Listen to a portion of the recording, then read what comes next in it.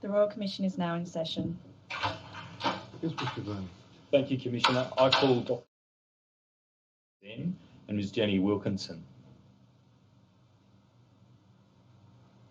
Dr. Kennedy, do you solemnly and sincerely declare and affirm that the evidence you shall give will be the truth, the whole truth, and nothing but the truth? Please say, I do. I do. Ms. Wilkinson, do you solemnly and sincerely declare and affirm that the evidence you shall give will be the truth, the whole truth, and nothing but the truth?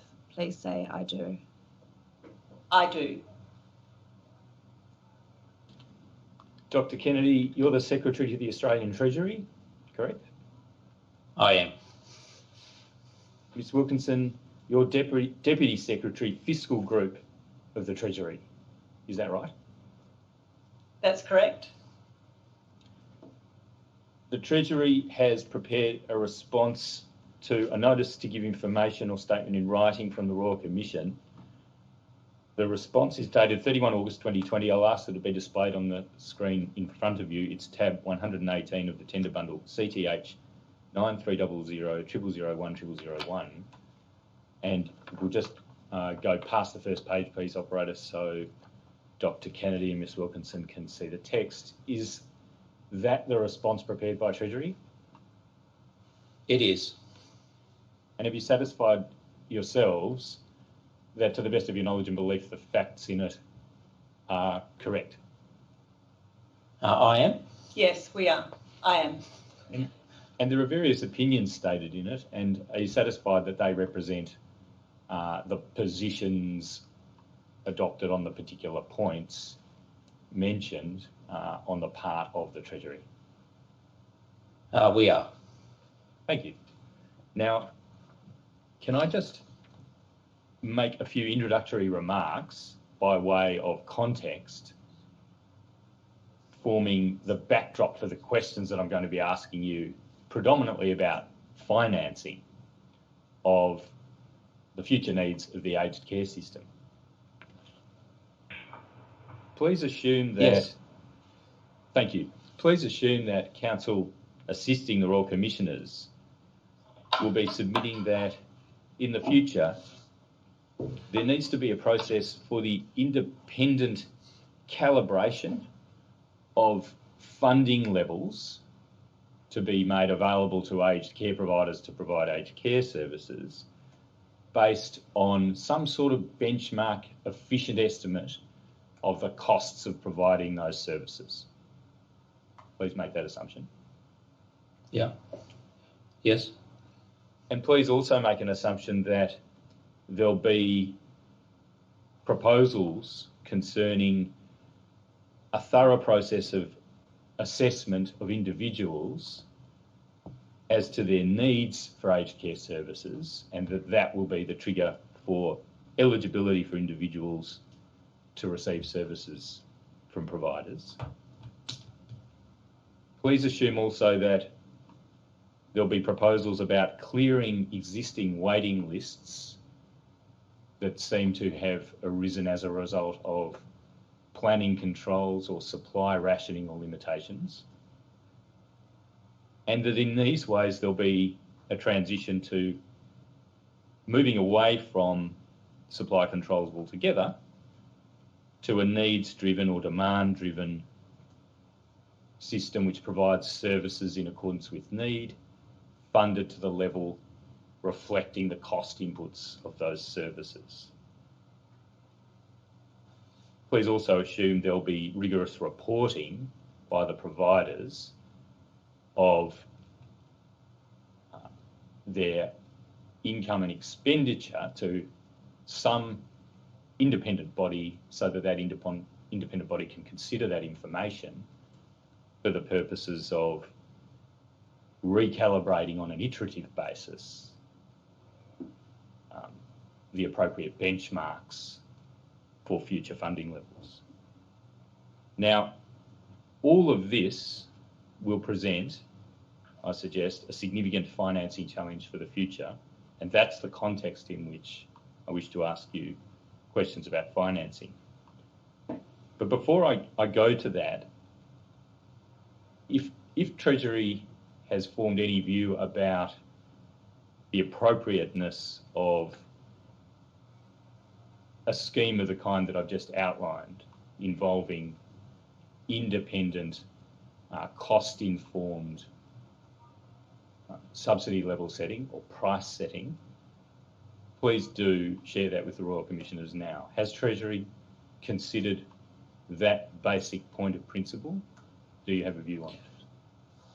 Well, I have a view on it. I'll pass to my colleague in a moment. But my view is they're sound principles for designing a aged care system, Council, and they would be the type of principles we'd expect to be applied in a system that gave the government confidence that the funding that came with such a system was appropriate. I mean, as you said, there are iterative processes here. It would be absolutely crucial that the government trusted that the system was being applied effectively. But, Council, the type of system you outlined, the independent price setting, independent assessment, mechanisms to review, that they would all contribute to a government, from my perspective, being able to have trust in such a system and fund such a system.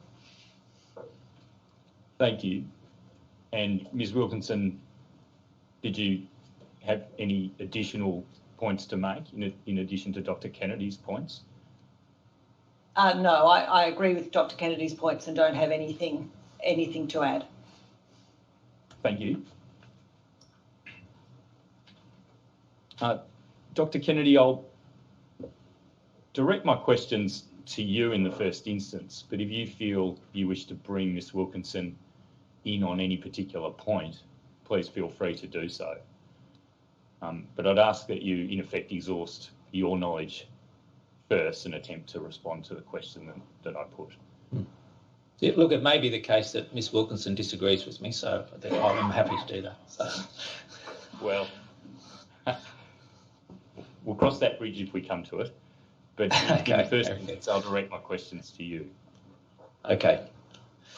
The Royal Commissioners have received some evidence that, generally speaking, Treasury officials and perhaps executive governments are not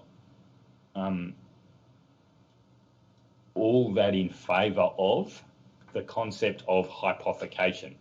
And that proposition's been put in different words, but there's been a strong suggestion in the evidence that Treasury officials don't like hypothecation. Why is that so? Or why, if you agree with that, why would that be so? Look, I want to be clear at the outset that I'm not against hypothecation in all circumstances. In some ways, Council, it's not a question of me liking it or not liking it. It's a question of in what circumstances would hypothecation work well. And we had an example in our submission of where we thought hypothecation worked well.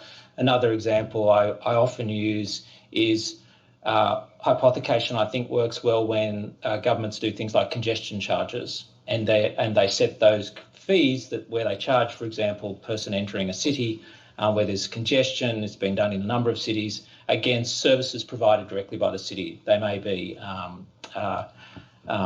public transport or those types of things. So a levy, where the levy goes onto the people who then can see the flow of their money back to the activity, back to the benefit, I guess, from applying the levy, where there's very much a one-to-one, and also where it helps in getting the policy through. There is definitely a political economy aspect to it.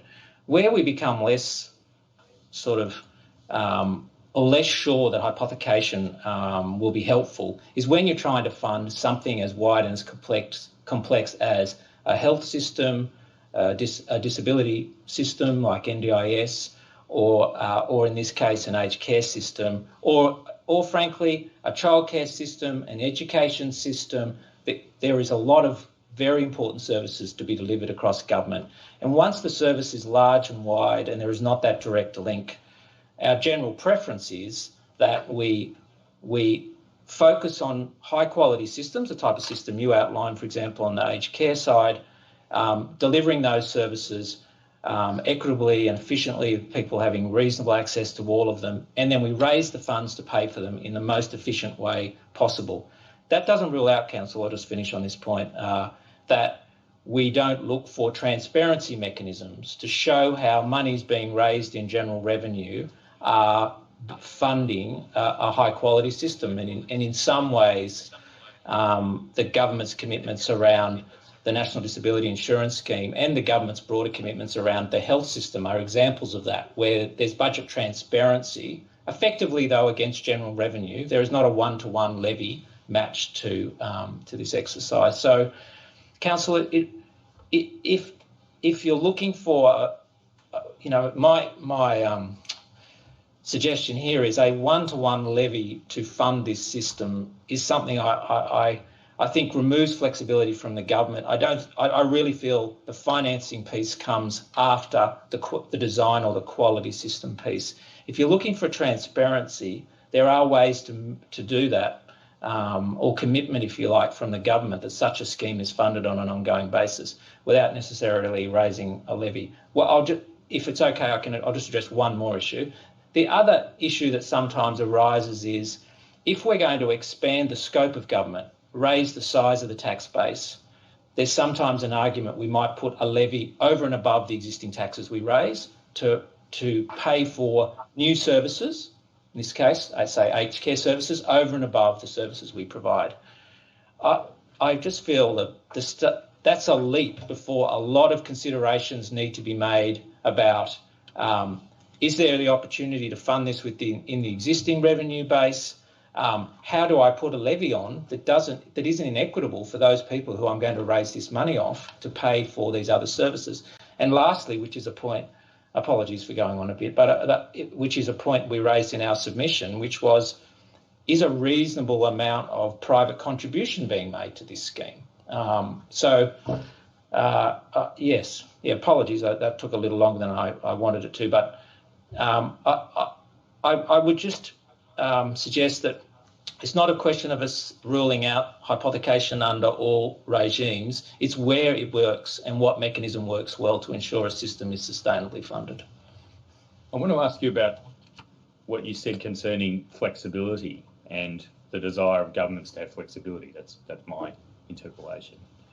But you mentioned one of the disadvantages of hypothecation might be a lack of flexibility. And an aspect of that, surely, Dr. Kennedy, is that the government of the day wants to be able to have flexibility to meet the fiscal imperatives or purposes that it perceives arising from circumstances as they unfold from year to year. And it doesn't like having money locked away and inaccessible for general fiscal purposes. Is that an aspect of the flexibility point that you made a little earlier? Yeah, look, yes, it's an aspect of that flexibility point.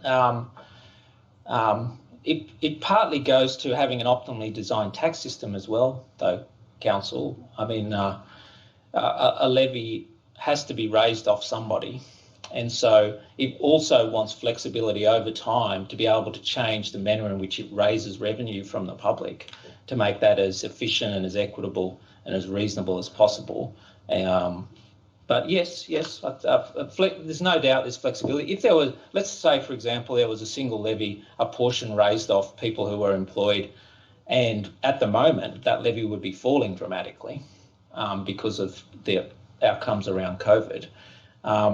And the government would be going into deficit. Of course, it wouldn't be sensible at all to begin to reduce the services to which that levy was set against. Now, there are means to solve that through rolling funds over and a range of other exercises, but that's really what I would like to see out of the service side of government is a trusted system that people believe delivers quality care, that the government commits to fund on an ongoing basis, and then rather than a financing tool somehow or other giving you that confidence. I really feel it's about the system itself. Yes, I understand that. Thank you, Dr. Kennedy. I'm just wishing to explore the financing aspect as well, though. Yeah, okay. And further to that, just taking this flexibility point and the fiscal imperatives perceived by the government of the day a little further. Yeah. If you had a situation where there'd been a history of instability and mistrust, to the extent that it was impeding proper investment and threatening continuity of essential service provision, that might be a case, mightn't it, for a measure to, in effect, remove flexibility from government by hypothecating funds as a gesture to the sector and the community to instil confidence in the continuity of services in the future. What do you think? It's a possibility. As I said, my assessment in this case is it's not needed. I raised that issue of transparency, like a manner of, I guess, Council, I think what you're seeking is a commitment from government that it will fund something on an ongoing basis and that the levy provides that commitment, if I understood the question correctly. Yes, yes, and I'd add to that. I'd add to that by saying yes. it needn't necessarily exactly meet the entire financing commitment of the program of services in a given year. But the gesture is important. Just like the Medicare levy is important because Australians have confidence in the Medicare system, partly as a result, I suggest, of the Medicare levy and the indication that gives that part of their taxes will go towards continuity of Medicare services. So I just wanted to augment my question. Please do respond. Oh, yeah, sorry. And I mean, in some ways, to just push it a bit further, you could make the same argument with the way the Medicare levy was changed for NDIS from memory, and is also set against the funding of NDIS. Look, it's sort of a political economy question, really. It's not an economic policy question. I mean, at best, it's a suggestion that the providers of the system become more confident because they're, say, partially funded by some form of an ongoing levy, or that you've given the community some confidence that inside the tax system, there's a part of the tax system that is specifically set against this activity. So we take this activity seriously because we said, look, I don't think that solves the primary way to solve the problem is to solve the problem of the system. And then frankly, that once you solve the problem of the system, and this is what we have in my view, largely in healthcare and elsewhere, the commitment follows easily and stays in place. I don't, in my view, Council, you've sort of got it. We can sort of get it back to front if we focus solely on the funding thing. Now, if a government from a transparency perspective wanted to say, it doesn't even, as I said, need to put a levy in place. If it wanted to say, I'm going to allocate this portion of consolidated revenue against the aged care system on an ongoing basis, there's no levy, there's just I'm going to allocate this because I want to show my commitment to this scheme on an ongoing basis. It may not fully fund it or not. That's effectively what happens, as I understand it, Ms. Wilkinson, with health funding, as I understand it, in the budget papers, Council. So once again, you don't require me to go and put a levy in the tax system to do that. A portion of consolidated revenue can be set and allocated against this activity. And as you said, if you felt it was an important gesture, it may not need to cover even the full costs.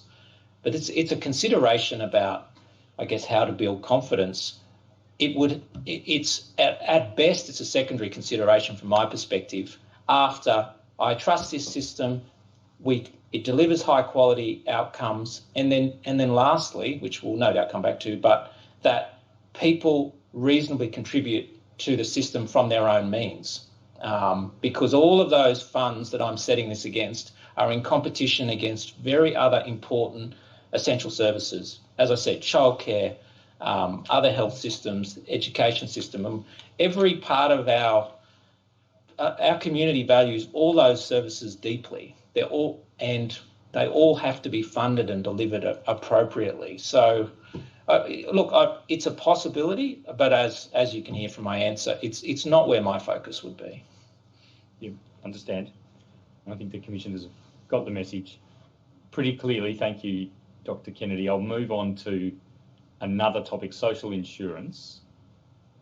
In the Treasury response document, the Treasury seems to have treated the proposal or the possible option of social insurance-based financing in the financing options paper published by the Royal Commission as a pre-funded social insurance proposition, and only as a pre-funded social insurance proposition. That, in fact, is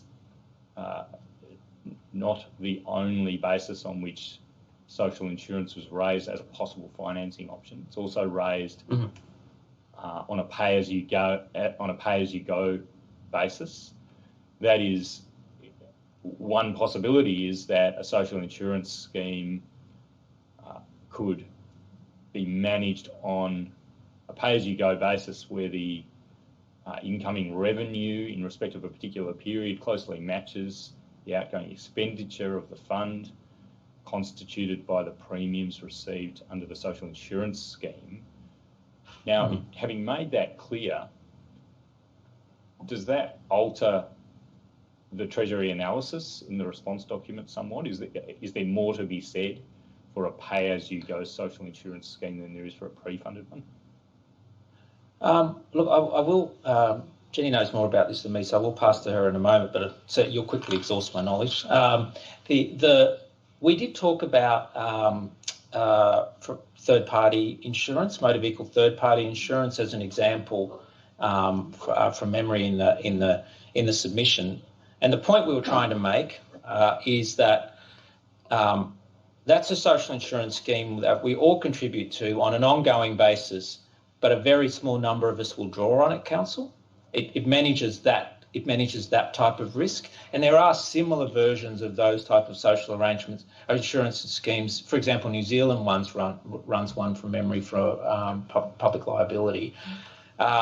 So we did take a specific example and talk our way through it. Would sort of the motor vehicle third-party insurance type of approach sort of work here as a social insurance scheme? I don't think it would change. Well, I'll just stop you there if I may. That is one category of examples of compulsory insurance that you could describe as broadly as social insurance, but that's not the emphasis here. The emphasis in the financing options paper is on human services financing, and it's far more relevant to consider pay-as-you-go social insurance schemes in other countries such as Japan, the Netherlands, and so forth. Yes. So it's not. I mean, thank you for raising compulsory third-party insurance in New South Wales, but it's a fairly long way from this context. And in the context of human services social insurance, the question is, putting aside the straw man of a pre-funded social insurance scheme, because in fact no purely pre-funded social insurance scheme for human services exists to the best of our knowledge, what about a pay-as-you-go social insurance scheme? That's really the question. Look, I'll pass to Jenny, but I mean, for a pay-as-you-go social insurance, it all depends on who you're levying, I suppose, and how the risks are being shared across that population, and then who it applies to. I mean, in some ways it can become not that different, I think this is right, from basically raising from pay-as-you-go, paying for the system as you go, as we do today through tax revenue, and with contributions on the side. So and in terms of sorry, I'm just doing this a bit on the fly, but why would you introduce some form of this insurance system? It's to get some benefit from the risk pooling, and I'm just not clear how the risk pooling benefit helps here, because in design terms, you want a system where people are drawing on the system for need that's paid for. You're looking for a way of risk pooling somehow or other that the whole population has contributed on some basis for this premium. That's in some ways that's no kind of different from using depending on how you apply the premiums, from using general revenue. But I'll pass. Yeah, you're sort of getting at the edge of my thinking here. I'll pass to Jenny, if you don't mind, just briefly to elaborate. Thanks, Dr. Kennedy. Yep. So just to be clear up front, so I'm not an expert in the Japanese or the Netherlands schemes, but Dr. Kennedy's right that when we thought about a pay-as-you-go social insurance scheme, I guess we thought about the fact that felt in this context, given the fact that it's not clear how this is dealing with a risk pooling issue, it actually just felt like it's another form of a hypothecated levy. I think that's right. And I'm not sure. So we couldn't understand how we should think about that as having different attributes to a hypothecated levy. Yes, thank you. Well, and you may be right, Ms. Wilkinson, in that the similarities probably outweigh the differences, but there may be differences in actuarial approaches and things of that kind. I mean, is the NDIS a social insurance scheme, or is it in effect a scheme that has adopted that name, but it's in fact a pay-as-you-go scheme funded from general revenue? These are the sorts of questions I think that your response is raising. But my question to you was, the response from Treasury seemed to assume that we were only proposing a fully pre-funded social insurance scheme. And to the extent that I'm now clarifying that we're also considering a pay-as-you-go social insurance scheme, would the analysis or conclusions of Treasury in the response document be different in that regard? I might just, if you don't mind, Jenny, just very quickly, and Sure. then go back to you, because you raise a really good point, Council. National Disability Insurance Scheme is not an insurance scheme. It's the National Disability Scheme. It's you just addressed that in a sense very, very clearly. So I just associate myself, and I'll now pass back to Mr. Wilkinson, with the comment around this starts to look and feel like a hypothecated levy. Would we revise our, just off the top of my head, would we revise our advice around, is there something in that type of risk pooling or actuarial treatment, as you said, that would lower the cost of funding or improve the quality of services on the other side? I'd be very surprised. I'm happy to look at it, think about it more deeply after the hearing, but I'd be surprised. But Jenny, I don't know if you have the same view or... Yeah, so I think that there were some issues that we raised in a pre-funded scheme which obviously don't apply to a pay-as-you-go scheme, like the issues around intergenerational equity don't apply so much. But I think, if you like, if we're talking about a pay-as-you-go scheme, then our advice around hypothecated levies would flow directly back to would apply to how we would think about a pay-as-you-go scheme. I agree with Dr. Kennedy in terms of thinking about the risk pooling element of it. I still don't see how it addresses in a more efficient way how you pool the risk of ageing and of needing aged care. We're happy to think about that some more, but I don't think it materially changes the advice that we provided. And we did try to be quite clear in our advice around the model that we were providing advice on, because with any of these things, it is the details of the model which are important to a range of the different conclusions that you draw. To give you the opportunity to ask us these questions to clarify. So, yeah. Now, I want to turn from the public financing piece of the debate to potentially available private sources of financing. And Dr. Kennedy, I think earlier you were keen on getting to this point. You said no doubt we'll get to it later, and let's open that topic now. Can I start with an idea floated by Paul Keating on Monday, and I'll ask that a précis of evidence just be displayed on the screen by the operator, RCD 9999 0517 0001. And Dr. Kennedy and Ms. Wilkinson, did you receive any word that I would be raising Mr. Keating's evidence with you, and were you able to familiarise yourself with his proposition for a post-funded private contribution to aged care via something resembling the higher education contribution scheme but adapted to aged care?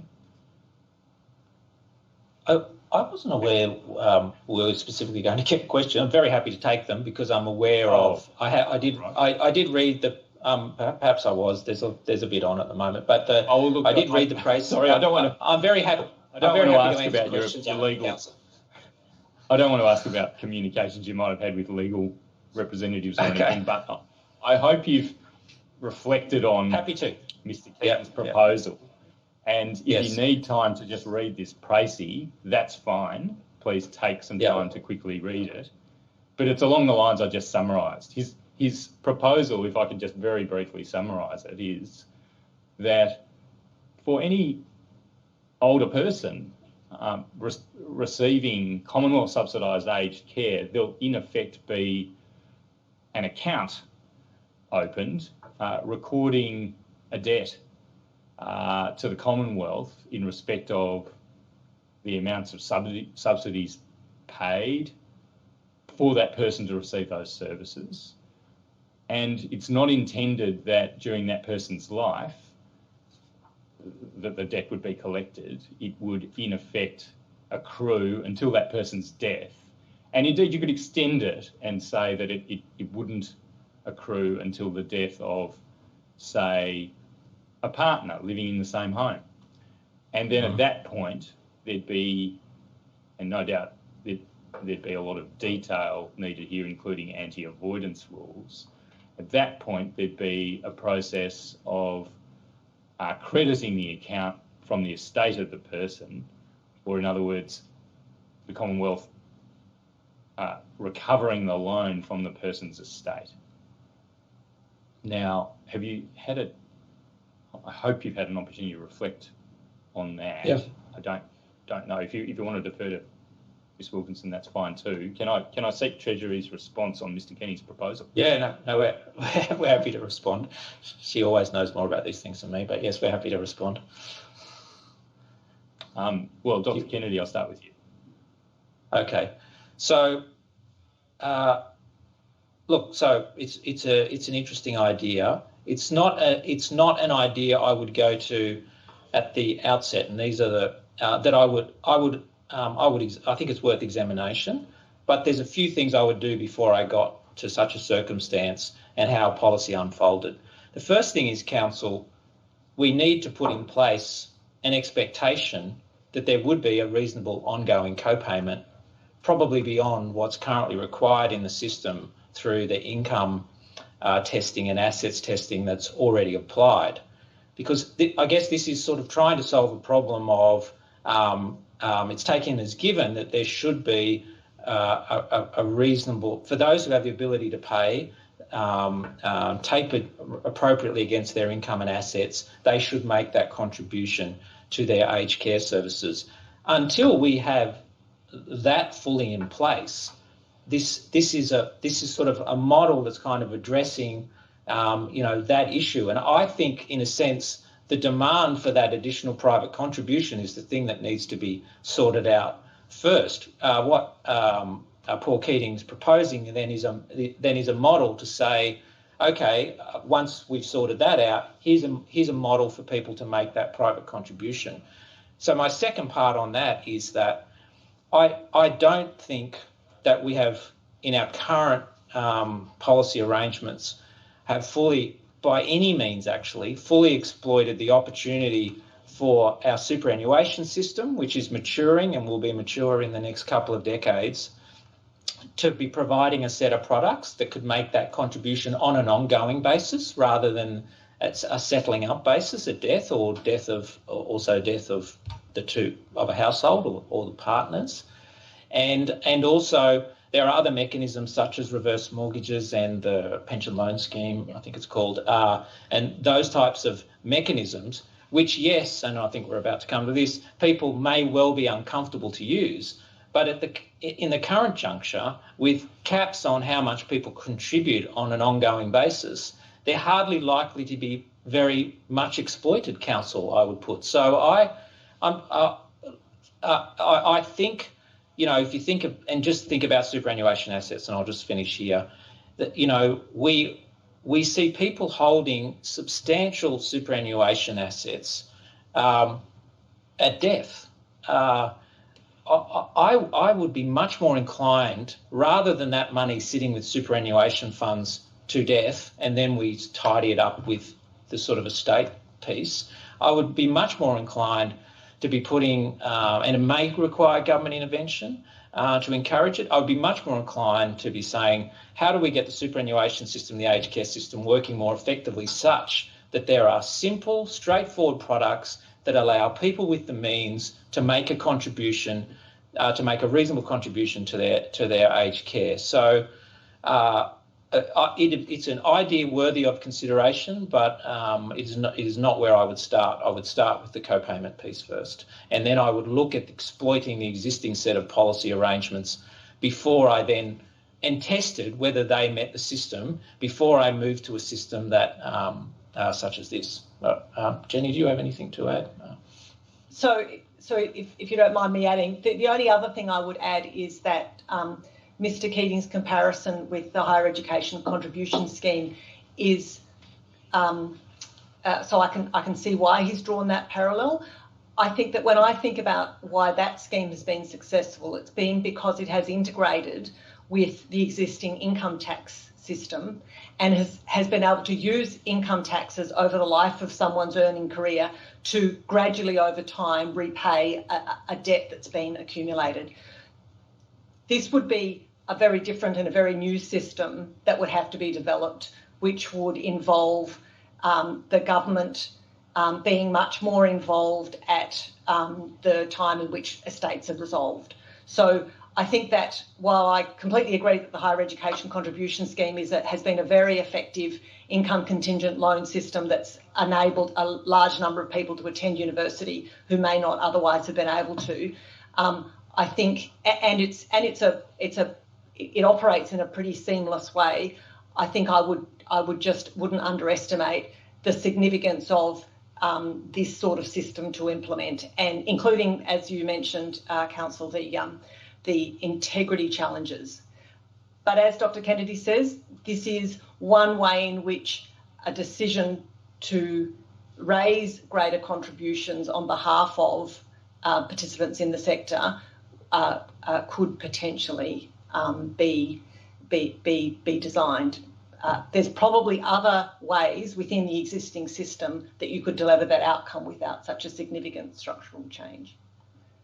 Thank you, Ms Wilkinson. Dr Kennedy, just going back to something that you mentioned in the course of your answer, I don't think you used the expression annuity, but you seem to be in mentioning a suite of possible ways of augmenting the user contribution avenues for financing aged care.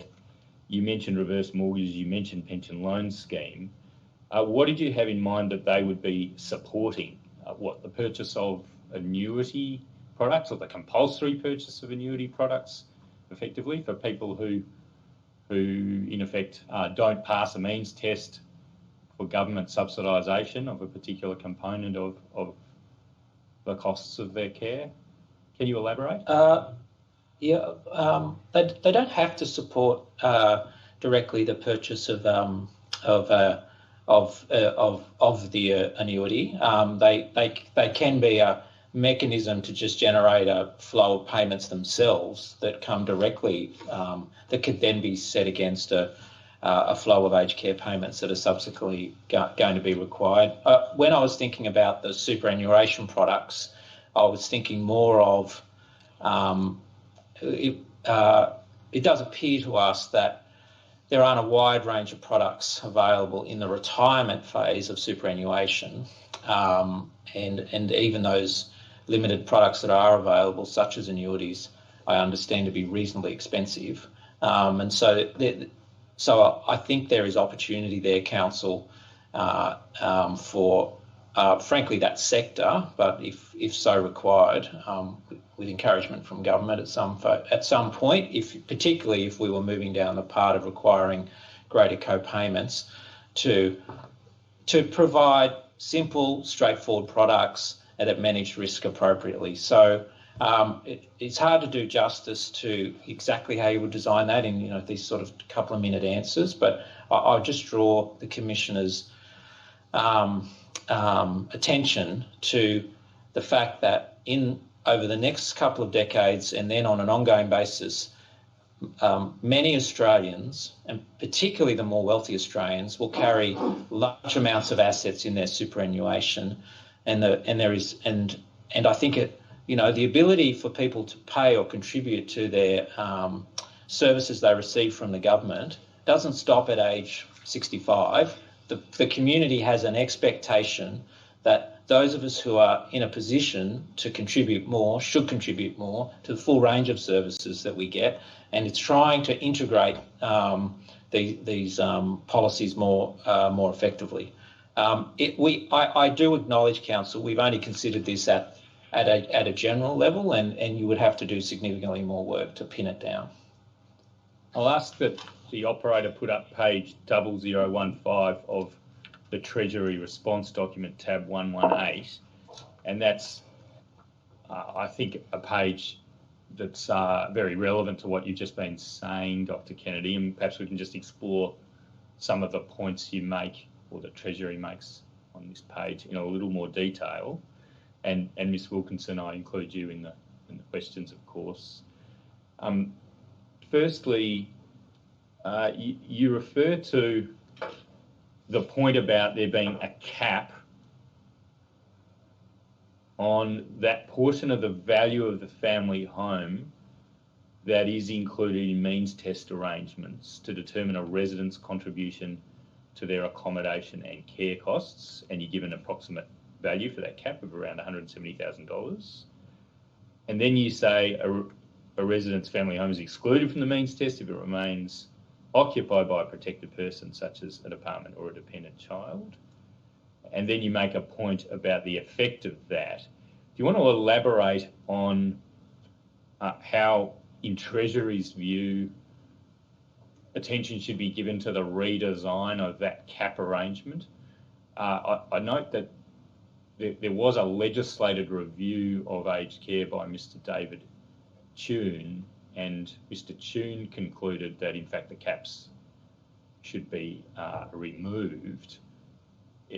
What's Treasury's view on this? Should the cap be redesigned, removed altogether?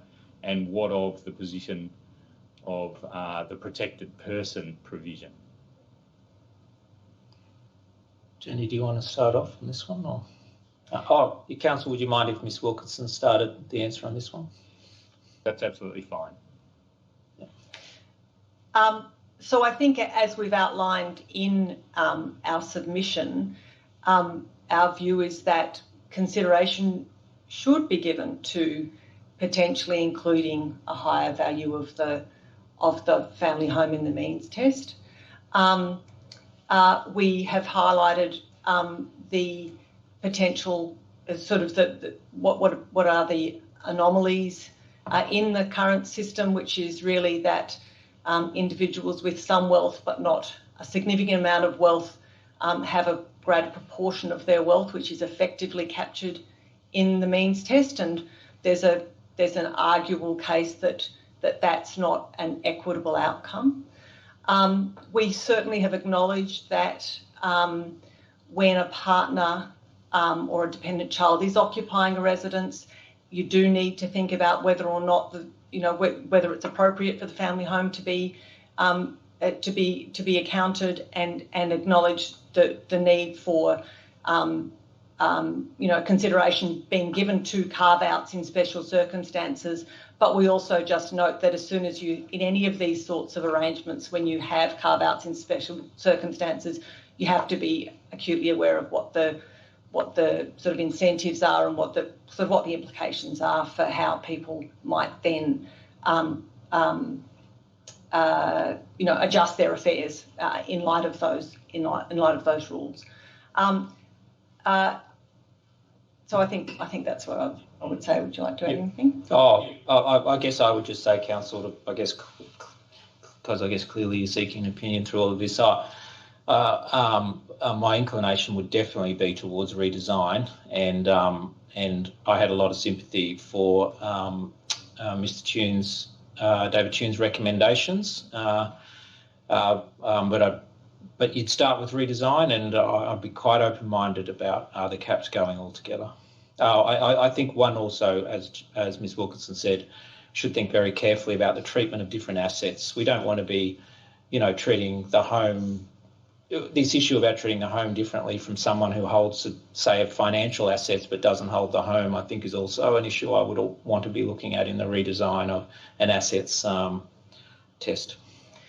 If you don't mind me adding, I think that you've outlined in funding proposition 20, you've highlighted a number. Yeah, so I think this is one issue, but there's a range of issues around means testing, and I think in that most recent proposition that we received, we would agree with many of the issues that you outlined in terms of what some of the anomalies of the current system are that you'd want to be thinking about in the redesign of a system. Well, actually, that's a very good point. I thought that proposition outlined very effectively, Council, the issues, and I'd sort of happily associate myself with the direction you were taking in that proposition. Thank you. So for the public, that's tab 111, proposition FF20. Can I just take this point about protected persons a little further? Isn't there an argument that there's a differential impact as a result of the protected persons exclusion, whereby a single person is in effect disadvantaged by the operation of the means test by comparison to people who have a partner or dependents in the home? But there's a potential solution, which is to pick up on a point you made a few pages earlier. If the operator could kindly go to page 13, the foot of the page. Reverse mortgages could help finance consumer contributions to aged care, and there's a description of reverse mortgages over the break of the page and continuing to really to paragraph 87. We could just make the point, as you do at paragraph 85, that being a reverse mortgage scheme, repayment of the loan principal and compound interest is only required when the secured property is sold or the borrower dies. One could extend that protection to make sure that the property would only be sold, in effect the security interest would only trigger recovery of the loan at the time the partner dies, if there's a partner sharing the home. Now, with design features such as that, wouldn't there be a way of imputing a share of equity to the particular person receiving aged care service and accruing a debt through a mechanism like this in a way that wouldn't jeopardise the continued residence of the home by a partner, but would meet the financing goals that you seem to favour? I think that's right, Council. I think that proposition's right. The only thing I'd suggest is we just want to have some empathy for the particular circumstances that people might be facing, because if a partner is going into some form of aged care, it's obviously a highly stressful time, and the circumstances that might, persist for the person occupying the home, continuing to occupy the home may only be for a limited period. So I guess I think a lot of thought council would need to go into, how quickly one saw this applied in those circumstances, whether people were given a grace period because of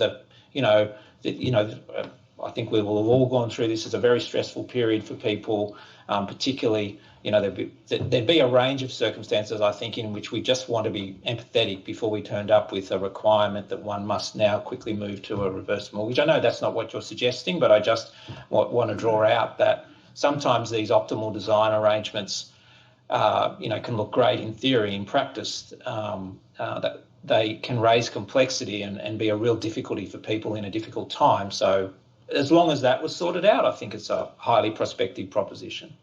So Dr. Kennedy, are you saying there that it would be absolutely essential that certainly a partner and possibly other dependents who are living in the home not be prejudiced in their occupation of the home, and that they must be able to continue to live in the home?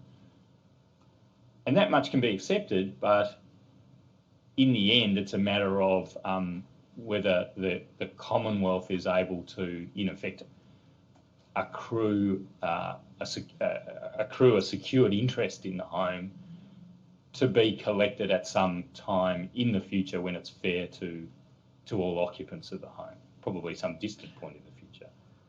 How does that in sound part? to you? Yeah, look, yes, that sounds right. But I'm just also thinking about the transition point itself. So, in this circumstance where someone was rapidly going into aged care, it wasn't predicted. There's going to be a lot of moving parts in people's lives as they think through these issues. Tests are being applied. I was just thinking of, when we're trying to design systems to work, we have to acknowledge there's going to be a kind of complex, stressful set of arrangements when that transition is made, and even just a grace period for people to sort their circumstances out or something along those lines. That's all I was thinking about. Or what you're just raised, council, is also consistent with what I was thinking. Thanks, Dr. Kennedy. It's the case, isn't it, that previous reviews have raised mechanisms of this kind, reverse mortgages and the like. Government hasn't taken them up. Why the aversion? Why the apparent aversion to this? So the pension loan... That these recommendations go back to at least 2004. Recommendations go back to at least 2004. So the pension loan scheme is a reverse mortgage scheme. So the government No, I'm sorry. has... Let me clarify. I mean Sorry. as an adjunct to compulsory user contributions in aged care. Not simply as a voluntary mechanism for a person to purchase a right to an annuity through the pension loan scheme, but as a compulsory user contribution element to provide private financing contributing to the costs of aged care.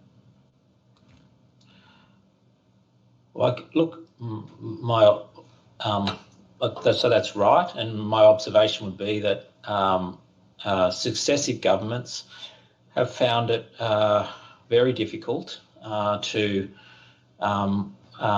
ask for these types of contributions and change these income tests or assets tests. And I'll just go back to an earlier point. Until one does that, one can't really expect these products to be fully exploited or working, because the demand to use the products, council, hasn't really been created on the other side when we cap off how much income will be contributed after, I think it's a couple of years, isn't it? Or the extent of the assets test. So, look, I can only make the observation that no doubt you are, that it's been a very difficult political judgment for government to make, and policy judgment, and they've chosen not to do it. They have been advised this by economic policy advisors such as myself. We'll continue to advise what we think is the ideal outcome, but we absolutely respect that democratic process has delivered a different policy outcome. Can I add?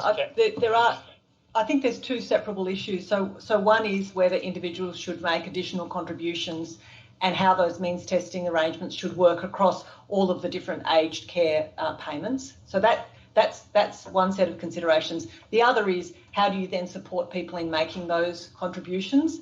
And I guess the point that we were trying to make in our submission was that one of the things that the maturing of the superannuation system is potentially enabling is it's meaning that there are many more people who are going to retire with a significant value of superannuation assets. They can be used through a range of different mechanisms to help make these contributions. And at least at the moment, the evidence is that people are actually dying at the end of their lives with a significant proportion of their superannuation which hasn't been spent. So sometimes I think these discussions have been challenging because particular products like reverse mortgages or annuities are complex financial products which are hard for people to understand.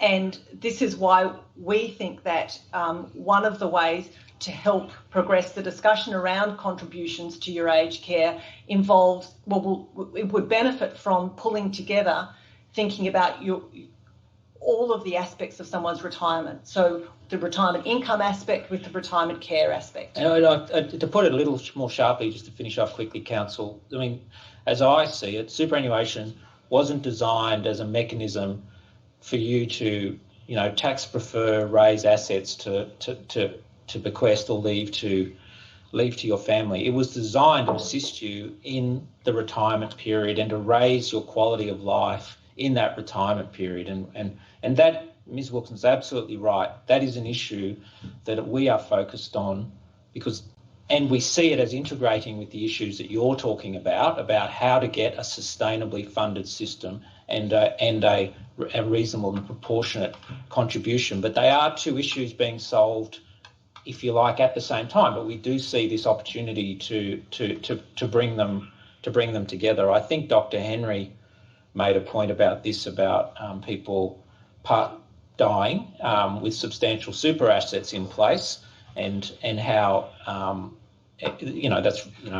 wouldn't appear to us on face value to be an ideal arrangement. It's certainly not what the super system was designed to do. I'll ask the operator to put up page 0018, paragraph 110. I think this is the point you're making at the end of the Treasury response. You haven't developed the linkages you're hinting at in that paragraph. Are you essentially handing the baton to the Royal Commission on that point, or have you done more detailed thinking about linkages between superannuation assets, retirement income and aged care funding, including through user contributions? Have you got any more detail you can share with the Royal Commissioners? You go. So we haven't got any more detail that we can share other than, I guess, what we thought it was important to do was just to point out to the Royal Commission that there are these streams of work which are operating in parallel but are clearly related to each other. And I think, Council, I would say if the Commissioners in their recommendations were focused on developing what they felt were reasonable co-contributions for people in different means, it's a point I guess made a couple of times, that really puts, and should the government be minded to go down that route, that then really helps put that impetus back into us, those of us trying to develop higher quality superannuation policy to fund, to assist people make those payments. Because at the moment, as I said, if those products aren't there because the system, is also just maturing, it's not fully mature. So obviously there's been a very big focus on the accumulation phase. More and more focus now comes on the retirement phase. And I think it's just opportune that if a reasonable and proportionate approach is taken on the aged care side, and obviously the commissions are thinking about it and they make a set of recommendations to suggest that contribution comes, it will accelerate that integration. But at the moment, when your contribution is capped off or your overall treatment of assets is capped off, there isn't much demand on the other side for those products. even though those products in and of themselves would be useful in people's retirement. So we will be working on that matter regardless of the outcome on the aged care side, but we're just bringing out the fact that these could be highly complementary policy developments.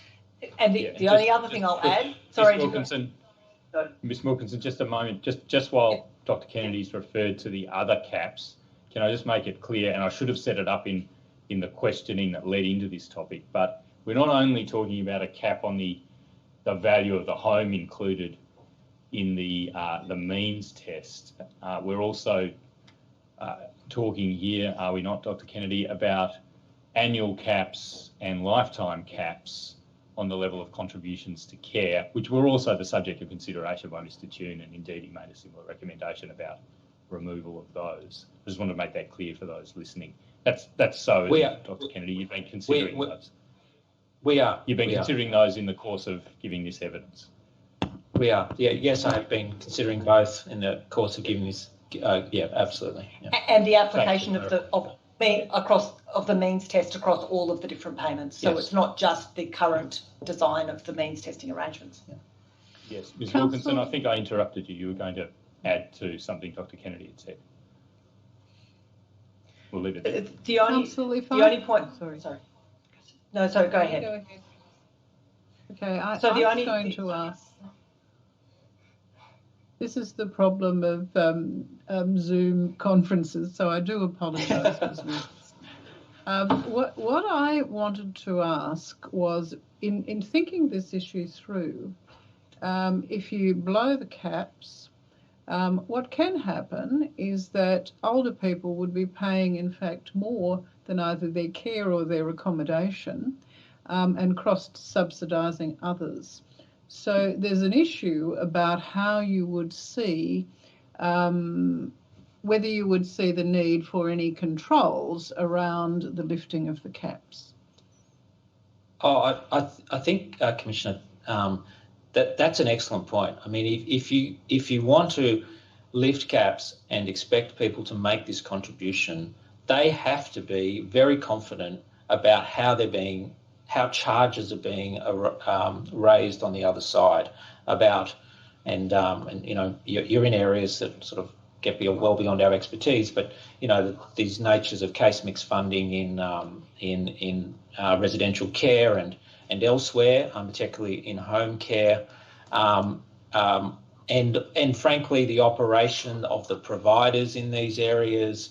Sort of, if you like, this is a highly regulated sector, so reasonable and proportionate profits, for example, those types of things. I think that's an excellent point. This has to come as a package.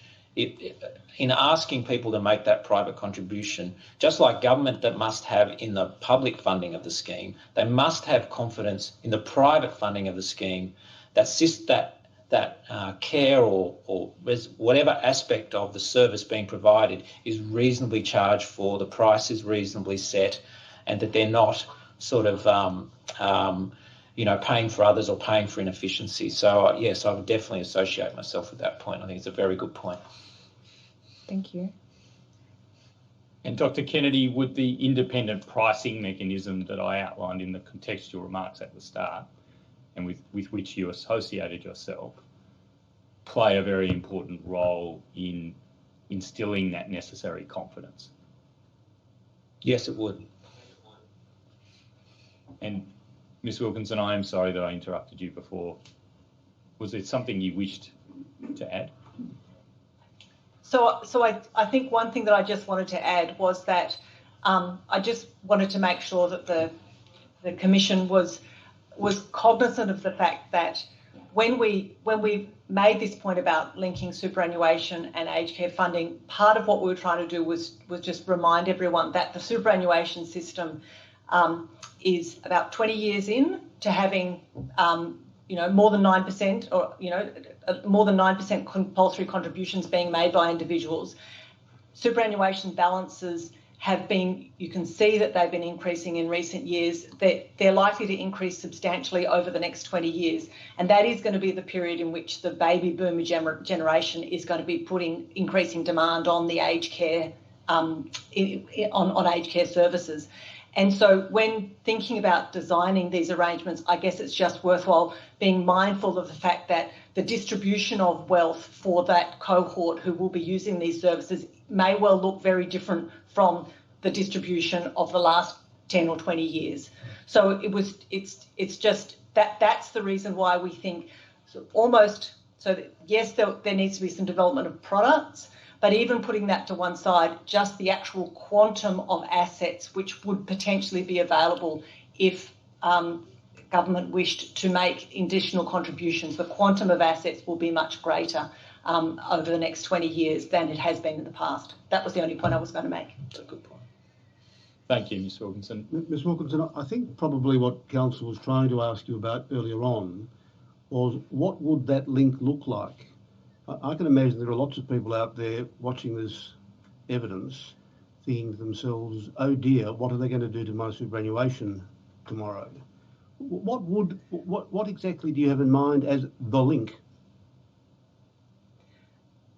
So the link is simply that, there's not a direct, there doesn't have to be a direct link from superannuation. The link is that when thinking about any means testing arrangement that involves additional co-contributions from individuals, superannuation assets are going to be a set of assets which future generations of retirees are going to have available to assist with their contributions to their aged care services. So you'd be thinking of some form of levy on the superannuation assets. Is that the kind of link that you've got in mind there? No, not a levy on assets. So the way in which once someone is retired, most people currently they have an account-based pension, which means that they draw down a certain amount of income. Well, in fact, there's a compulsory drawdown of a certain amount of income from their superannuation every year. That is a stream of income which is available to individuals, just like the age pension is a stream of income, and other sources of income are a stream of income available to individuals to defray their living costs, whether they're in aged care or whether they're pre-aged care. This is just a stream of income which should be taken into account when one is thinking about what the design of these means testing arrangements could look like. I see. Now, just to finish off on means testing, can I just ask you, Dr. Kennedy and Ms Wilkinson, to the extent you want to join in on this point, when we've been talking about redesign of the means testing arrangements for user contributions in aged care, it's not all one way, is it? It's not all about endeavouring to simply extract more money from people receiving aged care services. There are significant inequities in the way people of quite modest means are affected by the current means testing arrangements. And we've analysed certain ways in which there are quite inequitable effects in that relatively modest space in the wealth spectrum under the current means testing arrangements. And we've observed in the commentary under proposition FF20 on pages 12 and following of tab 111 that reform is needed to, in effect, smooth out the way or make more progressive the way in which the means test tapers, as it's called. Are those also remarks with which you associate yourself, Dr. Kennedy? We've concluded with a submission I can read. We submit that the settings should be adjusted to commence means testing reduction at a higher level of wealth, that is the threshold at which the means testing begins should be later in the wealth spectrum, towards the higher end in the wealth spectrum, and when that happens, for the reduction rate to be more gradual and more consistent in its effects in requiring contributions to both accommodation and care charges so as to avoid the sorts of arbitrary impacts that I've just mentioned. Dr. Kennedy, your thoughts? That seems quite likely to me, Council. I haven't given consideration to those precise numbers that you've just popped up. But the proposition, I think, would well be worth testing. And if I could just make 2 quick points, because Commissioner Pagoni has sort of raised an issue for me that I think it might be worth me just making clear in our own evidence here around co-payments. What we're encouraging consideration of is just a reasonable what the community would regard as a reasonable contribution from people who have higher means than others, and as you're just now pointing out, Council, that is tapered in a reasonable way. Ideally, Council, the Royal Commission may wish to look at how it intersects with access to the aged care pension and other means tests and tests that are applied elsewhere in the current system, because the age pension, I beg your pardon, the age pension, because one of the things that we would all like to avoid as much as we can is a complex array of arrangements of different tests applying in different parts of the system. Now, we don't want to get caught in a tidy mind syndrome, but just thinking carefully about how those things integrate, because in those circumstances we can see perhaps means tests applying in a way that's already considered proportionate in the way they apply to the age pension. And the last point on this is not an issue for us just to say about older people in this phase of their life and their contribution. What we're trying to do in all public policy, be it through in the raising of taxes and the delivery of services, and I think Australia generally has done very well at this, is just consider that people of all ages make reasonable contributions based on their means and receive services at a level that reflects those means. So I just want to be clear, it's not a question of us thinking that this is a group that somehow or other should pay more than any other group. We're looking to apply just that principle of a proportionate principle more generally. I hope that helps. And in relation to caps that we were being referred to earlier on, the caps would always need to be at the level, limited to the level of the government's contribution, because otherwise it would become an additional tax, wouldn't it? Yes, that's correct, Commissioner. Yeah.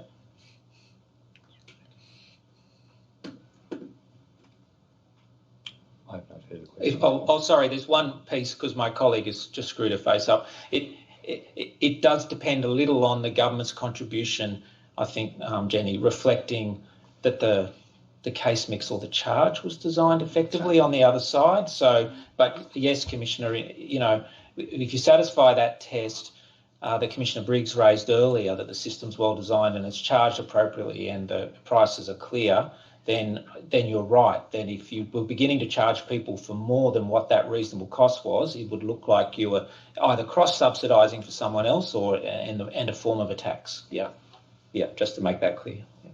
Thank you, Jenny. I have no further questions, Commissioner. Further questions? I would just like to go back to something very briefly that was raised earlier on in the examination by Mr. Gray, and which I think probably was left on the basis that it had not been engaged in by the Treasury response. And I think I'd just like to ask that there is an engagement with the issue.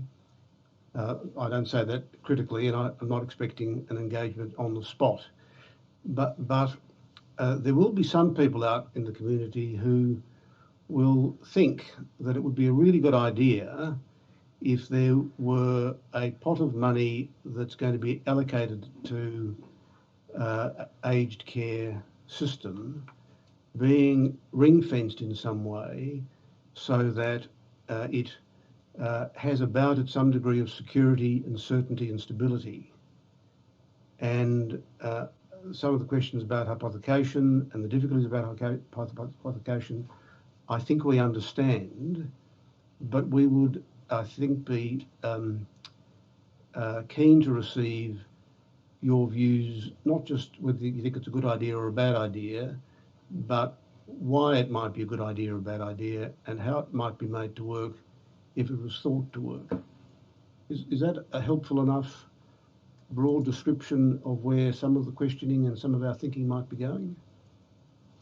Yes, Commissioner. We gave some thought in our response to that transparency aspect, which is a version of hypothecation, how one might report this from a budget point of view, and then how one might use this in a special account perspective. So that might mean, Commissioner, that there isn't a new levy, but that the portion of existing revenue is allocated to this purpose, which I think is what you're talking about, and then that's ring-fenced.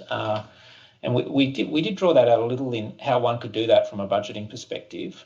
So we could elaborate, I think, Jenny, on that. I mean, I have more sympathy, Commissioner, for that type of approach than a new levy going in, finding a way for me to design a new levy to put inside the existing tax system, and then hypothecating or associating that with the expenditure on the aged care side, because as I said in my earlier remarks, there are already a couple of commitment mechanisms the government is using around NDIS and health, and you're really seeking the same type of commitment mechanism, as I understand it, for aged care funding, for the public side of aged care funding. Operator, please display page 0010 under the heading hypothecation can be managed in a number of ways. And Dr. Kennedy, you might want to just point out whether this is the passage you're intending to refer to in your response to Commissioner Pagani. Council, but could I just clarify with Commissioner Pagani that the way I represented that was sort of where he was headed? That's certainly one way that one might be headed. I'm really putting it really very broadly because it would be useful to get an engagement at all sorts of levels. So the broad proposition really is this. We're talking about a group of people who have worked all their lives, presumably, and are getting to a stage where they are increasingly vulnerable and to some extent losing some degree of control about their own resources and what they can do. So we're talking about groups of people or people who are going through a stage where certainty, predictability, security become really key features of their life. They don't want to go worrying about stuff. And what's more, they don't really want to worry about whether the rules are going to be changed on them because somebody has decided that it's a better use of money in 1 year to do one thing rather than another thing. So that one way in which some of those features might begin to be provided might be to show that there is a pot of money in a place that government can't get access to it quickly. It's restricted in availability because it provides security, predictability, certainty, comfort, etc. Look, Commissioner, it may be of some help, but I don't think it'll be of much help if the system keeps changing, if it's complex, if people are demanding a service but finding that it's quantity rationed, that providers are not viable. So I'm not, as I said, I'm not sort of ruling it out as part of a way of giving people confidence that this system will be there. But I think the points you just raised in the proposition you put to me are the ones that are crucial, is having the government trusting and the community trusting, and particularly older Australians trusting, that this is a well-run, sustainable system with all the transparency mechanisms that's needed. If we solve that problem, and that problem has to be solved, even the funding problem will not solve that problem. If that problem is solved and there was an additional need for confidence that there was a commitment mechanism of some form, and it could be in a more a less flexible arrangement, the type of one you just raised, or it could be simply in a budget reporting arrangement. I'm open-minded about that. The only thing I would encourage the commissioners to consider is that first issue is the primary issue that has to be solved first. I think we're all in agreement on that, I suppose, but I just that's where my efforts would be. Well, we are all in agreement to a certain extent, although I must say that some of the answer does sound a little bit like what Mr. Keating referred to in rather critical terms. But of course, we need to make sure that the other parts of the problems are also dealt with. But there is a bit of a chicken and the egg here, isn't there? That to some extent, the certainty of the funding might, in part, make some of the other bits difficult to deal with.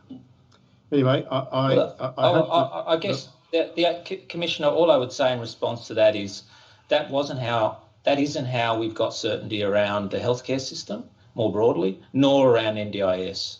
The certainty that has developed around NDIS has come about because it's regarded as a scheme that Productivity Commission examined carefully, that was well designed. It will need to be monitored and iterated on, but the scheme design is what came first and what gave people confidence. And what gives people confidence in Australia's health system today has been the introduction of things like case mix funding and those types of issues. The fact that there's a Medicare levy that partially contributes to that scheme, as Council outlined, may be helpful. But I appreciate, as I said, I appreciate Paul Keating's comments. I don't rule out by any means this prospect. It's, as I said, it's just not where I would be focused. And I think, and I'm not sure it is chicken and egg. I think my efforts go squarely in one direction before the other. Well, and assuming that we'll be dealing with the former, I hope that I'm not hearing your answer to be that you won't engage in the latter. No, absolutely. No, Commissioner, I'm very open-minded to that. And I think, no, you've made some very good points. Thank you. No, thank you. Thank you both very much for the work that you put into this. These are obviously really critical issues for the entire Australian community, both present and future, and we're really, really grateful for the work that you've done and for being open, available and robust and helpful with your answers. So we do thank both of you very sincerely for that. I think I now need formally to excuse you from further attendance and thanks again. Thank you, Commissioners. Appreciate it. Thank you. Would 11:15 be appropriate? Sure. Short adjournment rather to 11:15. The Royal Commission is now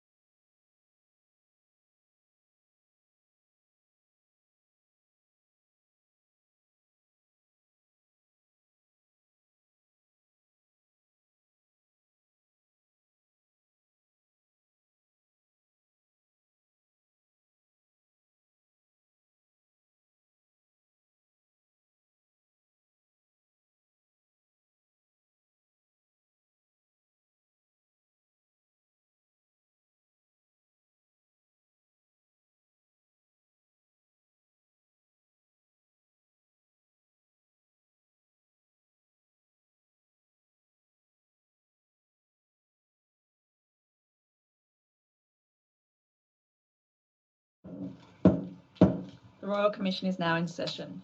Mr. Gray. Thank you, Commissioner. I call Dr. Brendan Murphy, Dr. Nick Hartland and Mr. Nigel Murray. Dr. Murphy, do you solemnly and sincerely declare and affirm that the evidence you shall give will be the truth, the whole truth, and nothing but the truth? Please say, I do. I do.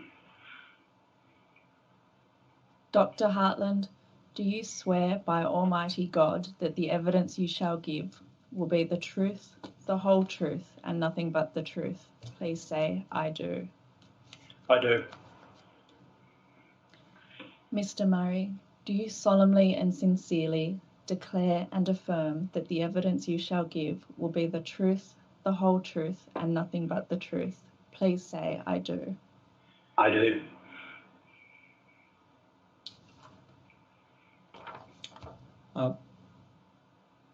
Dr. Murphy, you're the Secretary of the Department of Health of the Commonwealth.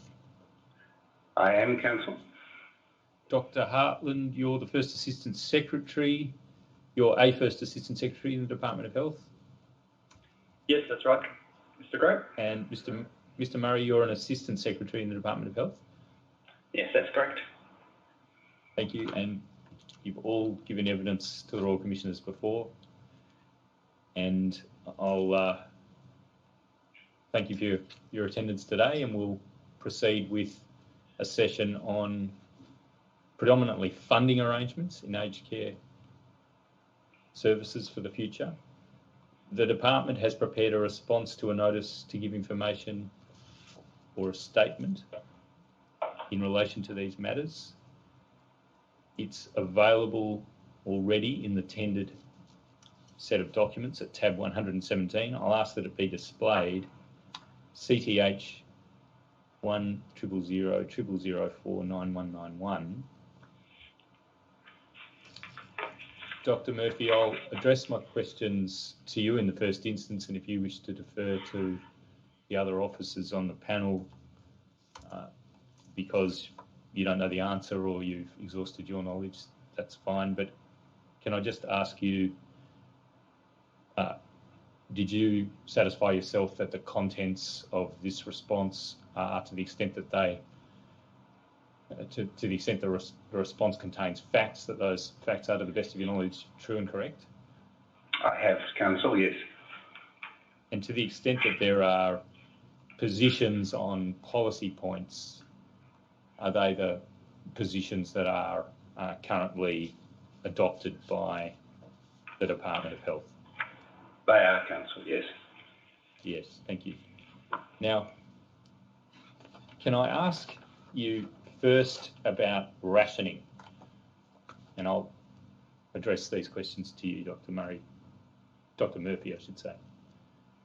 When Ms. Beecham, your predecessor, first appeared before the Royal Commission in February 2019, Ms. Beecham's statement explained the aged care provision ratio, sometimes called the aged care target provision ratio.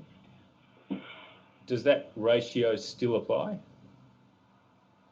I might direct that to Mr. Murray to answer as it applies at the moment, yeah. Yes, Council, there are planning ratios still in place. Government has made a number of measures to increase home care places in particular recently, which has adjusted how we would be meeting those ratios, but those ratios still exist, yes.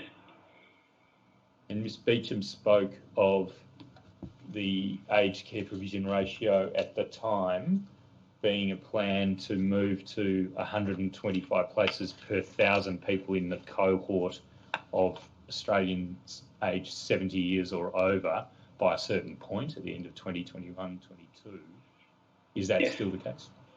Yep. That is still the case. As I mentioned, government has released more home care packages recently, which meant the target towards hitting that ratio has altered, but the ratio still broadly exists, yes. And as a result or in connection with the release of the home care packages that you've mentioned, has that resulted in a shifting of the sub-ratios within the overall target ratio of 125 places per 1,000 people aged 70 or over, but it hasn't changed the figure of 125?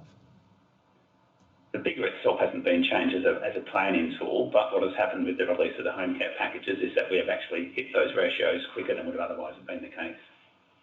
Okay. Now, what are the reasons for having the aged care target provision ratio, or the aged care provision ratio, whatever I should call it? Are they fiscally driven? Are they imposed by the Executive Government of Australia as a means of fiscal constraint over the program of aged care services overall? I think that would serve two broad purposes. One was the intent that we should have some mechanism in place to help us release residential and home care places and ensure that is meeting the general sort of growth in demand over the future. As you have pointed out, yes, they also do have the impact of, in effect, if that is the target, then that would be the limit, and hence that would have an impact on the budgetary considerations as well. So from time to time, as we have seen in recent years, government can release more packages if it so chooses. Thank you. Well, let's just remember that point you made about meeting demand, and I'll ask you some questions about that in a minute.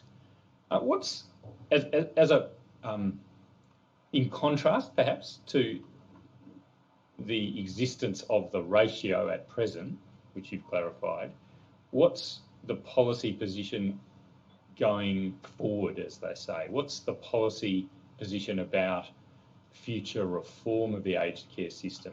Does the department have a position on whether the aged care provision ratio should remain in place? So I think, Dr. Murphy.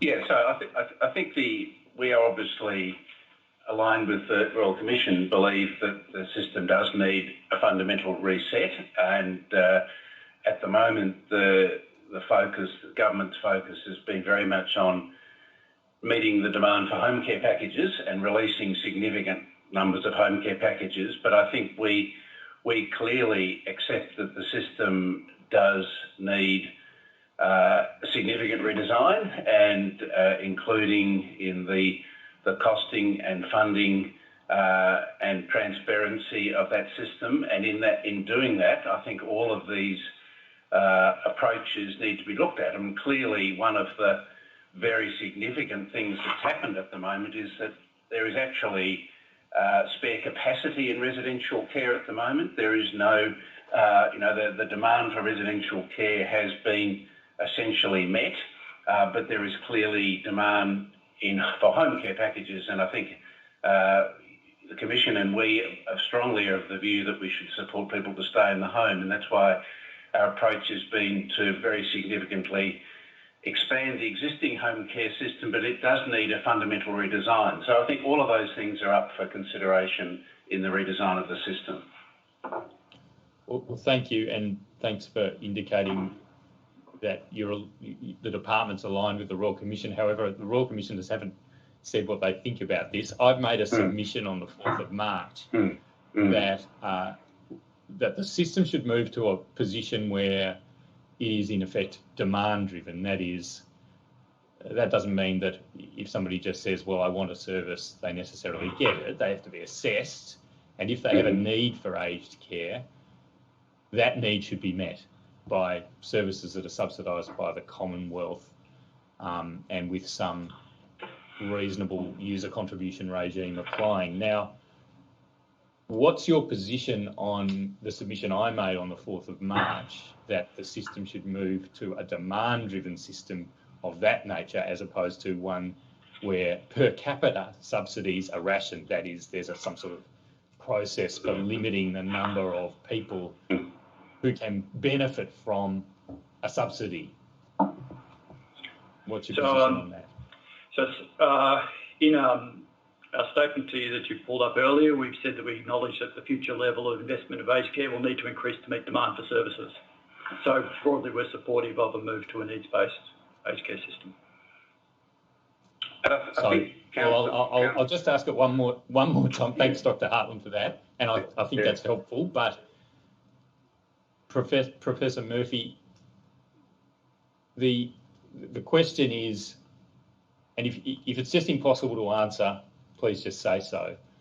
does the department say that the aged care provision ratio should be scrapped and the program should eventually move to an uncapped program?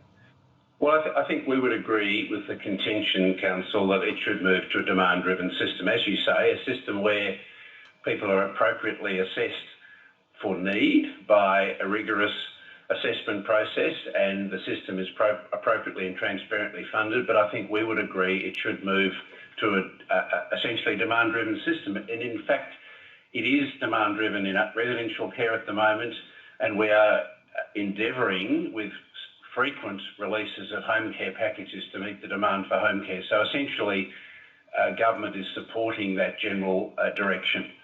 So I think, all right, whether that means the ratio has to be scrapped, I think is a separate question, because, you know, the ratio in a needs-driven world would actually be a way of showing transparently how aged care is going to drive increase in the future, because population and demography is still a major determinant of it. So you might not scrap a ratio in the future, you might still have it as a planning tool. As a planning tool, and a transparency tool.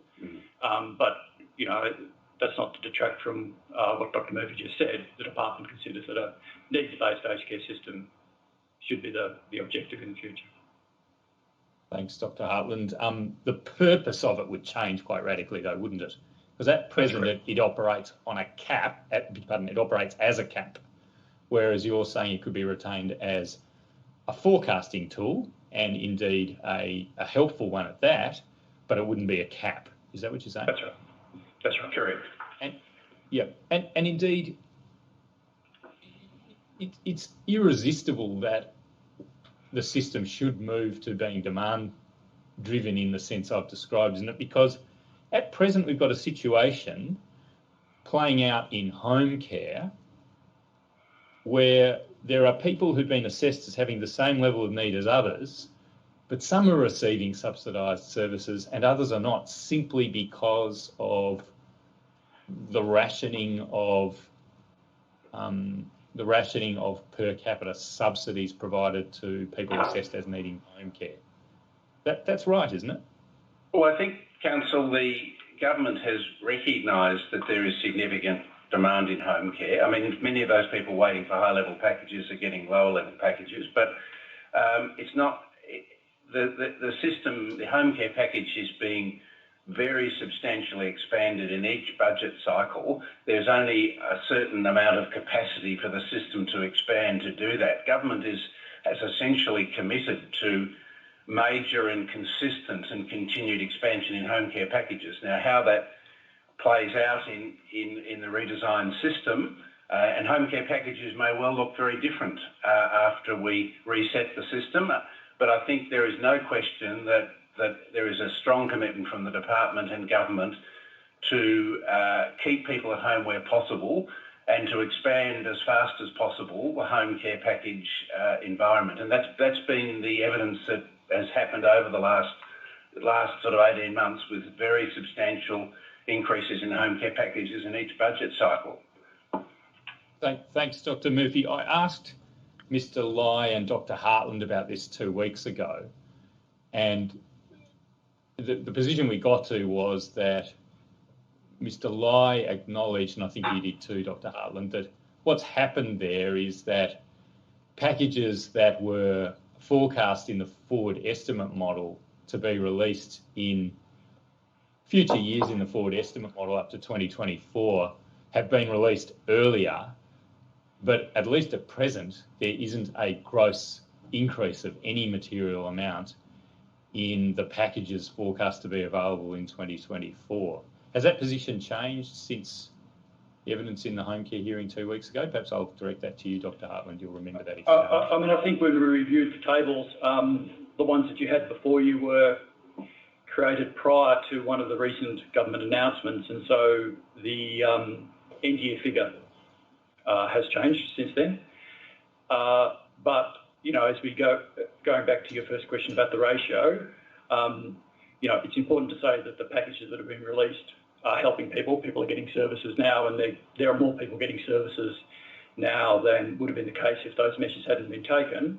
But where we got to seems like a while ago, was that the government decision so far hadn't changed the ratio beyond the forward estimates period, and that will therefore drive home care provision, absent any other changes, past these positions. So that we haven't changed the ratio.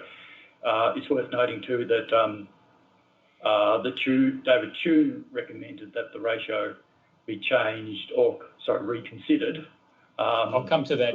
Dr. Hartland, we'll leave it there. If we just stay focused on particular questions, we'll get to other relevant points in due course. Can I just ask now, though, that those assisting you, Dr. Hartland, provide the updated table you just referred to.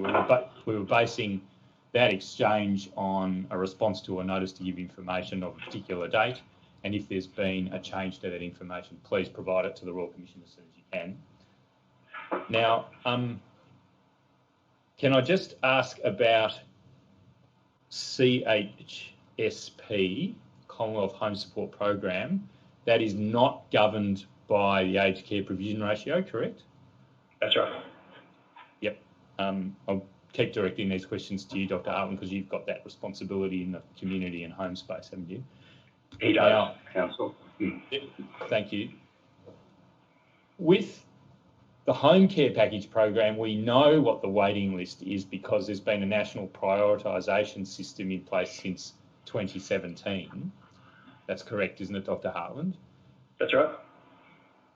With respect to CHSP, does the department know what waiting lists exist either in certain regions or across the country for certain service categories that are funded via CHSP? My understanding is there isn't a national prioritisation system, so it must be a more difficult thing to try to So the answer, you'll be delighted to know, is quite complex.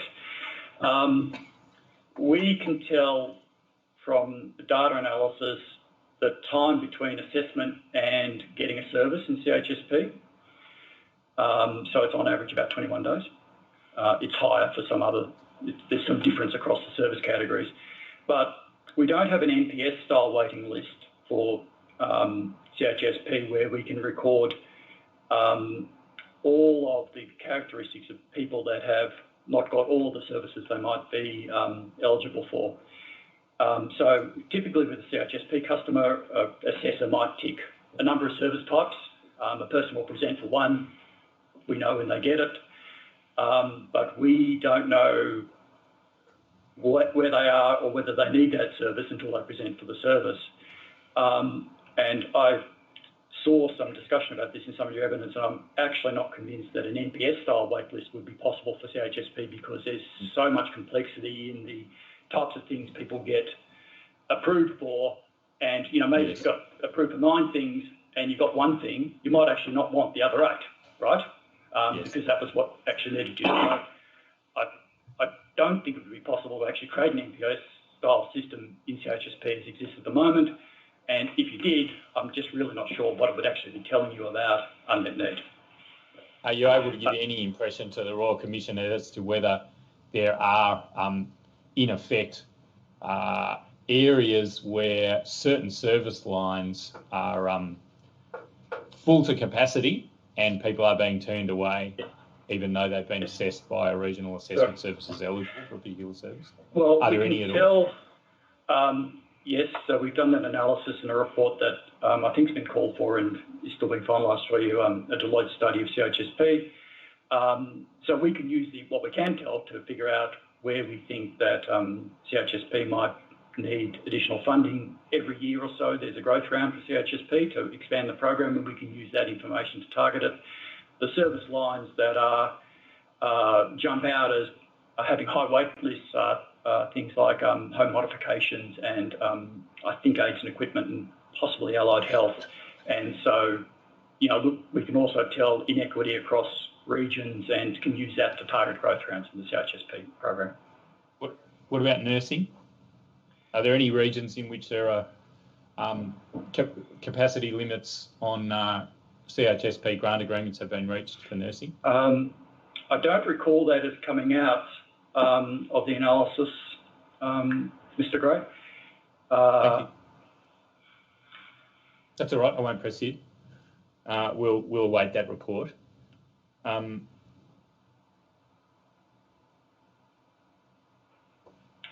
Although there isn't a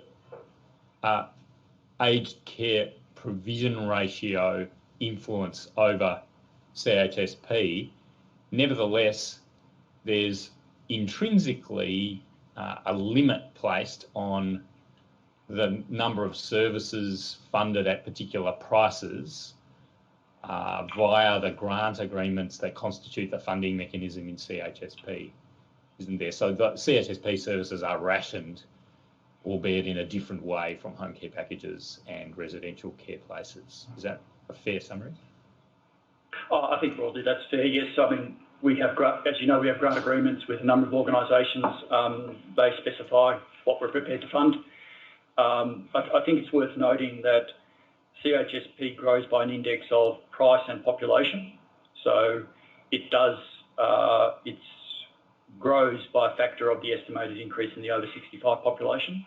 So it does grow as a reflex of population as well as price. What's the average age of commencement of CHSP services? Is it around 80? Look, I'm sorry, I don't have that figure. It's a bit lower than home care packages, and there are a lot of people come in at 65. But I don't think it's far off 80. I just don't have that particular figure in my head. Councillor, I apologise. Councillor, before you move on, Council, might I ask Mr. Hartland, when you provide that material, could you specifically look at people with disabilities who've had pre-existing disabled conditions and where they fall in those numbers, please? I'm led to believe that they're disproportionately represented in the 65 to 75-year-old category. Thank you. Yes, we'll look at that. I think it's worth noting that, you know, part of the age of 65... Dr. Hartland, we'll keep moving. If there's a chance to come back to you, please make a note. Operator, please display graphs from background paper 2, page 3 at the foot of the page, which are free snapshots in time of demographic projections of the various age cohorts of Australia. I want to come back to Mr. Murray and just ask you a little bit more about a point you made at the outset concerning the purpose of the planning ratio, Mr. Murray. You said it was one of the two reasons for the ratio is to release packages and places to meet demand in the future. And I just want to understand more about that and elicit some evidence from you about that. And in particular, is it the case that the aged care provision ratio is pegged to the cohort of people 70 years and over, as I said in my summary of what it is? That is, it's a ratio at the point of time at the end of 2021 that's intended to permit 125 places or packages to be available per 1,000 people in the cohort of Australians aged 70 and over? That's correct, yes. Yep. And if we look at these demographic profiles, you're familiar with these sorts of charts, I take it, Mr. Murray? Yes. Yep. And have you seen these specific charts before? I'm not sure if I've seen these ones specifically, but I'm familiar with the... Thank you. And in general, if we just... Yes, and what they're describing is the numbers of people, in particular age cohorts, that are listed in the y-axis of each of these graphs on the left-hand side of each of the images that appear in blue and pink in the middle of the graph. So in 1978, there's an image that looks a little bit like a triangle, and it's showing men and women and it's showing people of the ages described in the axis at the left-hand side going up the page from 0 through to 100. And there are very few people in 1978 at the far left who live too much past about 90, very few reaching 100. And there's quite a regular profile all the way down to virtually 0 years of age, or a very young year of age. And then the profile's markedly different in 2018. There's a bulge in the middle of the shape for the demographic profile of Australia, and it's being extended at the top because more people are living longer. And then in the projection for 2058, that trend's become even more pronounced, and there's even more people in the top part of the profile. So, Mr. Murray, this is a graphical depiction of the demographic profile of Australia at those 3 points in time. And you're familiar with the way these diagrams operate? Yes. Now, if you peg the aged care provision ratio to the profile, I beg your pardon, to the cohort of people aged 70 and over, I'm going to suggest to you that there are good reasons to think that it's going to be unlikely to be able to provide for the needs of people who actually use aged care as accurately as the ratio might work if you pegged it to a higher age cohort.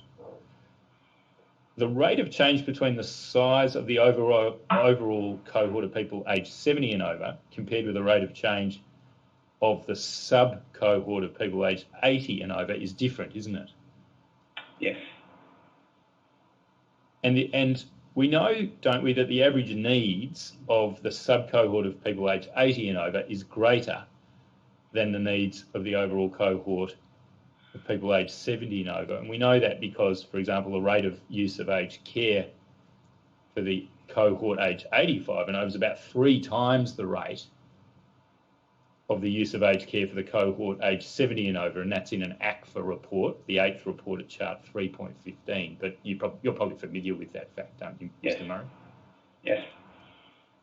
And so what would need to be done if the ratio were to be retained, even as a useful forecasting tool along the lines Dr. Hartland's suggesting, is it would need to be re-pegged to the cohort of people who are actually using aged care, the average age, which is more like about 80 for CHSP and 84 for home care package and 85 for residential care.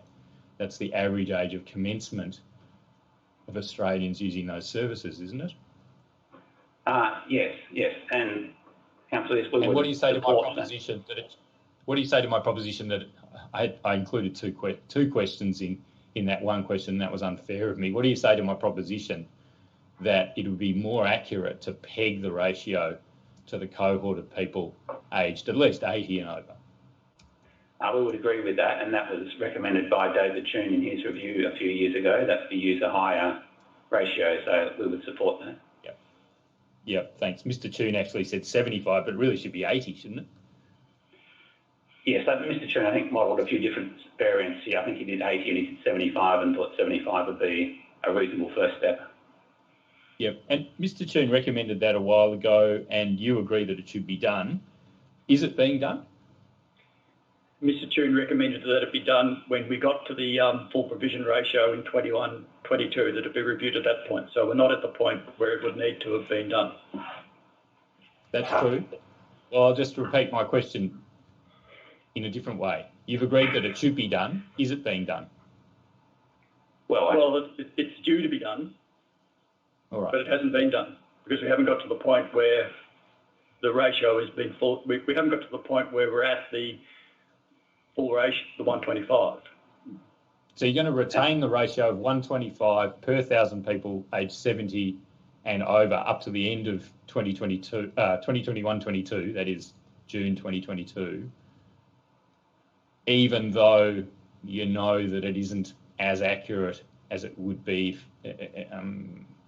compared with Well, the confounding thing in all of this is that the numbers of places per 70-year-old is still increasing to get to the ratio. So Mr. Tune's logic was, there looks like there's a need to review the ratio and how it's pegged, and the time to do it is when you've actually got to the full 125. All right, And so the we other haven't one- actually even got to the... All right. The other point Don't we Mr. need Tune to- made is that the bubble of baby boomers starts to hit really from the mid to late 2020s rather than earlier.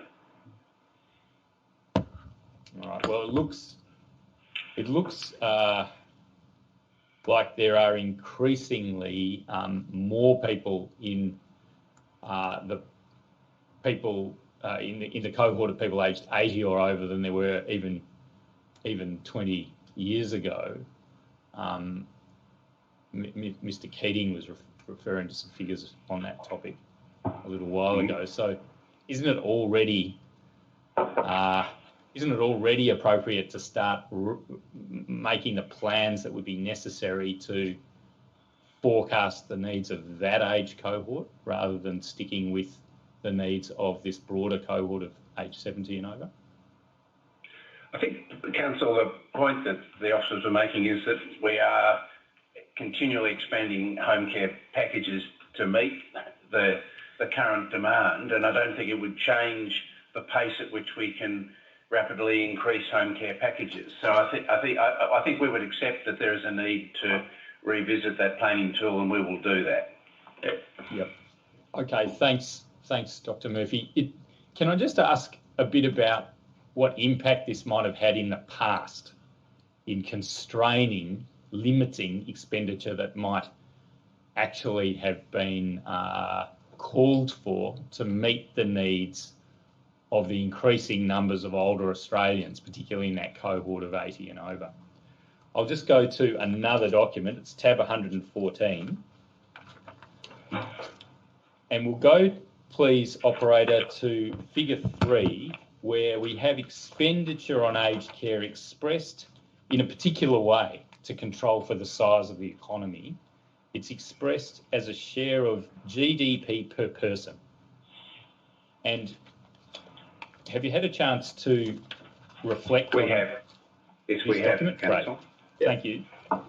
And do you accept that expressed as a percentage of GDP per person or per capita, that's at the y-axis of the left-hand side of the figure, that this graph is accurately depicting expenditure on aged care for the particular age cohorts of 70 plus and 80 plus? That's the blue and red lines. And have you received any advice that this is accurate? We don't have any advice that it isn't accurate, but it also obviously expresses the growth per GDP for the whole population as well, which has increased over time. I think there are some difficulties in interpretation, but I think they'll come out with your next set of questions, Mr. Gray. Yep. So if we just look at, Dr. Murphy, you were making a point that as a share of GDP in its entirety, that's not on a per person basis, but just overall expenditure on aged care as a share of GDP as depicted on the right y-axis, that's been, expenditure on aged care has been increasing over time. Correct. It's been increasing over time. It seems to have flatlined in about 2015 though, hasn't it? See that? I think we that's the green line.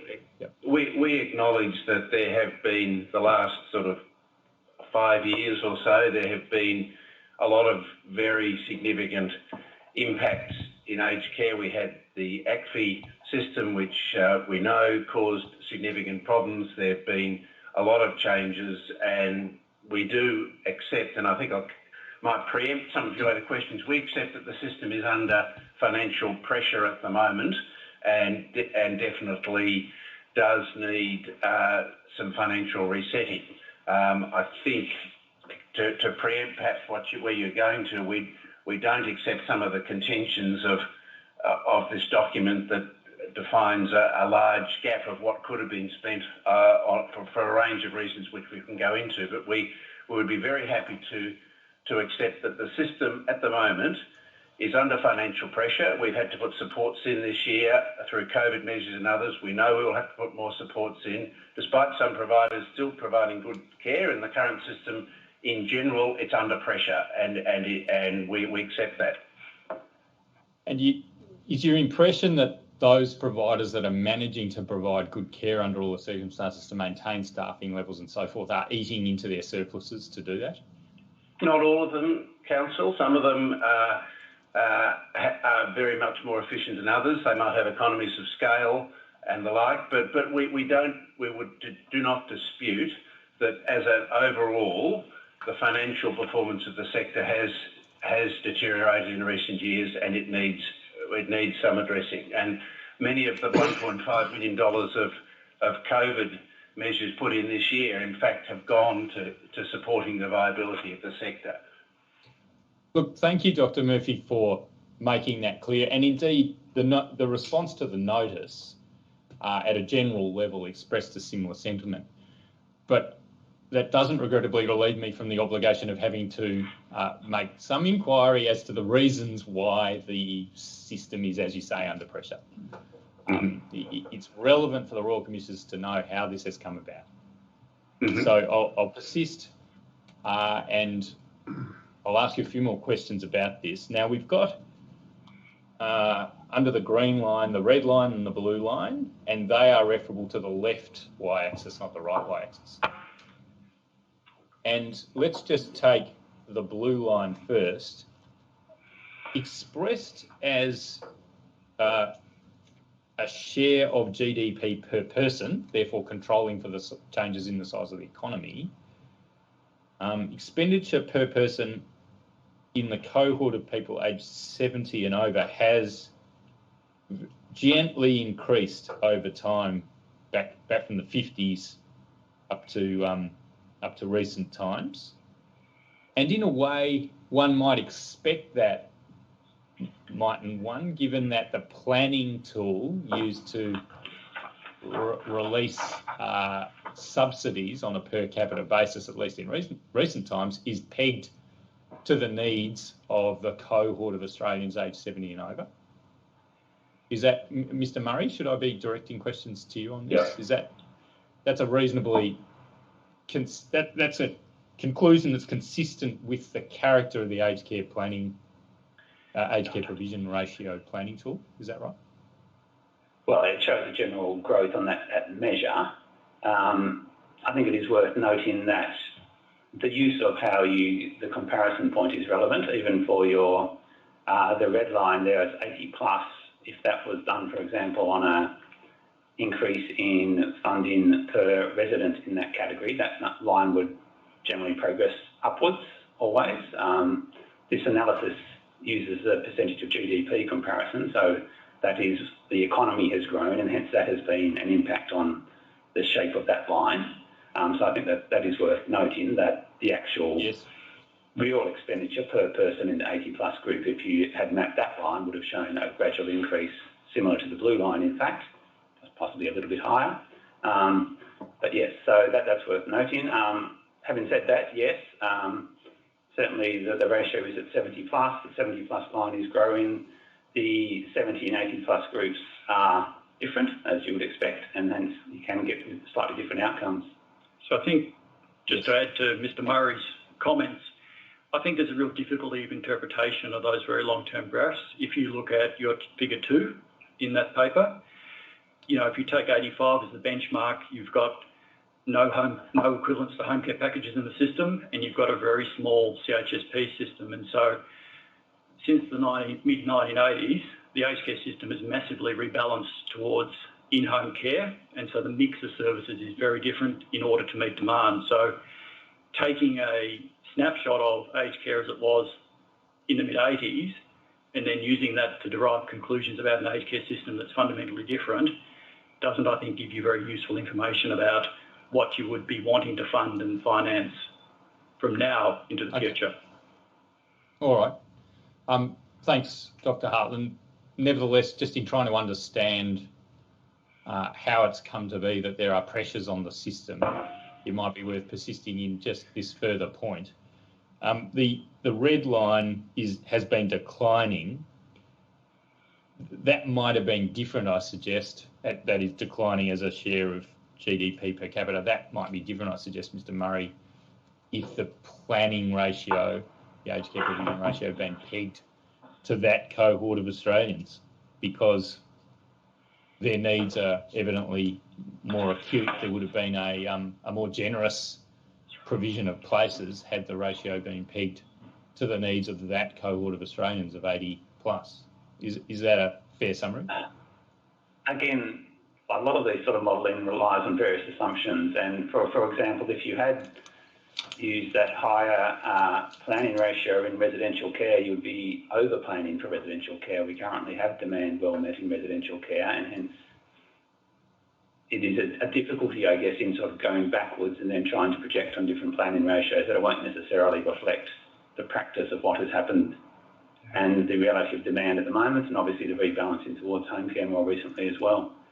So home care has increased lately and is obviously a lower value funding amount. So relative to a system where it was more residential care focused, you would have a more higher average funding amount as well. So again, those type of considerations would affect the gradient, I guess, of that line if they were done slightly differently. Yeah, I think our judgment would be that the change in mix is a bigger driver than the population ratio, but you'd have to recut the figures fundamentally to get some conclusions. And I think really we'd say taking a snapshot of where a system was, as I said, in the mid-80s and projecting it forward on simple population and GDP is probably not telling you very much about where you need to go in the future. All right. I want to ask you about indexation.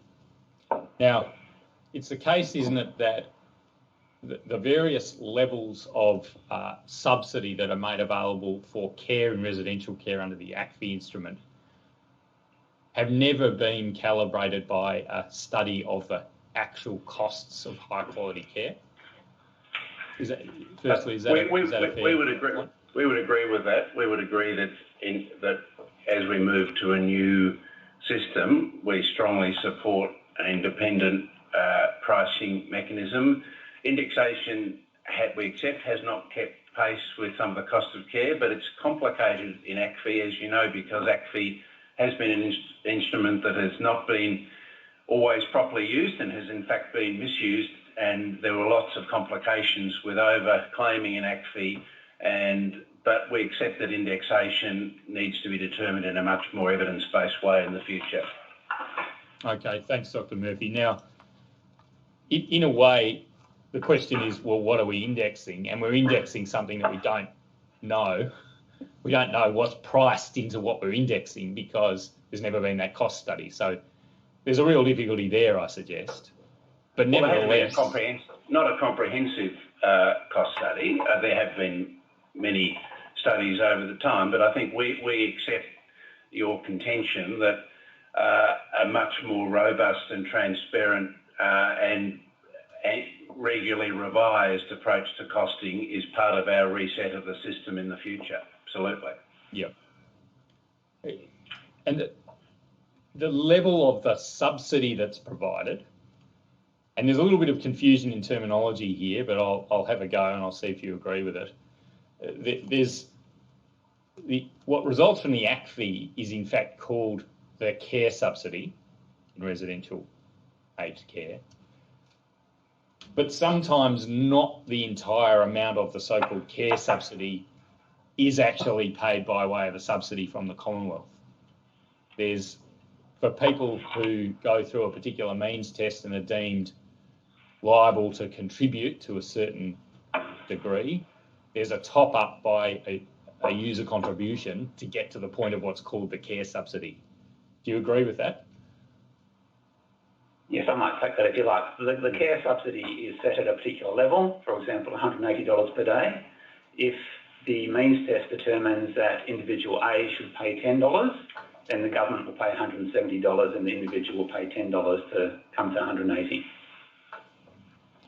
And the figure of 180 is in effect the price that the residential care provider is charging, if you like, and receives for a day of care for that person. And it's the cost to a combination of the Commonwealth and the user for the provision of that care for that day. Is that a fair summary, Mr. Murray? Yes, that's broadly right, yes. Yeah. And look, the fact that it's called the care subsidy, even though there might be a user contribution, is perhaps neither here nor there. We just need to focus on the fact that sometimes it isn't 100% subsidy. Sometimes it's partially a user contribution. Very well. Now, it's very important that that price be accurate, that is, be at least sufficient to cover the costs of providing high quality care, isn't it? And that's no easy thing to determine, but it's a very important goal, because if that price is insufficient, then over time, the pressure that will be put on providers by reason of them being unable to cover the costs of high quality care will tend to put pressure on quality and even safety of the services they provide. Do you agree with that, Mr. Murray? Yes, price is obviously fundamental to allowing them to provide care. And obviously the providers also have to take every effort they can to ensure they provide care in the most effective and efficient manner. Well, yes, and there's a regulatory regime involving monitoring of quality and safety, accreditation and so forth. But in the end, if the price being paid, that is the combination of subsidy and user contributions for care, is insufficient to meet the costs, then the provider will be squeezed between the regulatory outcomes that are required on quality and safety and inability to cover their own costs. Agreed? So we accept absolutely that the price has to be paid to meet the cost of efficient care. I mean, at the moment, there are some elements, some providers are probably cross-subsidising the basic daily fee with care costs too. So the combination of those fees in a global sense, a price has to be adequate to meet the efficient costs of providing good quality care and associated services. We accept that contingent. Thank you. Thanks. And thanks for mentioning daily living costs as well. So the Commonwealth is generally not paying those. They're actually fully comprised of user contributions that are required by the system. But the system imposes a price cap, doesn't it? It does. It does. Keep that 85% of the single. Yes. Yeah. 85% of the single basic aid pension.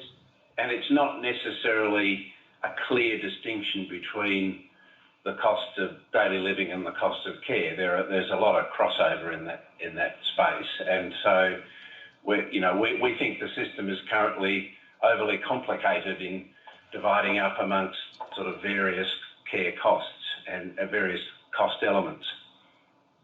Now, can I ask you about indexation of the care subsidy?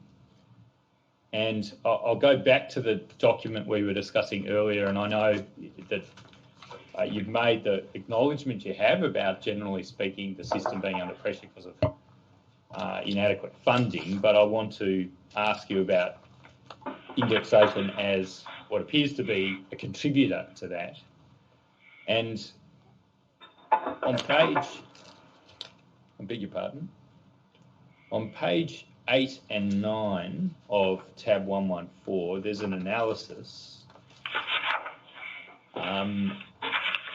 culminating perhaps in figure 8, which is a comparison of the rates of growth of subsidy levels compared with provider input costs.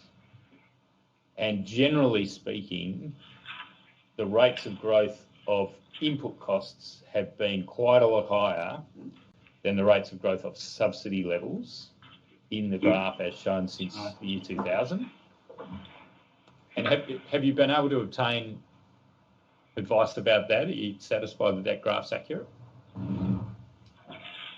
So generally speaking, if we're comparing indexation to the rates of growth in wage cost indices and the like, then yes, the wage cost indices have exceeded the indexation based on WCI 9. The thing you have to also consider in those issues is also the growth in ACFI funding, and for a significant period, the growth in ACFI funding has been quite high as well. The total price paid to the provider is a combination of the ACFI growth plus the indexation provided. Yes, thank you. And we'll come. I know there's in effect, a difference of perception between what I might loosely call the sector on the one hand and government on the other about what drove that. But we'll come to that in a minute. And I think, Dr. Murphy, you were saying something about those indexation pauses a little earlier. We'll come to that. But in the analysis on pages 8 and 9, and this is also reflected in the department's own response to the notice to give information at paragraph 90, that's tab 117, paragraph 90, there's a description of the indexation method. And I don't think you've called it by any particular name, but the paper calls it a particular form of, no, I withdraw that. The name of it doesn't appear, but I understand there's a name, COPE, which is used to describe this form of indexation. And what it involves is a 25% CPI component and a 75% wage component. Let's just talk about the wage component. For the wage component, the indexation methodology involves taking the annual dollar increase in the national minimum wage as determined by the Fair Work Commission, but not just using that rate of change in the minimum wage from year to year, but dividing that number by the average weekly ordinary time earnings figure. Now, the average weekly average weekly ordinary time earnings figure is always going to be greater than the minimum wage figure. So you've got a denominator that's always going to be larger than the numerator. So what you're doing is you're diluting the effect of increases in the minimum wage through this method of dividing it by the average weekly ordinary time earnings figure. What this produces is an indexation method that's heavily 75% weighted to a very much lower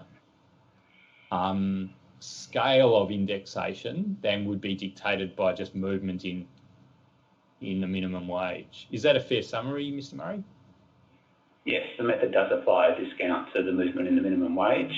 The normal rationale for applying discounts is based on recommendations from the Productivity Commission in years gone by that in terms of indexing many things, there should be an expectation of some level of productivity or efficiency dividend. This formula uses the method that you've described to achieve that outcome. All right. And the effect of that's been that, in fact, the indexation has been inadequate to match the rate of growth in costs for providing care over a very long period. Do you agree with that? Certainly the indexation has not matched the rate of growth in wages, for example, and costs in that period. As I mentioned before, you do need to overlay that with the growth in ACFI claiming funding as well, because that provides the ultimate outcome to the provider. Well, let's just think about that for a minute. The increase in ACFI claiming.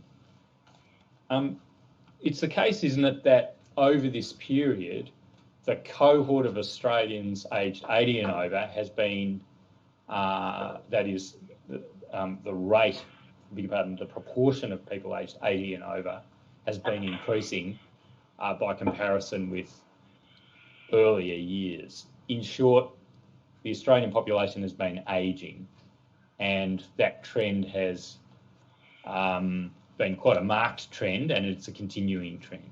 Do you agree with that?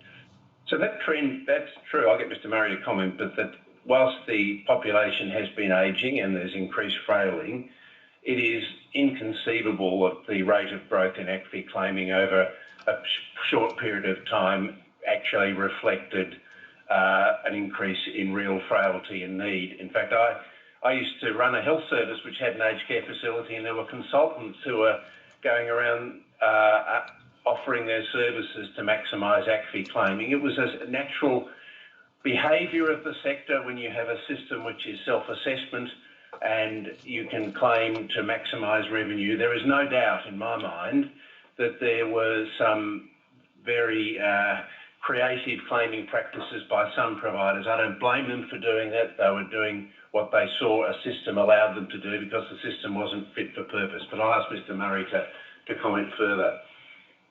Oh yes, that reflects what our analysis showed too, that the rate of growth that you saw in provider claiming in certain periods were well above what you could expect to see as a normal growth in frailty. Normal growth in frailty would also happen gradually over time, for example, whereas it was seen that there were some quite sharp upward trends and frailty would just naturally sharply increase overnight, for example. And have you done a study of the rate of increase in frailty over time? Are you able to actually furnish evidence to the Royal Commission that supports the allegations that you've made that the claiming on ACFI was out of step with increases in frailty? I don't know that, Council, that would be necessary to somehow disprove the fact that a particular cohort might have had something like a 25-30% increase in frailty over a period of a month or something, when some of these claims were very, very significant and very sudden. And we have studied the ageing population, collectively as clinicians for years, and I think, frankly, anybody looking at the evidence would suggest that it's inconceivable that it would match the normal frailty process. I mean, we looked at that evidence in great detail, and as I said, I had personal experience of the sector. Yep. Dr. Murphy, thank you. Yeah, no, you told us that. And can I just ask you this? You said some of the cases, and I didn't get the impression that there was a general allegation being made that all providers were doing this. We'll come to the response in a minute, but the response, which has actually happened in two periods, 2012 for 2012-13 and 2016 for 2016-17 and 17-18, the response was a global one, wasn't it? To have to pause indexation altogether, or in respect to two periods to have a 50% pause, and for another year to have a 100% pause in indexation for the entire sector. Was that a proportionate response? Well, it was that a proportionate response, Dr. Murphy? It was the only effective response. Was that a proportionate response to some instances of what you perceive to be overclaiming? Why wasn't enforcement or audit activity a more proportionate response? Thank you. That's my question. Well, I think what we're moving to is saying that the ACFI instrument is not fit for purpose, and that's why we have been developing ANAC to move to a proper case mix funded system which involves independent assessment. We absolutely accept that the ACFI instrument, and that was the only tool available at the time to deal with that massive growth in costs. I accept that in that there was a lot of providers were overclaiming. I don't blame them for it. The tool is not an appropriate tool. We have to move to something better, and I think we've acknowledged that, and we accept that.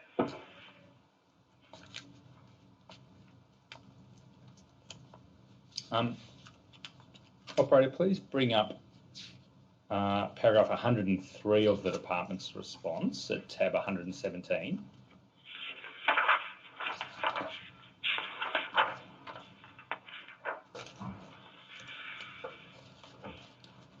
In this paragraph, Dr. Murphy, I'll direct the question to you, but if you wish to rely on the officers beside you, that's fine, just say so. In this paragraph, that is the department, has referred to reasons outlined in the Aged Care Financing Authority submission. That's a submission to the Royal Commission in April 2019. And in the corduroy statement, that's a statement of Mr Grant Corduroy, who gave evidence to the Royal Commissioners earlier in the week. The department recognises that the level of indexation, says the paragraph, has not been sufficient to cover the increasing cost of service delivery inputs. If this is not addressed, then over time it will result in pressure being put on service delivery. Now, my question is this. The last sentence refers to the future. If this is not addressed, then over time it will result in pressure being put on service delivery. My first question is, hasn't it already resulted in pressure being put on service delivery? I think our evidence would suggest that there are certainly financial pressures put on the sector, and their financial performance has deteriorated. I'm not sure that we have clear evidence that there is pressure put on service delivery, but I think the point of that statement is that we acknowledge that the level of indexation needs to be addressed. The next question is this. Pressure put on service delivery? I repeat the question I asked Mr Murray a little while ago. Couldn't it have, over time, wouldn't it have an inevitable impact on quality and even safety? Is that what service delivery means in this context?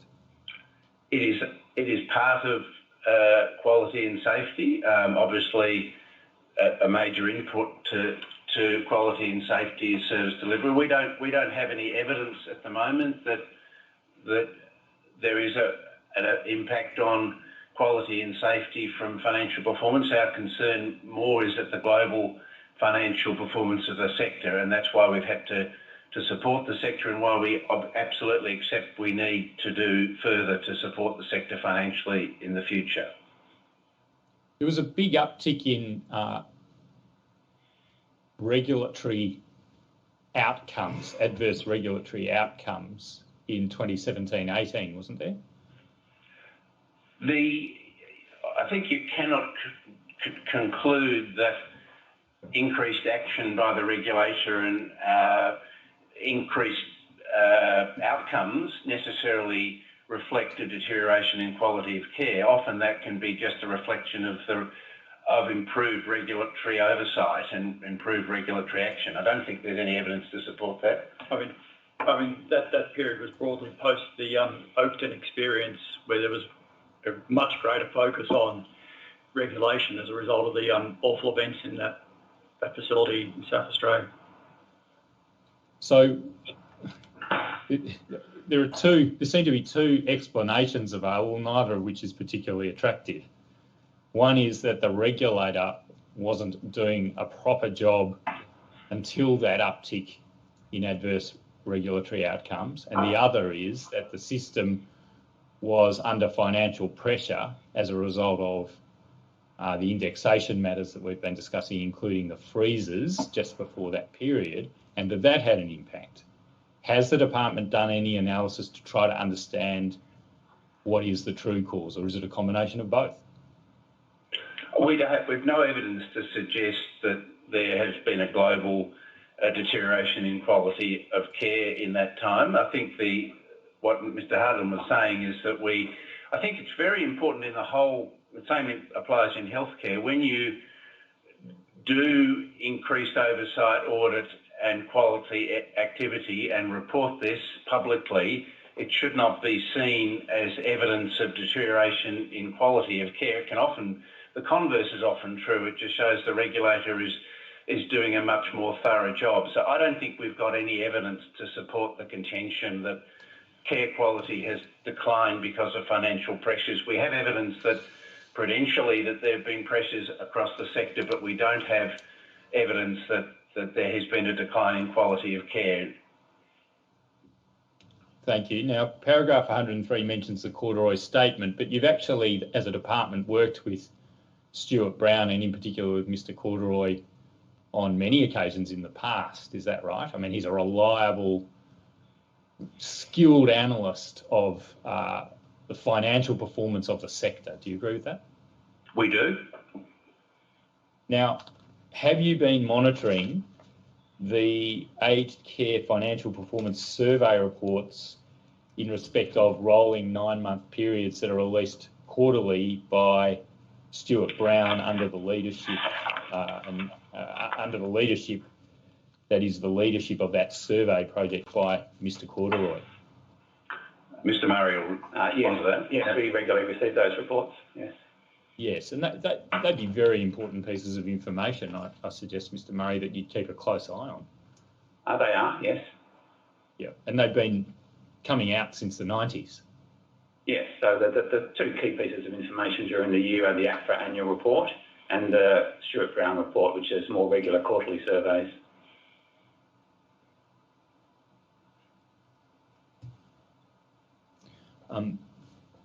Thank you. Now, if we just bring up the most recent one that we have available, which is tab 61. And I, in particular, would just ask you to focus, Mr. Murray, perhaps, on figure 10 on page 15, please, operator. While that's coming up, I'll just tell you, Mr. Murray, this is the chart on ACFI revenue growth versus ACFI service cost growth. And I understand the proviso you've made about claiming under ACFI, but in terms of,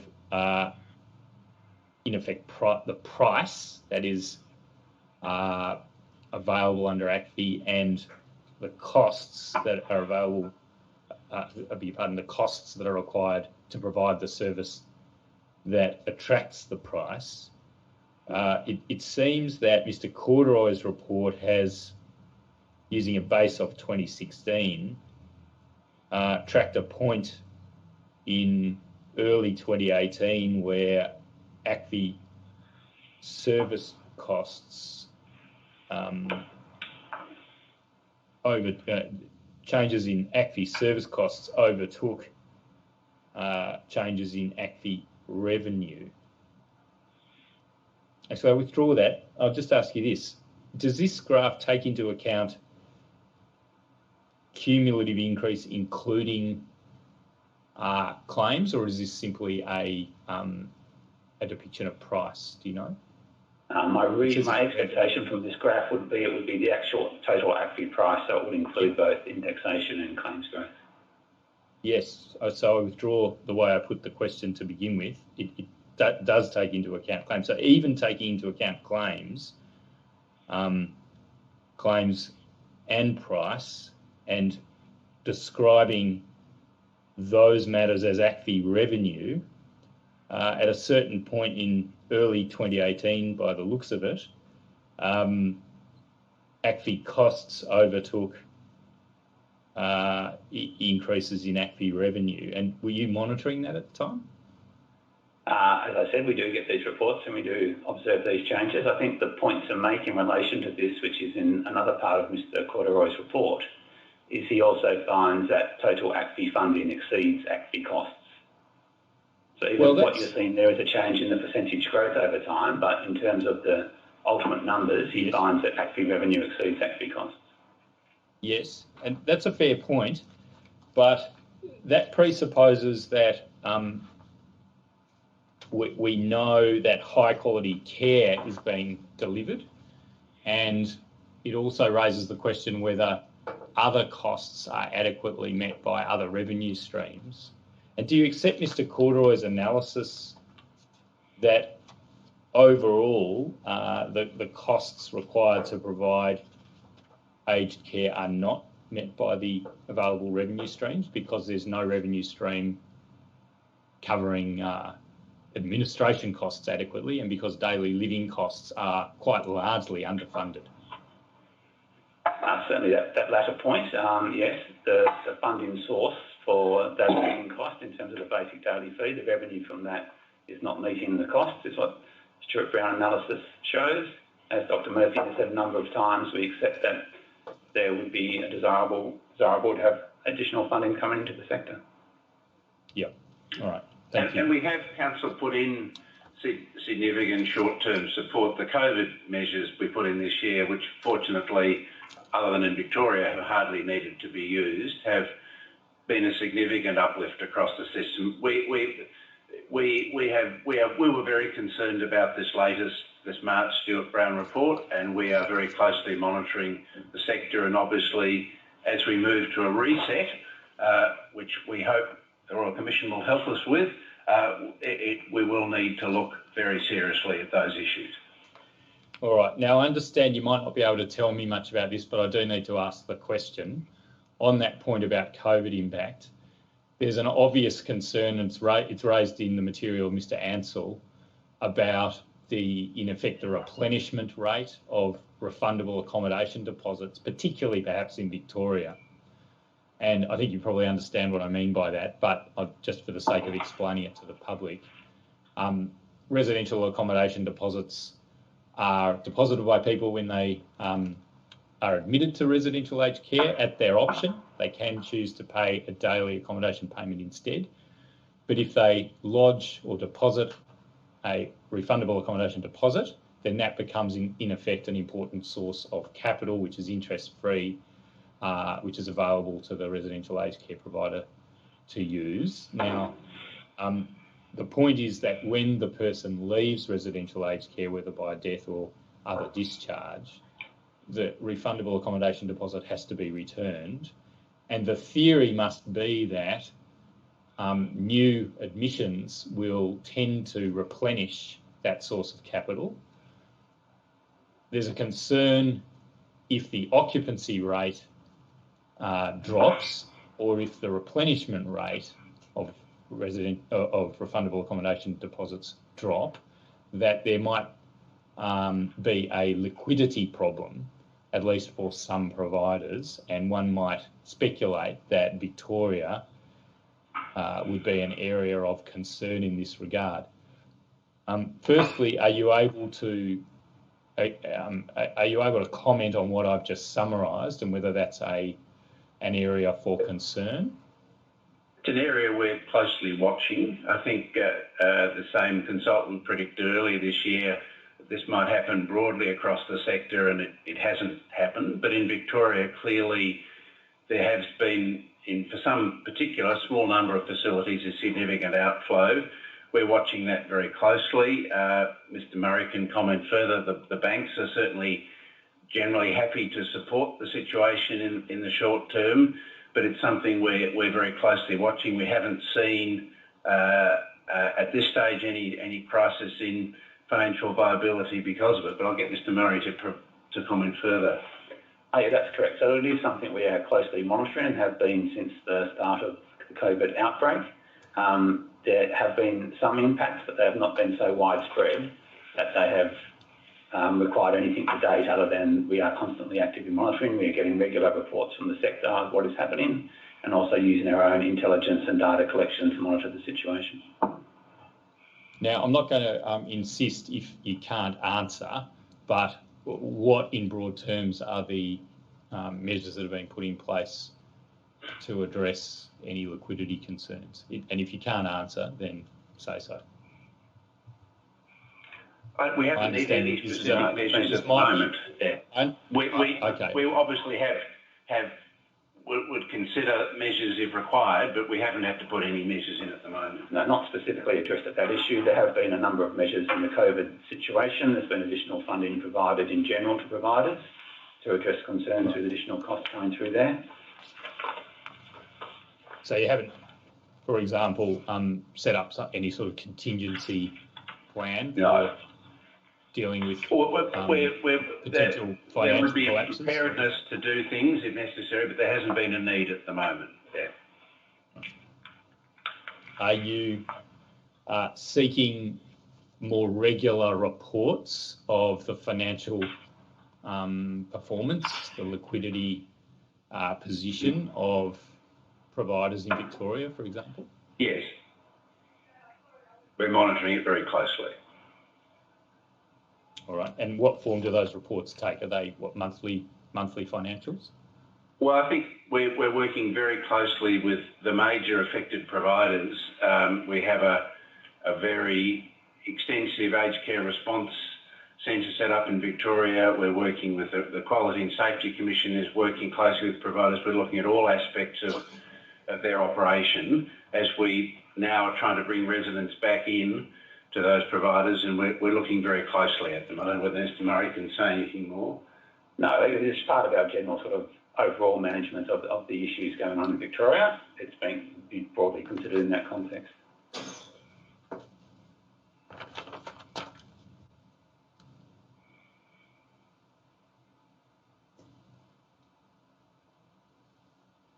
There's another bit of analysis in the document at page 114, I beg your pardon, at tab 114. It's an analysis of the ways in which ACFI may no longer be suitable for its intended purposes. In your response to the notice to give information at paragraph 18, the department acknowledges a number of reasons why ACFI is no longer suitable for its intended purposes, and I acknowledge that. Yes. But I just want to ask you about an additional point that's made in the paper at page 11, and the point's made that in effect, ACFI is no longer capturing and reflecting in an appropriate level of subsidy the high levels of acuity in the cohort of people in residential aged care. For example, the largest 8 categories used to, in 2008, account for about 36% of residents, and there are 64 categories overall, aren't there? So even then, there was quite a bias in the way ACFI captured acuity towards those largest 8 categories. Now, well, as at 2018, the largest 8 categories account for 70% of residents. So there seems to have been a very large movement in the more acute direction. And the largest of the, the highest of the 64 categories in ACFI now has 31.1, or as at 2018, has 31.1% of residents in it. This seems to suggest that there are bound to be people that are in effect off the scale, whose acuity is not being reflected in an appropriate subsidy level by ACFI. What do you say to that? I think, again, you have to be very careful in using ACFI as a guide to what is the real frailty situation occurring. ACFI, as we have mentioned, is driven in part by provider claiming. So you can't really, and that is one of the reasons why we are proposing to move away from ACFI to the new ANAC model, is that it is subjective. It is open to the provider decisions about claim patterns, and you could assume that means frailty, but the reality is that you wouldn't expect claiming to go from 2% in one year to 5% the next, purely because of frailty, which is the type of thing we were observing. So you need to treat ACFI with a bit of caution in assuming that it is a pure guide to frailty. Now, in the response document that department's furnished at tab 117, at paragraphs 98 and 99, there's a version of the matter concerning the indexation freezes and their causes set out in those paragraphs. And Dr. Murphy, you were in effect referring to these points a little earlier, and I was asking you questions about them.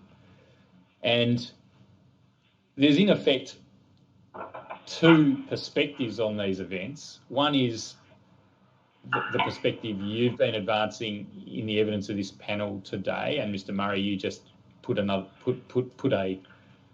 position consistent with what Dr. Murphy had said on that was about claiming activity.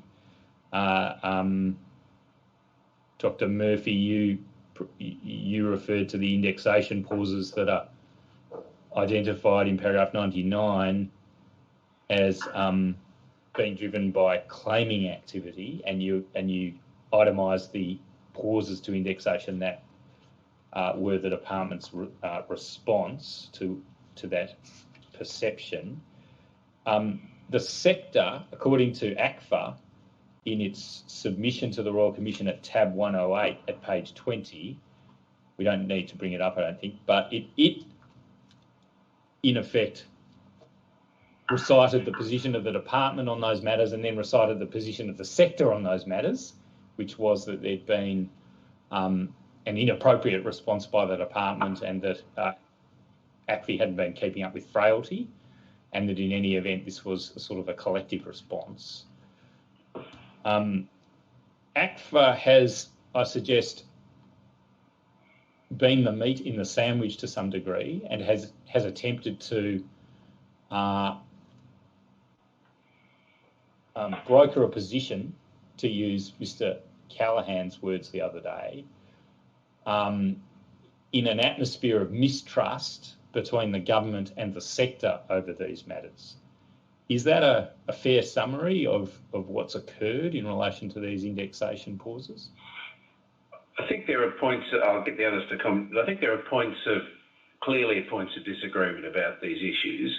And I'm not sure that there's a global mistrust, but I think all of us, all parties agree that the way out of this is to get a proper, independent, transparent pricing system and a new case mix funding model. And so we are at one on that approach going forward, the sector and the department.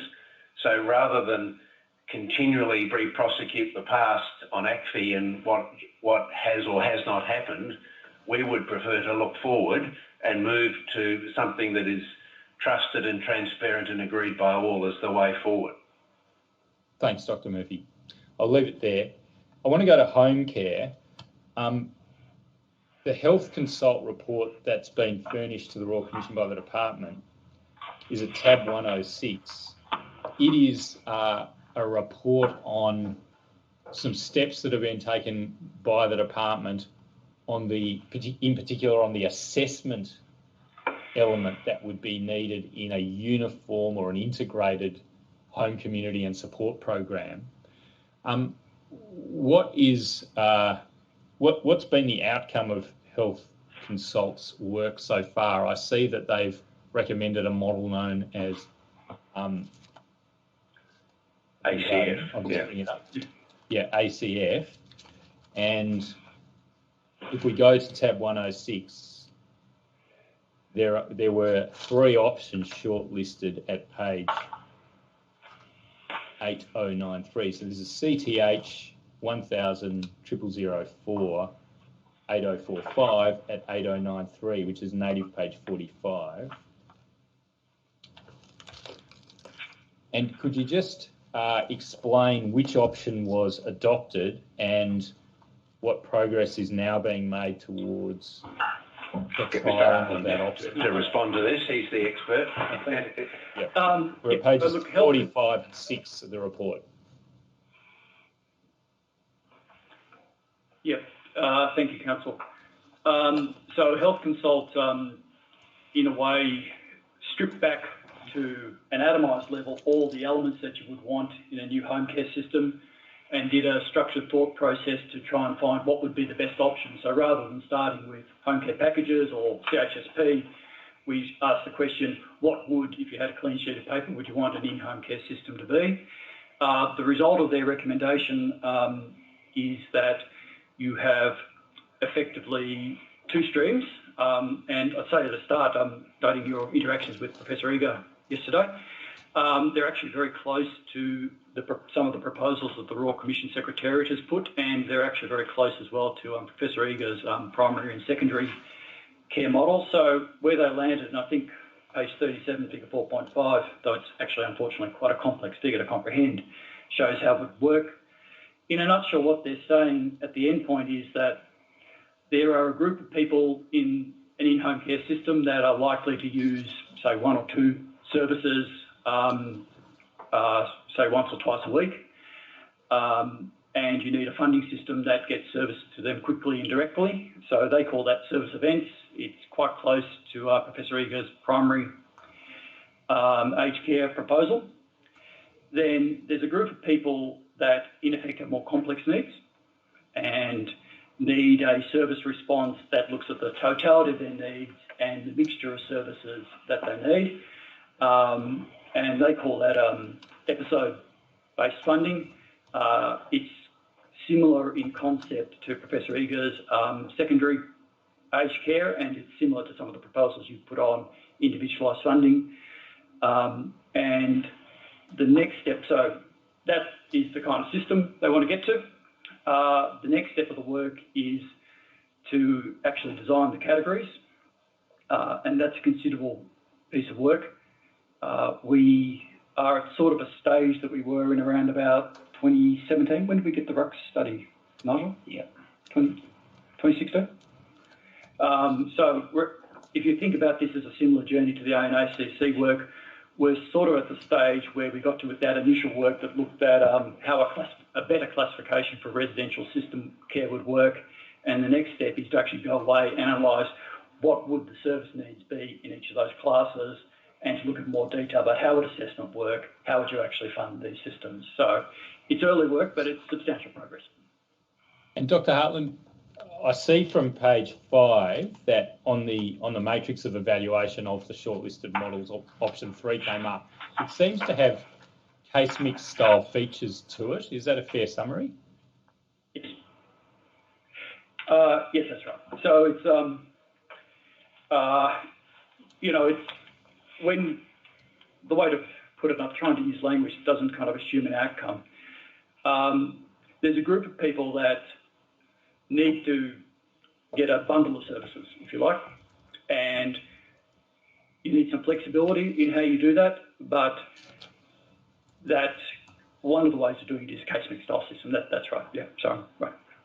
Yep. Good and crooked. Now, can I just? We've just got a few minutes before lunch, and then I'm afraid we're going to have to resume after lunch and take some time out of the next panel because I haven't completed the questions I wanted to ask. But this will be the last question before lunch. Professor Egar, in that evidence you just mentioned, Dr. Hartland, has proposed as an alternative to the program design submissions and the proposition advanced in the home care hearing, the following proposal. A proposal by which a person assessed for care in the home should be given a choice as to whether they wish to receive the subsidy that the Commonwealth will make available to assist them to receive care in the home by way of a package, bundle or budget on the one hand, or by way of an entitlement akin to the sort of entitlement that results from RAS assessment for the CHSP program at present. And Professor Egar makes the following points. She says there are huge challenges involved in migrating a very large number of people currently receiving services under the CHSP essentially from the CHSP to an individualised package form of service delivery under the current proposal that Council have been advancing. Secondly, that there haven't been any real problems with the way the CHSP operates, and it has a lot of advantages, including stability of workforce, flexibility in the availability of funding for one service line being able to apply to others, and flexibility at the individual level in being able to give individuals who need more help, more services, and those who need less help, less services, without having to acquit expenditures on an individual level. And she queries whether the home care package program would be a suitable model or a suitable template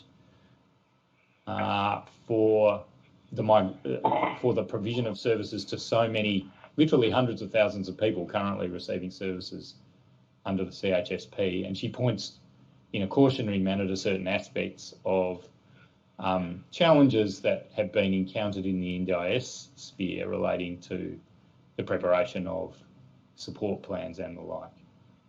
Has the department been giving consideration to those challenges, and does it see any merit in Professor Egar's suggestion that there in effect be an option offered to people to receive grant-funded services rather than package services? So, look, I like Professor Eager's first submission to you a lot better than the second one.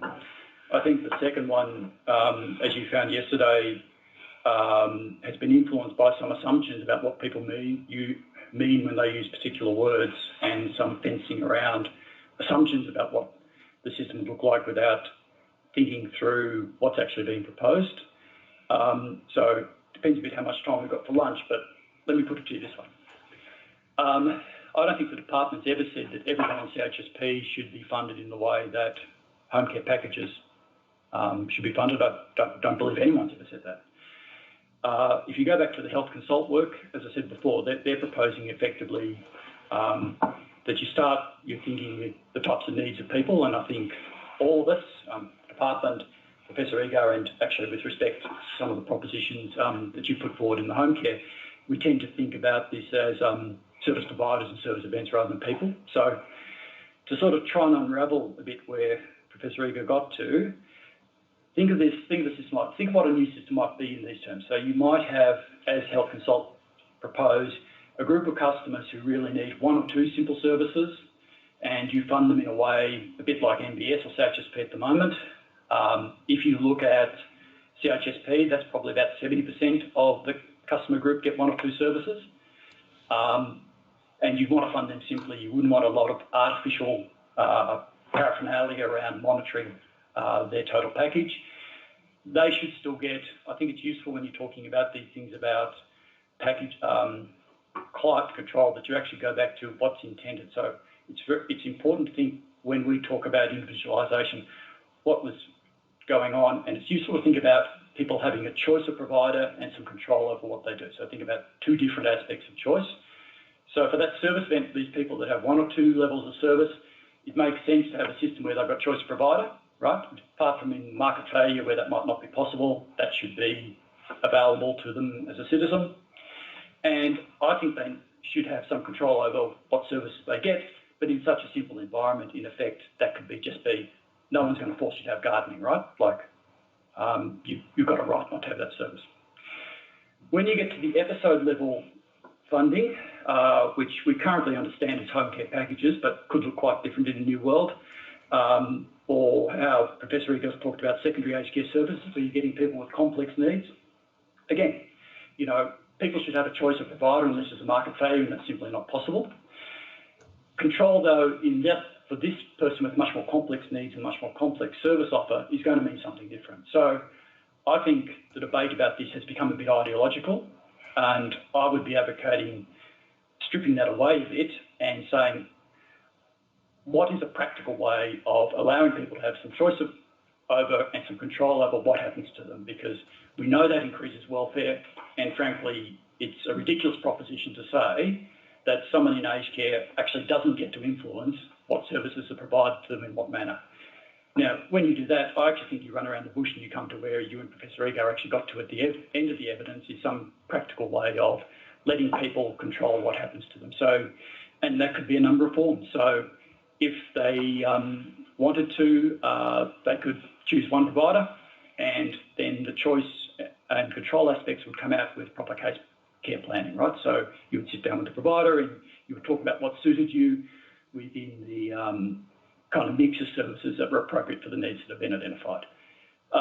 For some people, the proposition that the Secretariat and you had put around having a lead provider makes a lot of sense. So you might work with a provider that does a lot of your services, but you might want a Latvian care worker to come in that speaks your language. And they might not have that person on the book, and they might use a broker to find that and source that worker. Now, it seems to me to be, it would be really odd if we thought that shouldn't happen in a new reform system. It seems to be obvious that would be a flexibility that would improve people's benefits. And there's probably a third category about people who want to manage their own plans.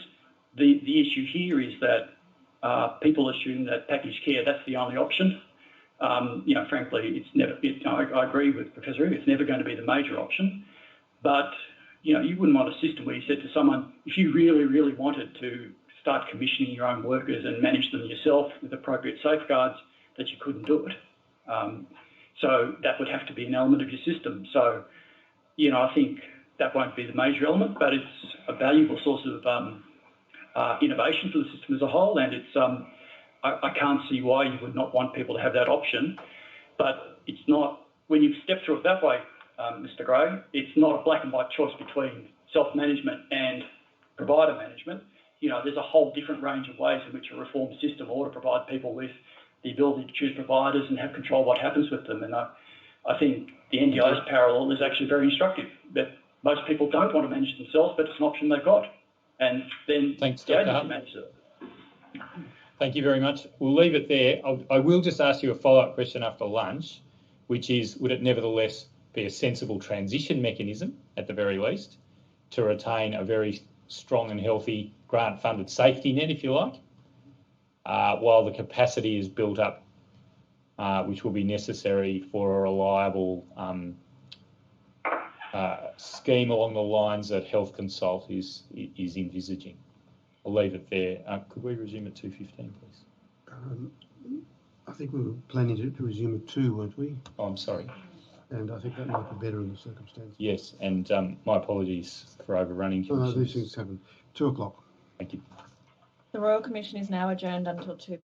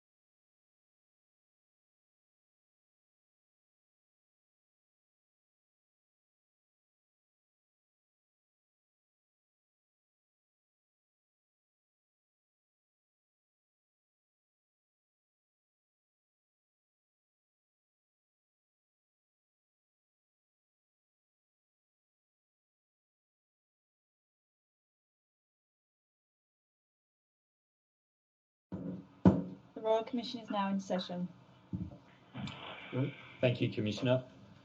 Dr. Hartland, following on from the question I left you with over lunch, what's the department's position on whether Professor Egar's alternative proposal might be a useful transitional mechanism at the very least? No, I mean, I think the alternative proposal is actually a big bang approach to reform, because it really puts, with the exception of people self-managing, everybody into one funding system at once. I would favour a transition path that built off the strengths of CHSP. I think CHSP does need reform, and if the changes in motion from the Royal Commission hadn't been in prospect, I think the department would have wanted to work with CHSP providers to get some reform as well. I can run through it, but I did give some thought overnight to a transition path that might work for CHSP. I think you're right to ask this question, Council. It's a really good question, because many large-scale reforms can fail at the point of transition. The experience, I think, of the last time we tried to integrate the two sectors, it was actually transition in a way that meant that it failed because no one could see a path for their providers. So I would favour, and I think the CHSP capacity in the system is an absolute strength of aged care. It's a kind of ring of some are small providers. It's a ring of low-intensity services before you get to a very intense stage. It's a real value to the design of the system, so you wouldn't want to lose it. What I'd advocate is a bit like we're doing with the improved payment arrangements approach to home care packages, which is a phased approach. So as you might know, that works in two stages. The first stage is we move to arrears payment. And the second stage is we ask providers to bill just on what they've provided, and that's been intended to deal with aspects of the unspent funds. If you took that thought process and you added a third stage, which was for them to tell us not only services provided, but services provided against service lines, if you like, that would have moved home care providers into a system that's very much like the system that has been initially sketched by Health Consult for episode-based care. It'd be almost identical. And I think you can see a similar approach with CHSP providers, that you could move them gradually to a world where they were in a reform system. I'm anticipating that many of them will concentrate on the service event stream, low intensity, but I actually wouldn't rule out that some of them would actually look for, would be able to and want to deal with people that needed package care, the people you've described as needing an individualised service offer, Kathy's secondary aged care and Health Consult's episode care. And the other thing, just before I'll just briefly outline the transition path that I thought I was thinking about over lunch. The other thing to note about this is many of the CHSP providers are actually quite large organisations. Some of them are very sophisticated. They work in residential care, NDIS, home care packages, and CHSP. So not all, I mean, there are a number of very small providers that you would want to protect, but some of them are very big, sophisticated organisations and quite innovative. So the path, I think, in these things, you do need a staged path. So what I'd advocate, and I'll do it quickly and then let you kind of follow up on anything you kind of think about. So I think the first step would be within the current grant structure to give them additional flexibility across product lines. That's something we've been playing with. It makes no sense, I think, in the long term for a big organisation that's funded for a whole different series of product lines not to have capacity to move to across those lines to better meet the client's needs. I think the second stage, doing that would allow them to start to understand their business, understand their clients, understand how to control their business without just rigidly allocating dollars across lines.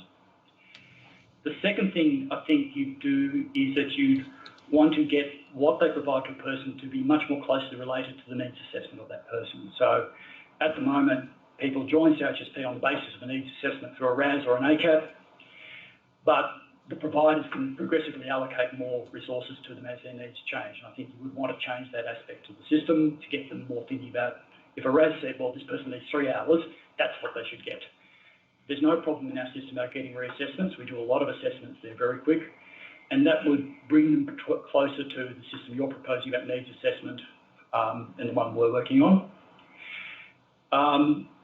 The third stage would, I think, be to, within the existing grant structure, to tighten reconciliation of grants. So providers do reconcile their grants, but if they spend their money, we won't police brutally if their price or volume is not expected.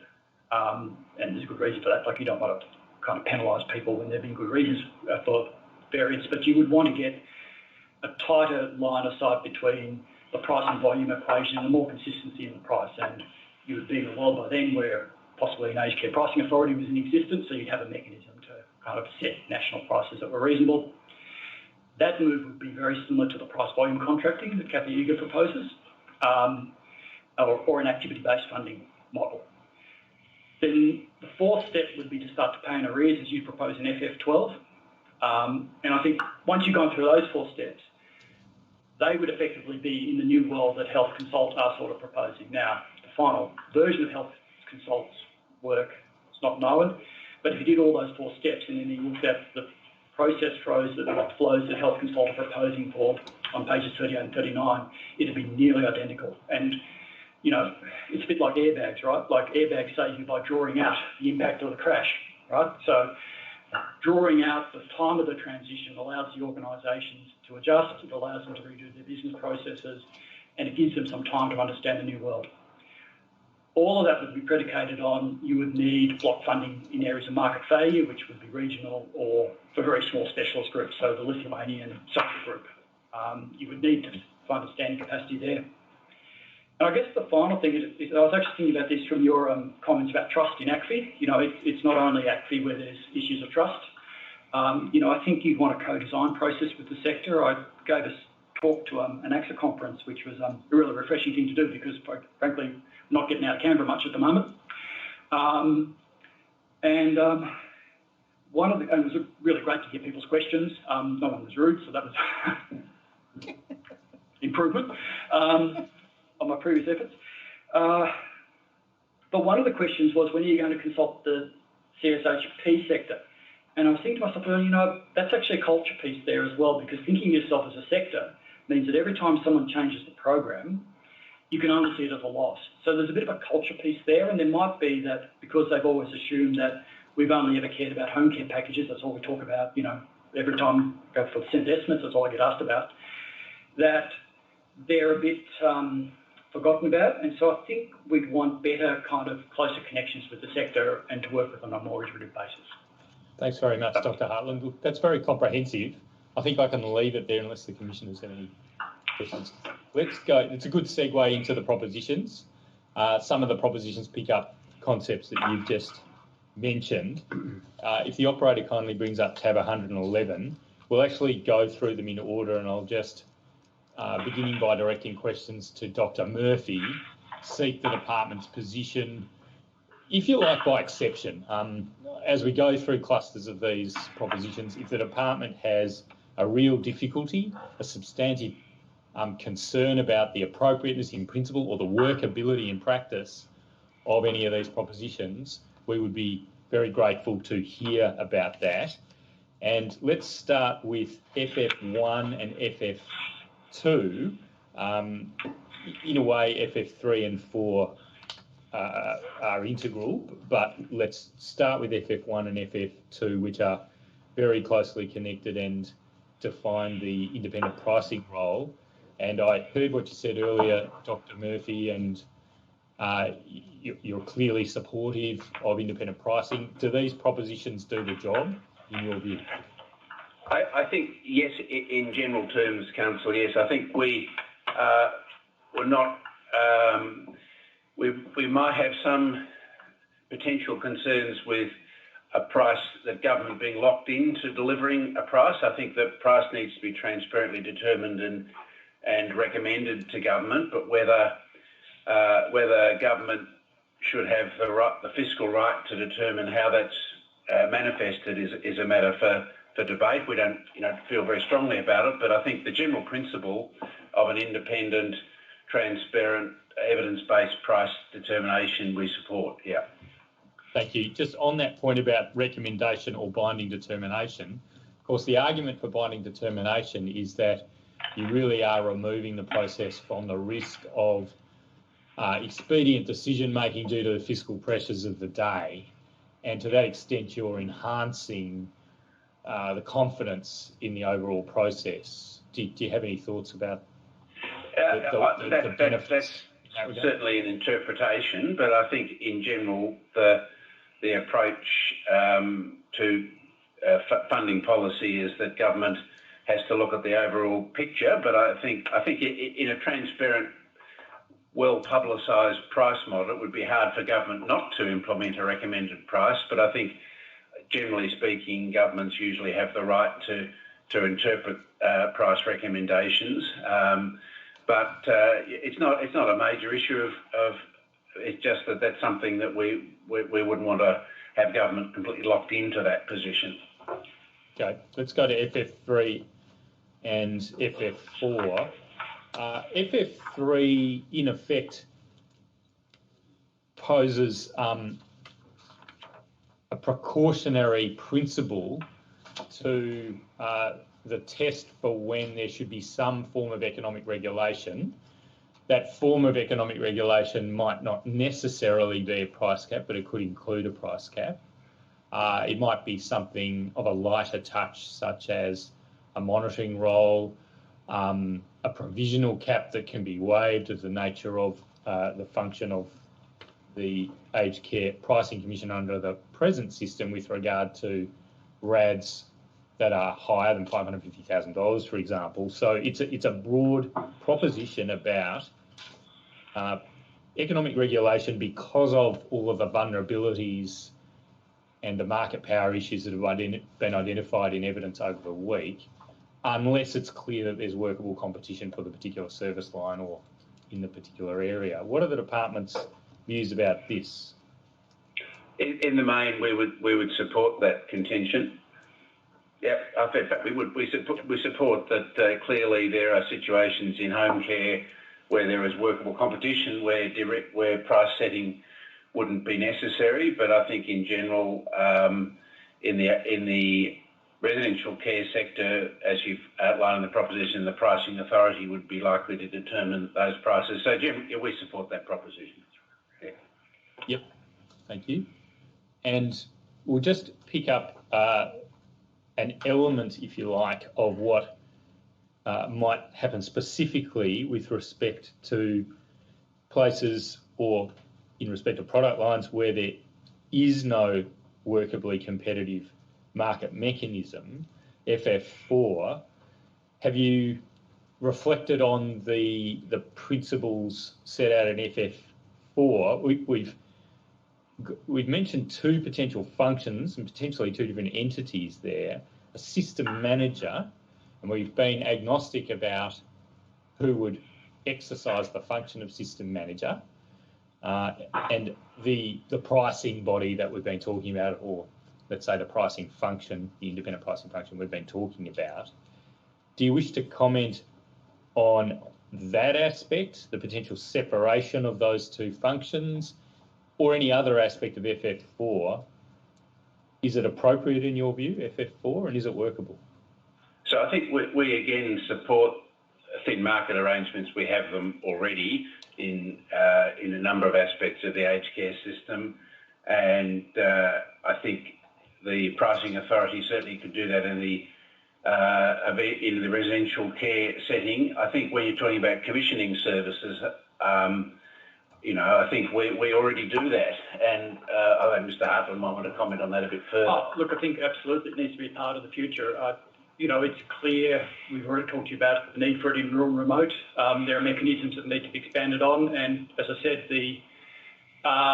there are other thin markets even in metropolitan areas for specialist groups. There are some wonderful organisations that look after gay and lesbian people that we fund, and they need a certainty of funding and a standing capacity. So it's absolutely there should be a commission.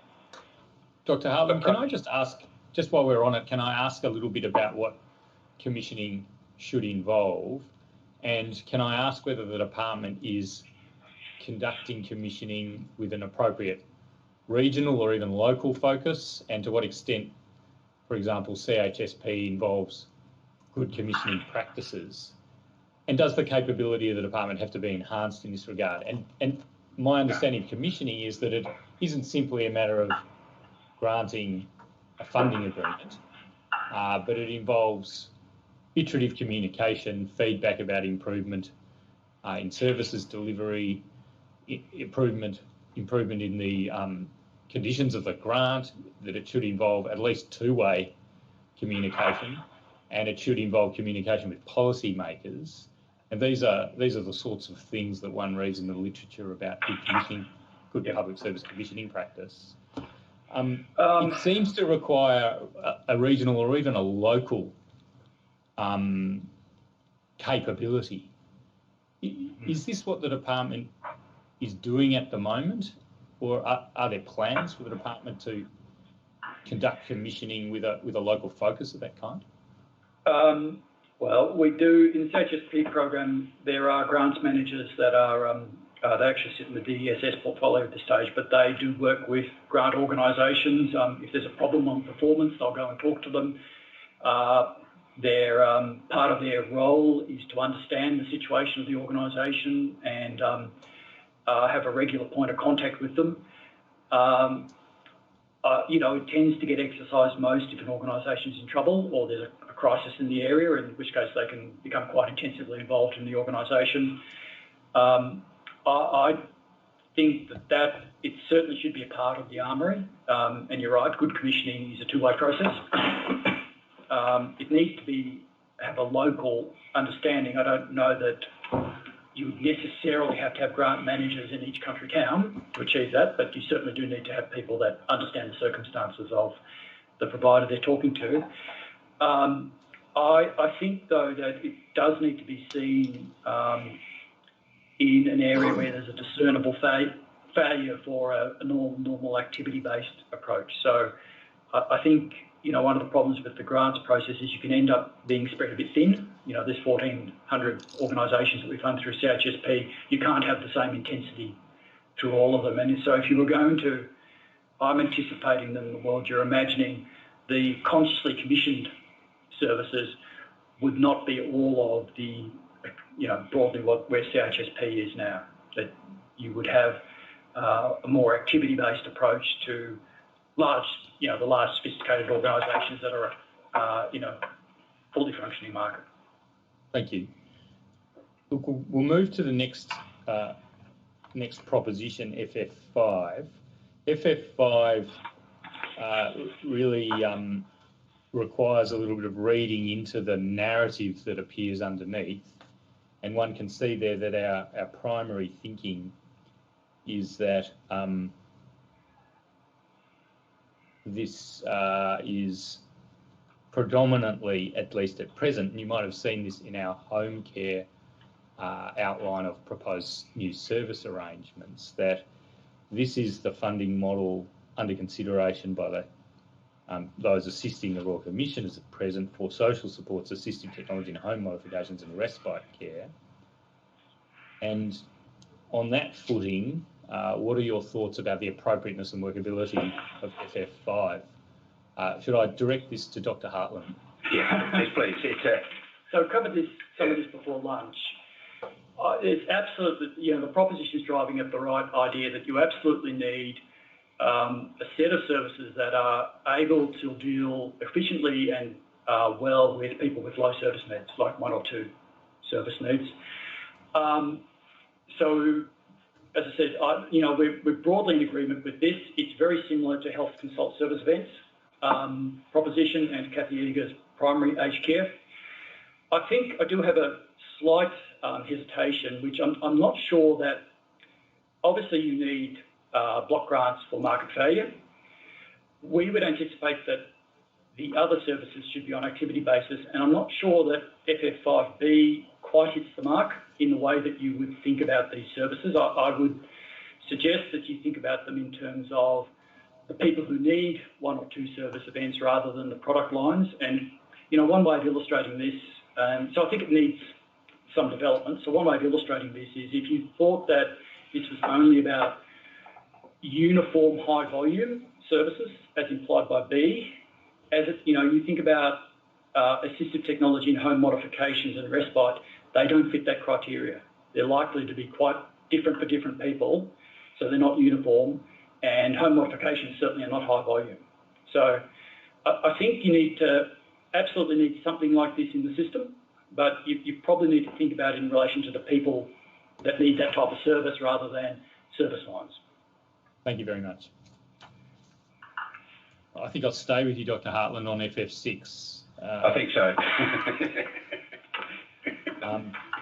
Look, perhaps in large measure you've already covered this, and I don't want you to repeat yourself with respect to the thoughts you've conveyed to the Royal Commissioners already, both before and after lunch.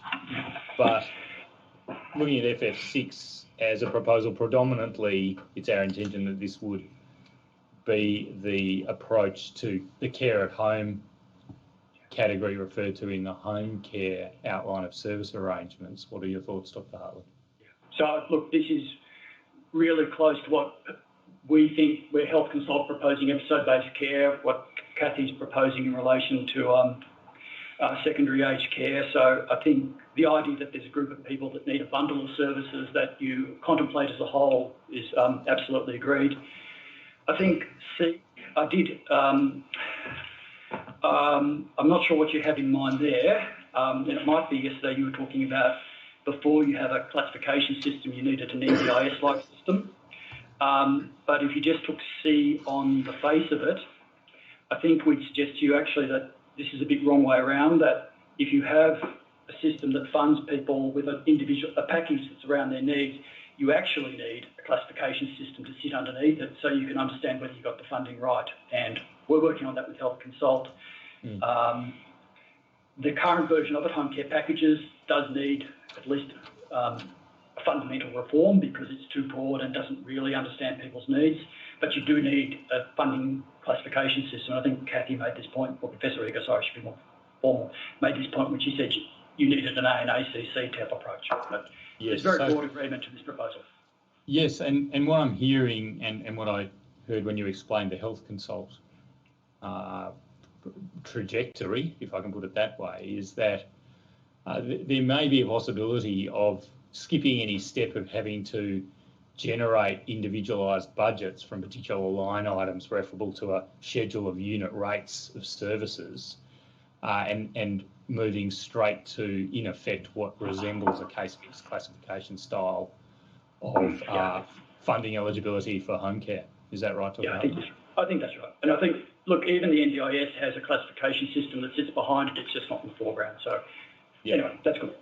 But apart from that, it's a technical quibble. Professor Eger does also raise another point, and that is that it may be unnecessary, at least for some people who don't wish to have this, to have a dollar value budget. Just unnecessary. But it effectively we're back in that territory of discussing the alternative model. And do I take it that the department's current plans would be that there will be a dollar value generated by the plan, albeit through a case mix approach? I think so. I think. Sorry. Yeah, I think you want a bit of both. You want a dollar value, but also a better understanding about what you're expecting to buy with that, while allowing people flexibility in the way that we talked about before lunch to make some decisions about what was best for them. Yep. Any other comments on FF6, or shall we leave it there? Steve, no more? No. Thank you. FF7, and you'll see that we were agnostic about whether FF7 might be applicable to home care later, if not sooner. And we haven't actually stipulated under either FF6 or FF7 that they're necessarily restricted to one particular modality or the other. But our thinking was predominantly that FF7 would be the opposite funding mechanism for residential care, and we weren't sure how soon it would be available for home care. But focusing on residential care, we have, of course, the resources created by the team led by Professor Eger in the form of the ANAC. That seems like a good starting point and a reasonably obvious candidate to give serious consideration to in this context. What are your thoughts about FF7? Does that just go without saying that it's all right, or do you have any problems with it? No, it's good. It's good. It's consistent with our approach with ANAC, and that's the approach we want to take. FF8, this is at the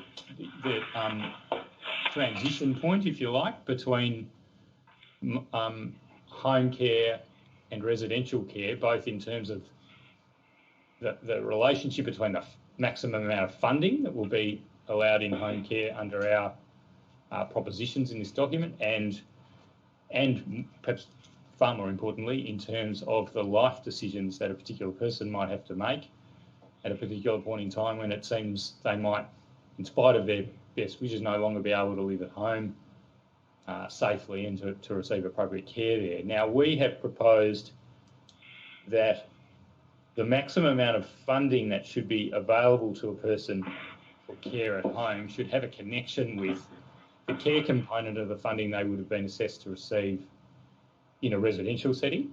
What's the department's position on this? There's some detail that has to be worked through. For example, what's the position of informal carers and so forth, but in principle, what's your position?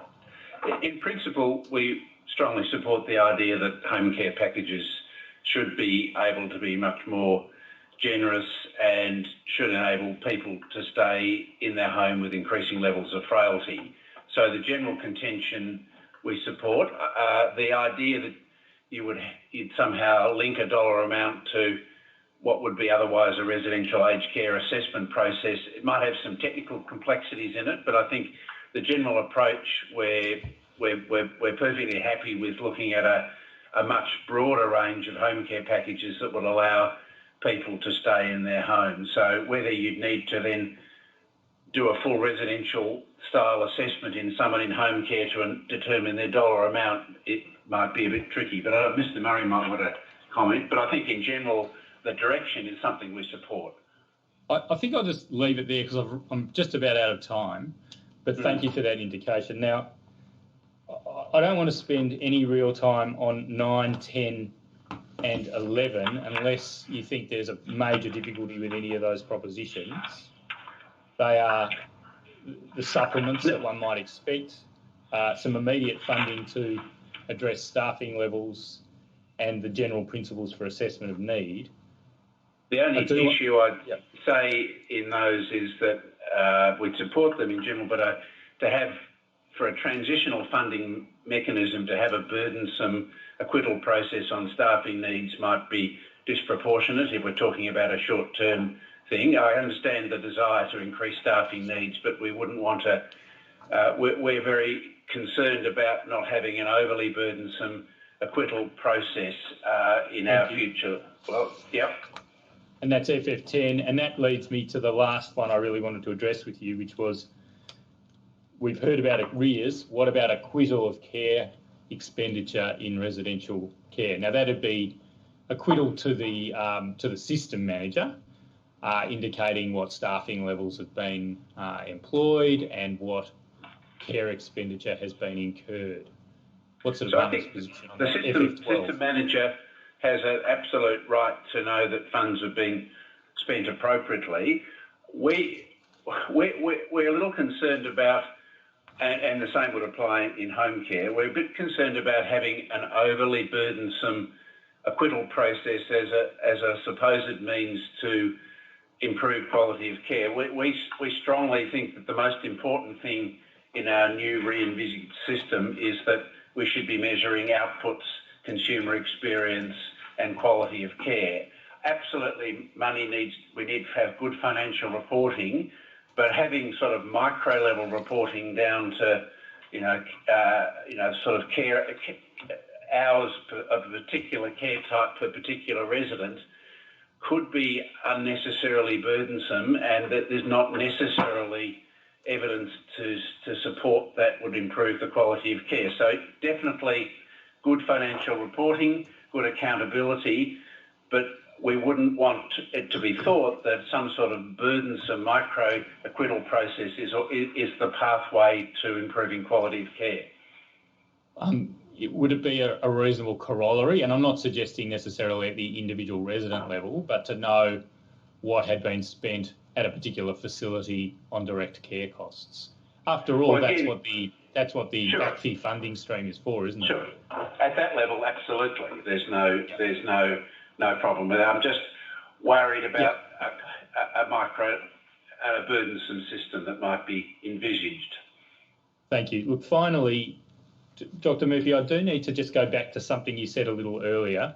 It's been raised with me, and I'm not saying that it matters that it's raised with me, but I'm interested in just clarifying something that you said. You said when I was asking you about the steps that had been taken, particularly in 2016 on the indexation freezes, but I understand there was an earlier event that was similar in 2012. In any event, with reference to 2016, I think you were saying we've been developing an act to move to a system which involves independent assessment. We absolutely accept that the ACFI instrument, and that was the only tool available at the time to deal with the massive growth in costs. I accept that in that there were a lot of providers were overclaiming, and then you said I don't blame them for it. The tool is not an appropriate tool. Mm-hmm. We have to move to something better, and I think we've acknowledged that and we accept that, and then we moved on. I just need to ask you about the tension between your point about not blaming these providers for this supposed overclaiming. Sure. And how you really reconcile that with what happened as a result.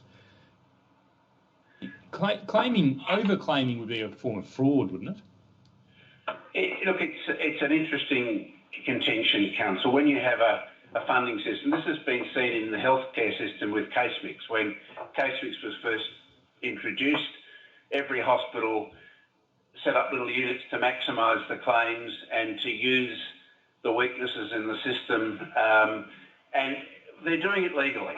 And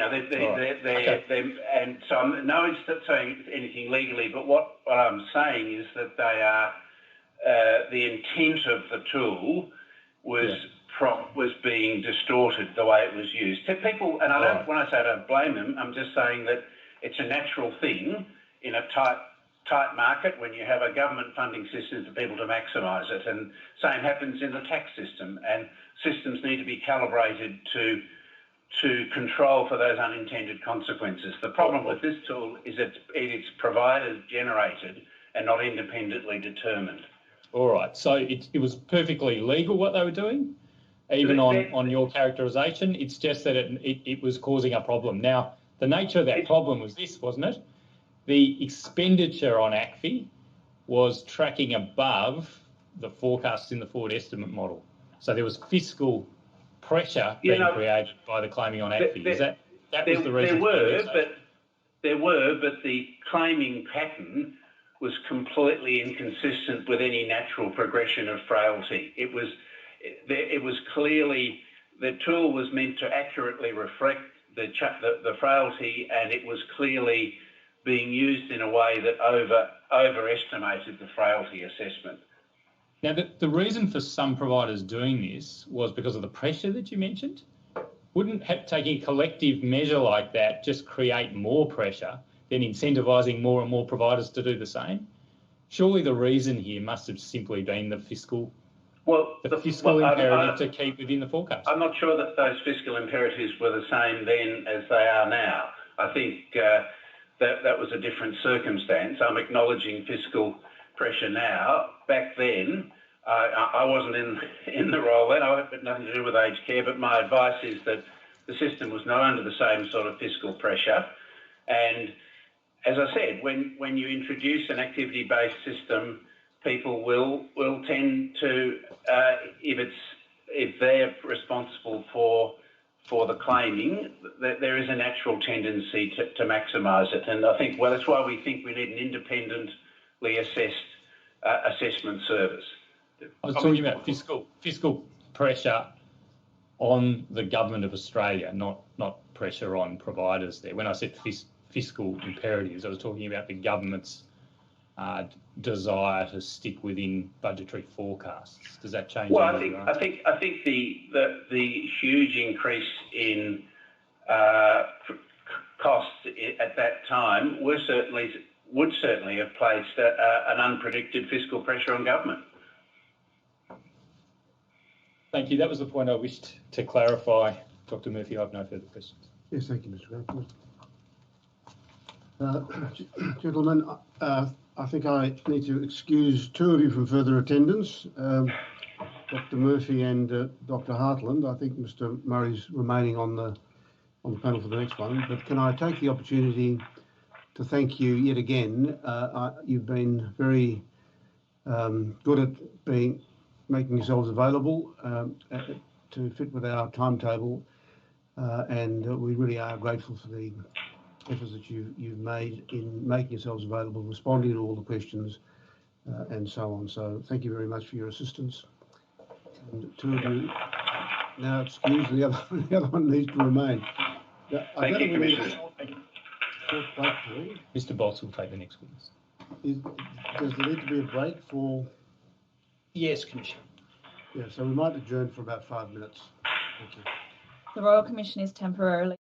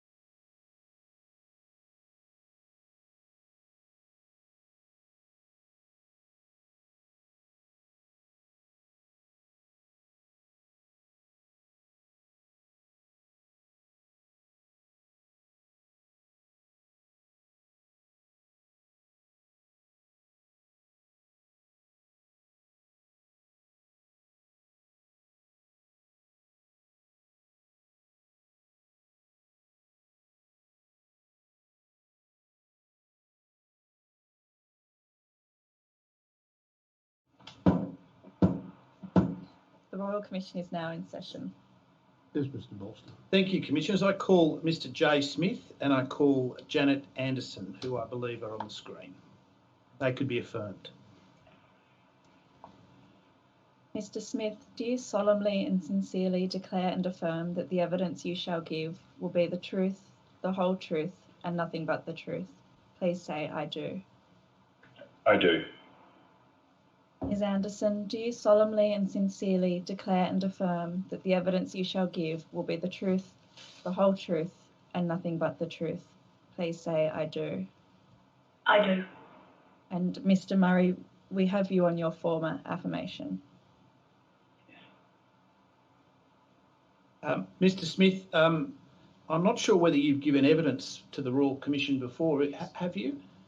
Yes, I have. Given that all three of you have given evidence, I'll skip with the introductions because we all know who you are. Could I ask whether each of you have had a chance to have a look at the Department of Health and ACQSC statement from the 2nd of March of this year, which is at tab 116 of the General Tender Bundle, which is Exhibit 21.1? Yes. Yes. Yes. Is there anything in that that needs updating or needs to be corrected? No. No. Right. And I think there was a response to a notice to produce documents dated the 2nd of September 2020, which is at tab 104 of the exhibit. Are you each familiar with the material contained in that? Yes. Yes. And is there anything that you wish to add or correct about that material? No. No. If we could begin with some general propositions which seem to flow from the material that has already been provided to the Commission, to this Commission, by both the Department and the Quality and Safety Commission. There's a general recognition, I take it, that there is a need to strengthen the existing prudential regulatory framework.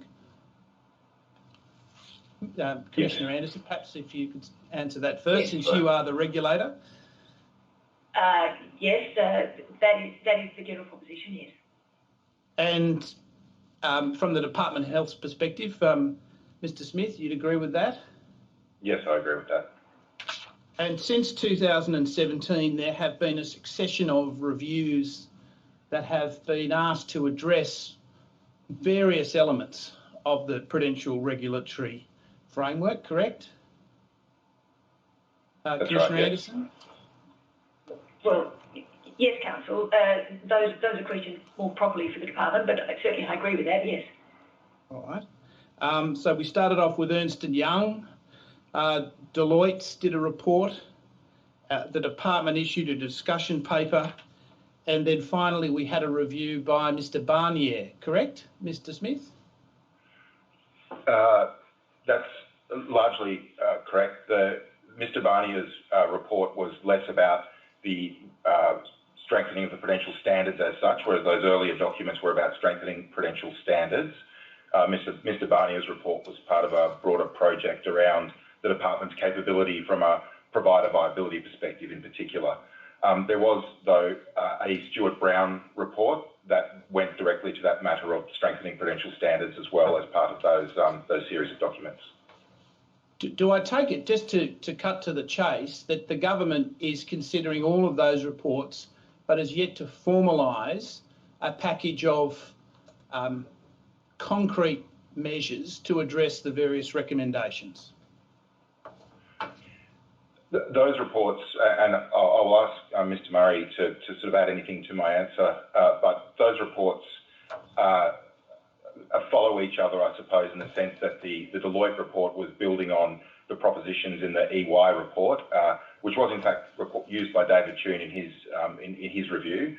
Government announced in May 2018 that it in principle supported a review of a strengthening of the prudential frameworks, and it put in place action in relation to a series of measures that would achieve that. The follow-up to that was the Deloitte report and the Australian government consultation, and then leading on to that was the Stuart Brown report, which is really to put the implementation details together. Thank you for that. the ACFA, the Aged Care Funding Authority, is on the record as saying that the current prudential regulatory system is intended to protect and ensure the return of RADs to RAD-paying residents by residential aged care providers. If you assume that RADs also extends to bonds, do you accept that as an accurate statement of where the regulatory balance lies at the moment? Yes, I accept that. Yes. Does the Commonwealth agree, though, that there's probably a more fundamental and significant purpose to prudential regulation at the end of the day, and that's about preventing quality of care issues arising that impinge or have the ability to impinge upon the care that's provided to residents? Yes, I accept that there is a connection between prudential oversight and financial performance and the ability of providers to, over time, be able to provide that quality care and to remain in business to provide quality care. Is it a flaw in the current regulatory system that purpose is not expressly stated anywhere? I would say that. Oh, sorry. No, please continue.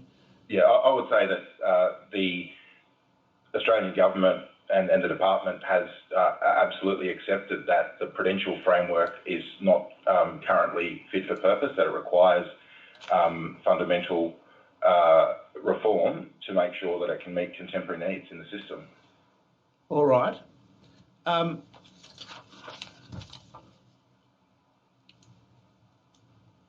If we go to your joint statement, which is at tab 116, and we go to paragraph 7,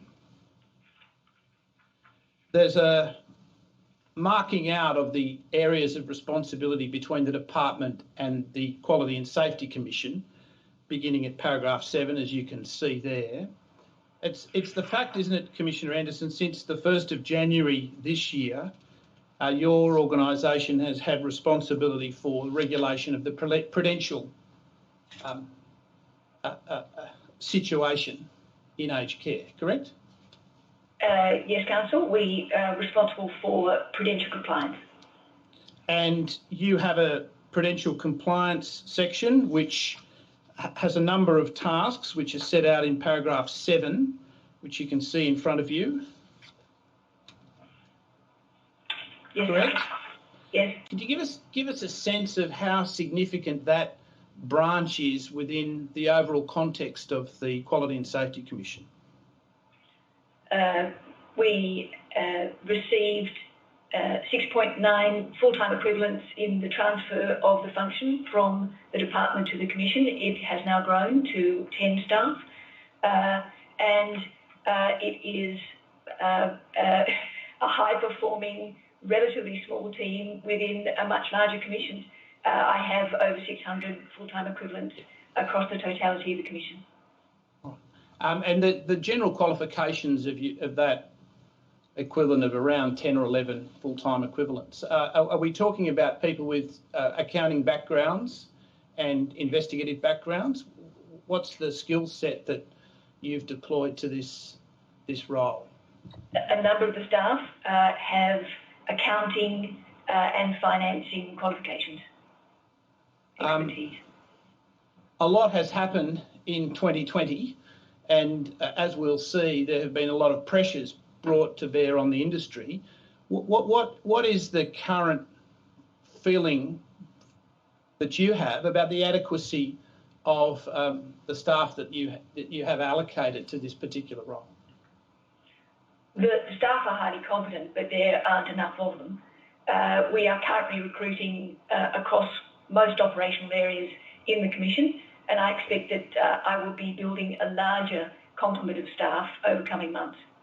And have you mapped out the number of staff that you think is an appropriate level to deal with the responsibilities of the Commission? That's a fair question, Council. The answer is no. It's a work in progress, but I expect I would be well placed to answer that even as soon as 2 or 3 weeks' time. Now, there's a parallel responsibility on the part of the department, which is indicated in paragraph 9 of the statement. Mr. Smith and Mr. Murray, you're familiar with the prudential and financial analysis section known as PFAS, correct? Yes. And what's the equivalent staffing of PFAS that's associated with the prudential regulation aspect of aged care? So I should say that since this statement was issued, the department has, my division, Residential and Flexible Aged Care Division, has undertaken some restructuring. That section has moved and has changed names and has also expanded in responsibility. Unfortunately, I can't give you the exact number of FTE working on the particular functions that were previously held by that section, but it is part of a broader sector support task force that currently has 25 staff in it. It is responsible for prudential risk analysis, which is what this PFAS section was doing, as well as broader sector viability analysis and outreach to providers at risk. I'd be happy to provide details of that new section structure, but I just don't have it in front of me with the numbers of FTE, I mean. We might list that down as homework. Thank you for that. The task of PFAS would seem to me from the statement, and correct me if I'm wrong, involve receiving the 3 reports of a financial nature that providers are required to file by the 31st of October each year, correct? Yes, that's right. And you put that in a format that is capable of being analysed by people within your division, correct? It's received in a format, and this is where Mr. Murray might need to provide some more technical detail, but the information is received in a format that's digitised that can then be put through an automated risk assessment system. And you wanted to add to that? Mr. Murray? Yes, no, just confirming, yes, most of the main part of the information comes in digitally now, and we can therefore run that through our system. There are some other more hard copy sort of versions of information which the team will also analyse to support that. All right, but by February of this year, you had produced a first pass report which summarised effectively the prudential and liquidity position and a whole range of other risk issues for all of the providers in residential aged care, correct? That's correct. And that was based on the material that was lodged in October, by the end of October 2019? Yes, that's correct. And there are about 35 or so providers who hadn't given you complete information, correct? Yes, there is always normally some follow-up on some providers. Is it your branch, Mr. Murray, that carries out the first pass analysis? It wasn't until recently, until a few months ago it was. All right. Well, let's just talk about the last reporting period. And it was not until February of this year that the report of the first pass process was provided to the Quality and Safety Commission. Is that right?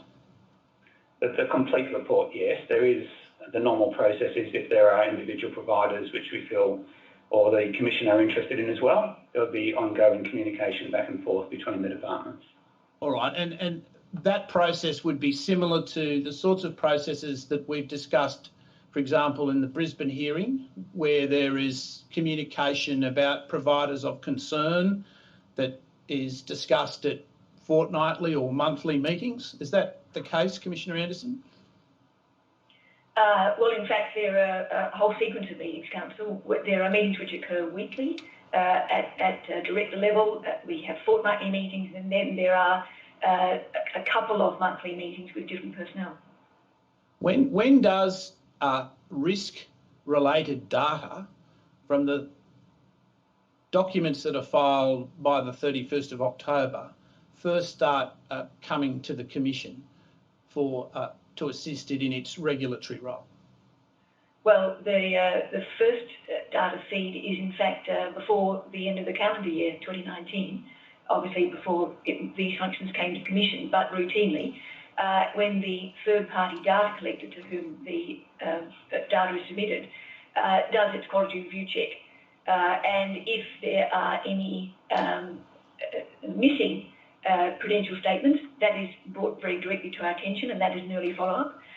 If they trigger any threshold criteria, such as very low liquidity levels, that is also brought to our attention earlier. So we get an early feed from them, and that becomes something that we would move on more quickly. And then the first pass risk assessment comes to us, as you've observed, in February, with the detailed risk assessment following that. Given that bifurcation, does that bifurcation stand in the way of effective regulation in the context of the prudential role that you have primarily, Commissioner Anderson, but which seems to be extremely dependent upon what the department does? Commissioner Anderson, what's your perspective on that? Council, we make it work.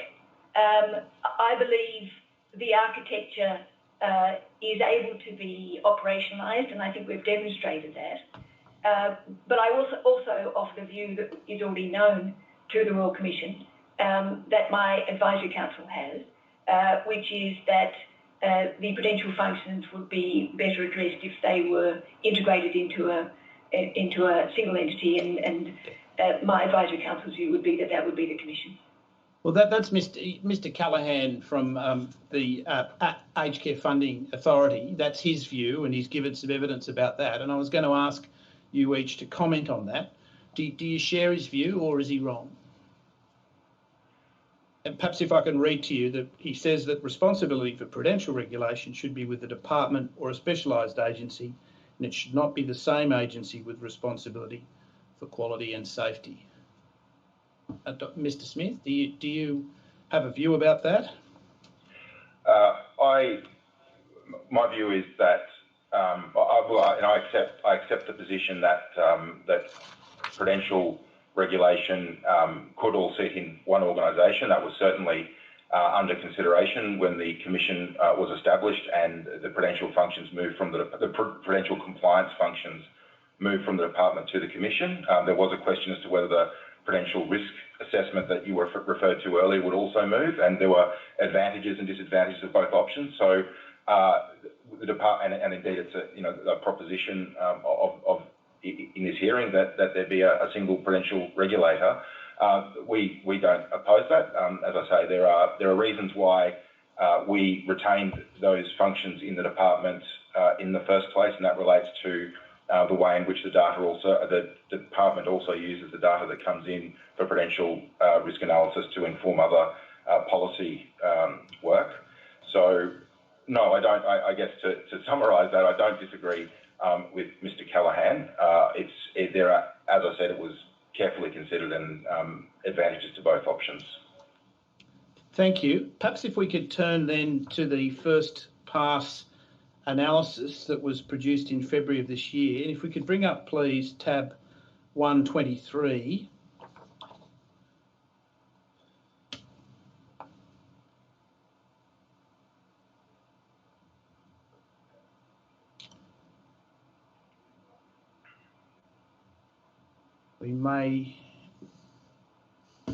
It's an Excel spreadsheet.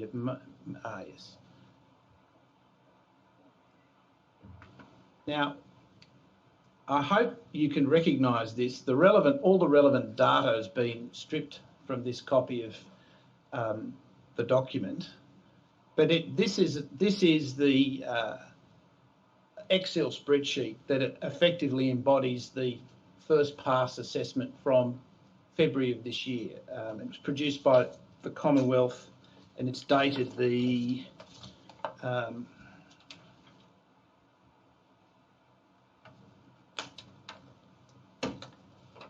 7th of February 2020. So, Mr. Murray, that's roughly when you would have completed the first pass assessment, correct? Yes. And effectively what this document is, it's a list of every approved provider and how they rank one against the other on a scale of prudential performance. Correct, Mr. Murray? That's correct, yes. And you give each provider a score. It's a ratio, and I understand we can't go into how you come up with that score. That would reveal some commercial in confidence material, so we won't do that. But you rank providers by reference to severity. You have severe risk assessment, you have a high risk assessment, you have a moderate, and you have a low risk assessment across all the providers. The document provided to us indicates that as of February 2020, allowing for 35 incomplete providers who hadn't provided all the documentation to enable the assessment to occur, there were roughly 110 providers who were severe, in the severe category. Can you give us a sense of what a severe prudential risk means when you have a score above 3.63? Mr. Murray, perhaps? Yeah. So the scheme is designed to give a relative rating of each of the providers. And yes, we've labelled them severe to high to moderate to low. Now, the intent of that is it does not necessarily mean that provider is breaching prudential standards or that they are necessarily going to fall over tomorrow, for example.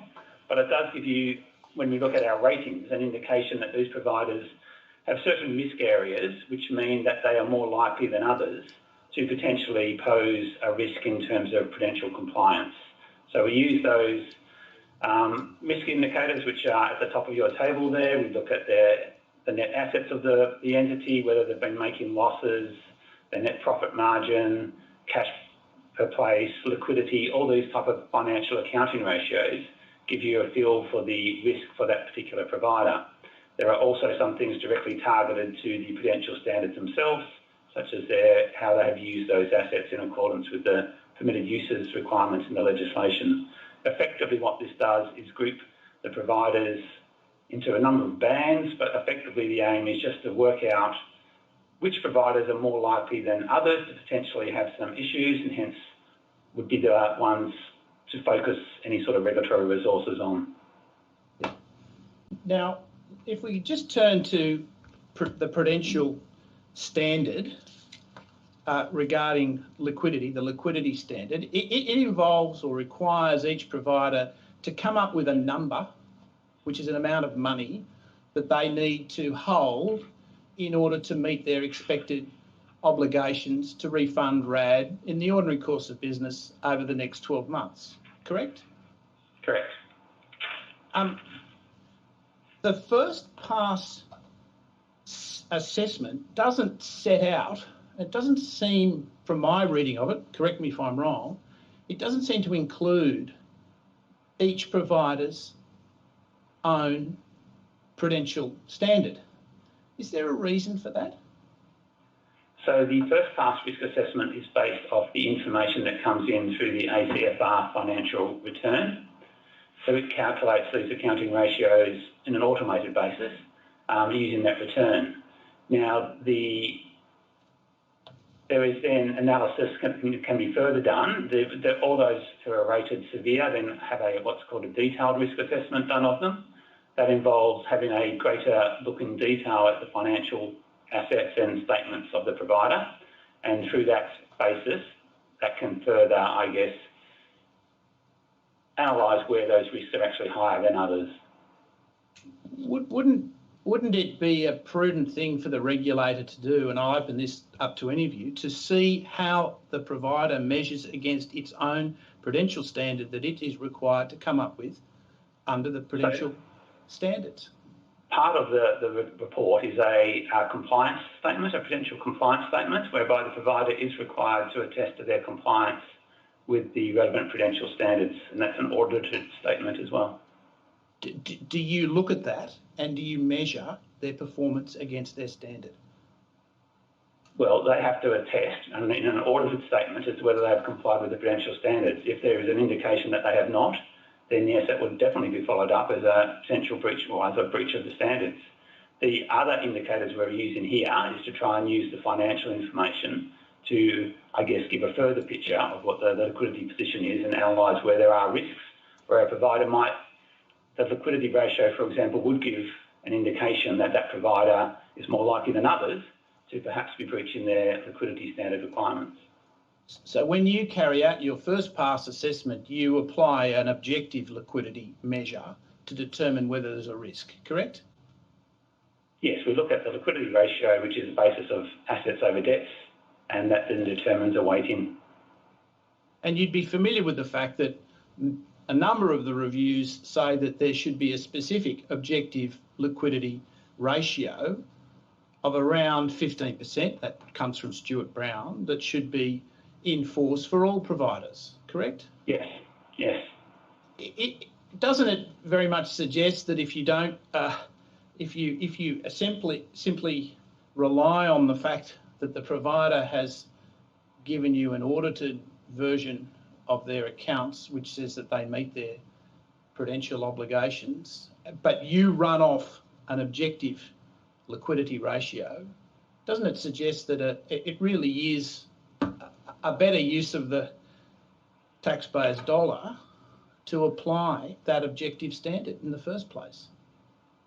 Well, we support going forward that a liquidity standard would be an additional benefit to the system, and if that is then put in place, then of course that would be the easier thing to then assess compliance at. At the moment, however, we can calculate a liquidity ratio ourselves, and that then builds into our risk assessment, and clearly providers who have a very low liquidity ratio would get a high risk rating. You have to wait though till you get the accounts in October, do your analysis, which you achieve by November, December, January, before you can figure out what the liquidity position was as of the 30th of June last year, correct? Yes, there is a delay in the reporting. One of the projects which we have been working on this year is involving us going out and doing proactive contact with higher risk providers. And at that point, we actually get more up-to-date financial information. That's almost the first thing we do to ensure what the currency of the current situation is. We'll deal with this when we go through the propositions in turn, but wouldn't that suggest, given the time lag and given, as we've all found out this year, how quickly things can change, may I suggest to you it's too long to wait till February before you can rank everyone on their liquidity? We would actually support that is an ongoing, continuous disclosure situation where there are significant changes that they're reported? Yes, and again, some of the recommendations coming out of the review are to go down that path, and we would support that path and support more regular reporting. All right. Now,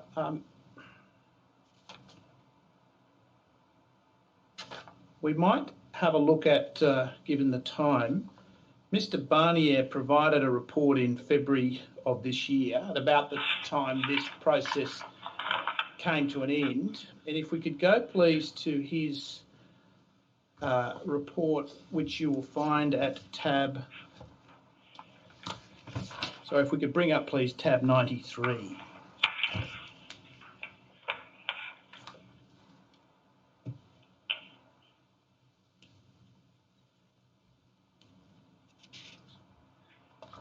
If we could go, please, to page 3504. I take it each of you is familiar with Mr. Barnier's report? Yes. So he was reporting on the 25th of February of this year, a third of providers were experiencing immediate or imminent financial stress based on data to the end of 30 June 2019, correct? Yes, sir. That was consistent with the analysis you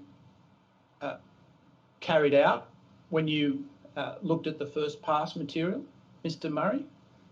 Yes, it's broadly consistent. Mr. Barnier's work slightly refined some of the ratings in effect, given some of the criteria, and a slightly more focus on the immediate sort of cash issues as opposed to some of the broader prudential issues. Yeah, and he identified, didn't he, that there were a number of providers who were experiencing immediate or imminent financial stress that required close scrutiny. Correct? Yes, that was his conclusion, yes. I think if we go over to 3506, which is 2 pages long, and you'll be familiar with what he had to say about all of that, including the fact that there were 89 providers that he predicted would be in severe financial stress within 2 years. Did that come as any great surprise to the department? So, I mean, the department is aware that the sector has been facing financial stress. That has always been at the focus of the work we have been doing to date, and certainly the reason we engaged Mr. Barnier to undertake this project was to get another look at that and understand what the quantum of those issues are.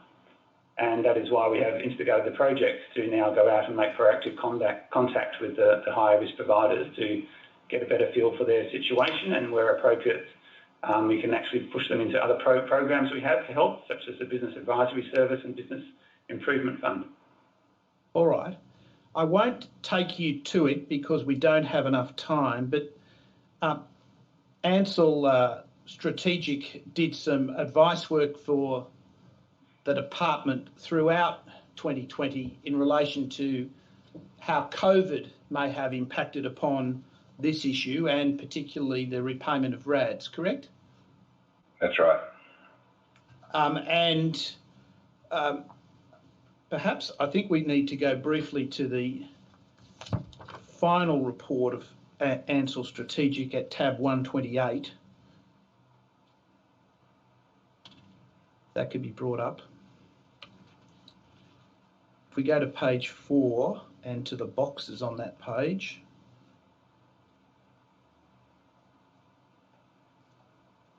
we could bring out the first box, occupancy.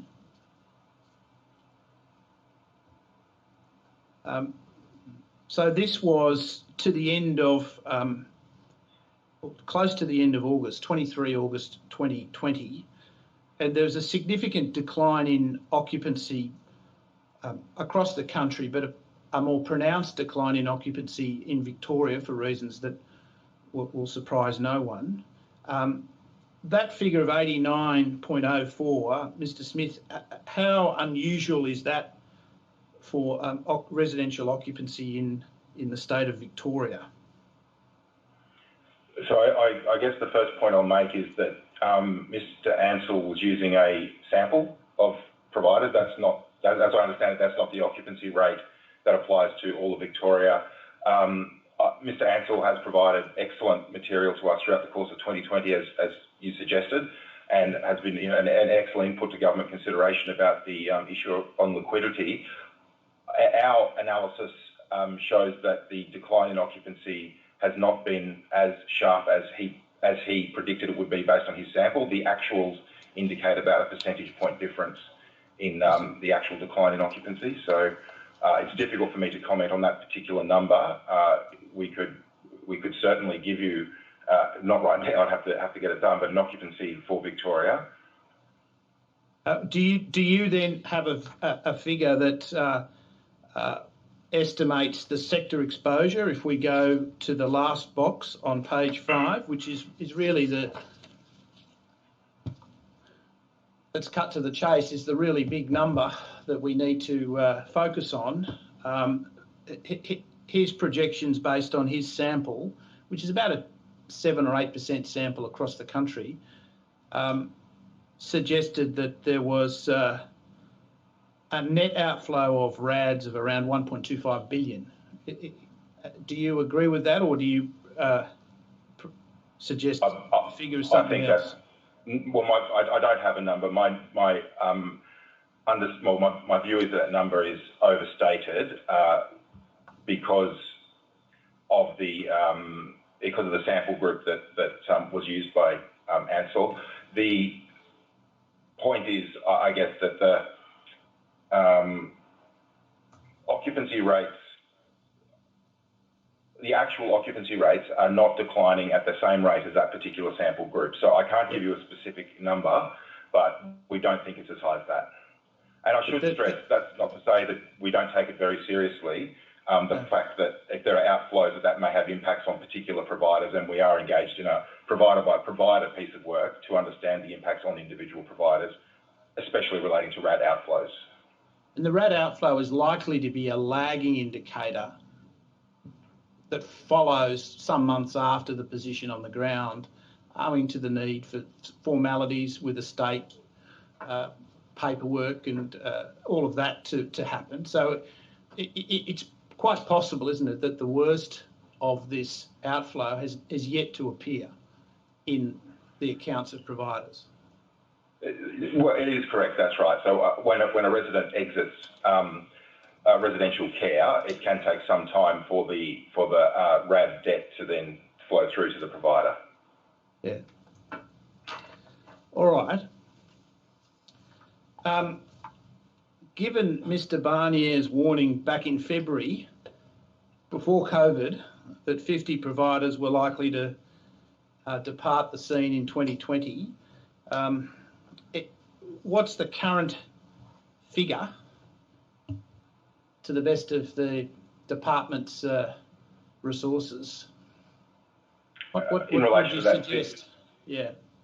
Well, Mr. Barnier's figure of 50 related directly to his risk assessment that there would be, well, in the order of 46 providers at extreme risk. Each of those providers have been directly contacted by the department, with the exception of 3 who are in sale or transition processes. So the department's actively working with all of those providers to offer them supports that might be available through the Business Advisory Service or the Business Improvement Fund. So I guess to add to that, what we've done is extend that risk analysis to other providers that might be at risk, maybe not at extreme risk, but we have a broader list of providers that we're actually going out and working with actively. That's what Mr. Murray was referring to earlier. Yeah, and to be fair, there is a letter at tab 110, which I won't bring up because we unfortunately don't have the time to do it, but which shows a whole range of action by the government in relation to this particular issue. You're familiar with that letter? I believe I know which letter you're referring to, yes. Yes.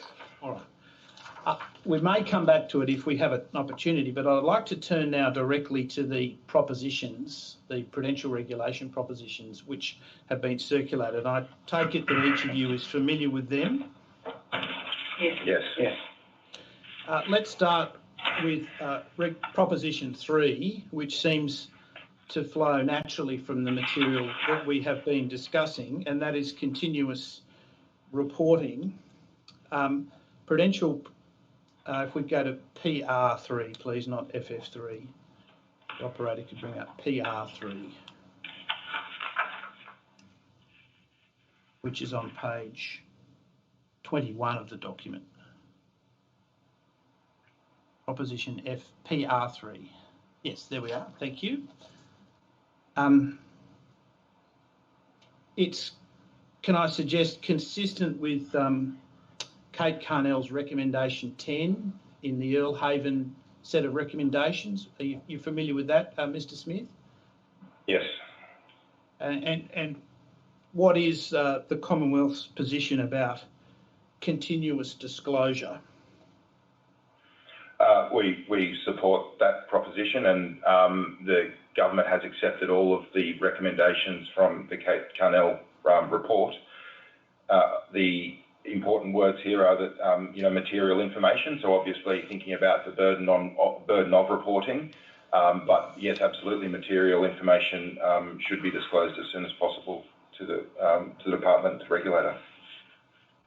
Your joint statement back from March speaks in terms of changes that could address this issue of reporting frequency. Has the Commonwealth actually made a decision to introduce a continuous disclosure regime?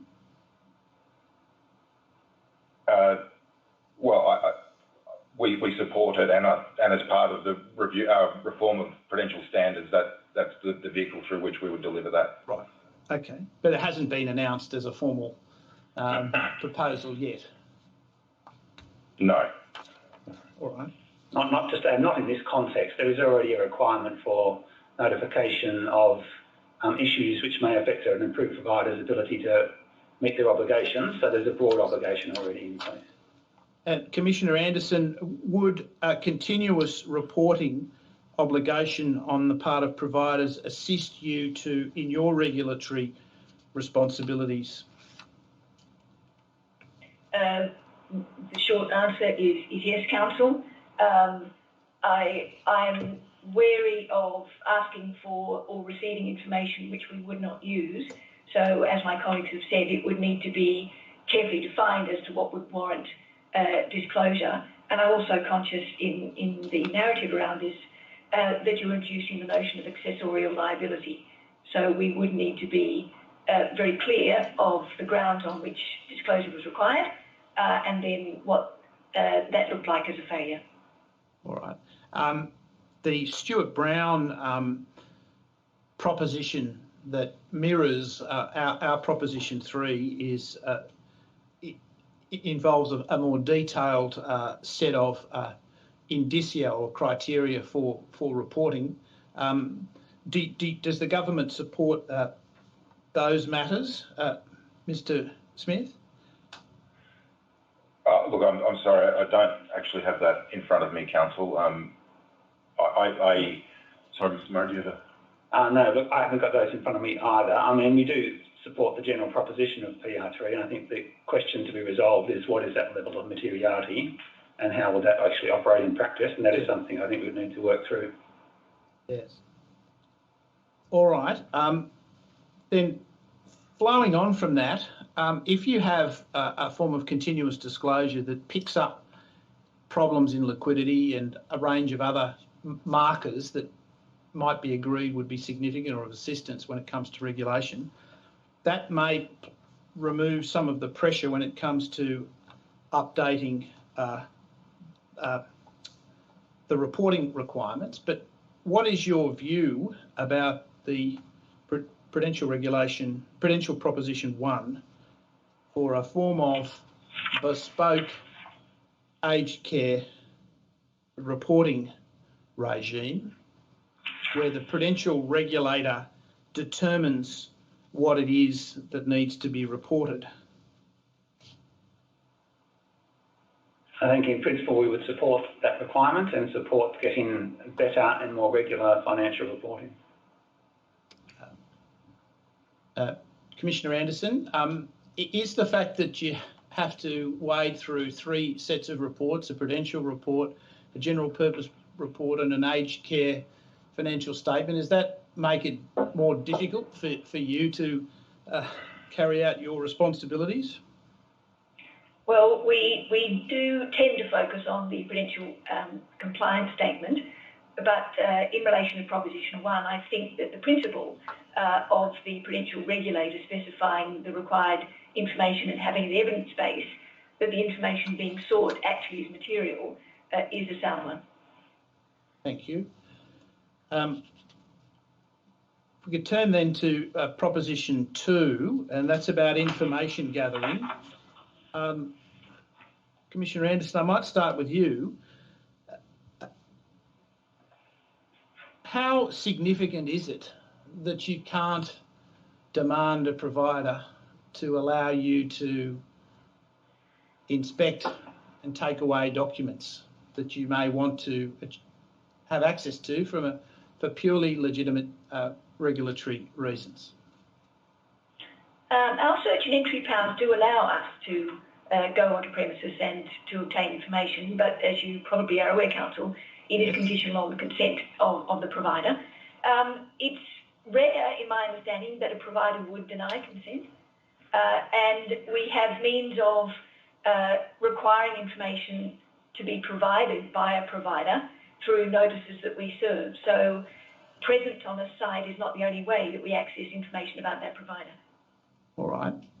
But are you hamstrung by the current provisions that enable a provider to deny you access? Not that I'm aware of, Council. All right. What do you say then about proposition 2? I understand what you're reaching for, and I think judiciously used, it would serve a useful purpose. What's the department's view, Mr. Smith? I'd agree with Commissioner Anderson in relation to that. The department's experience when it's been on its outreach program with providers at risk, I found them providers generally are very willing to have us in and show us the information we need to be able to make those more detailed assessments about viability. But again, used appropriately and having that power could be a useful thing.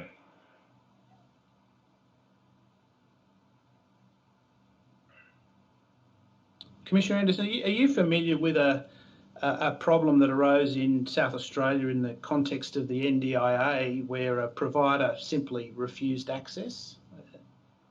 Has that come across your desk? I'm not, Council. No, thank you. It has If we could perhaps bring up tab 104 and go to paragraph 10, please.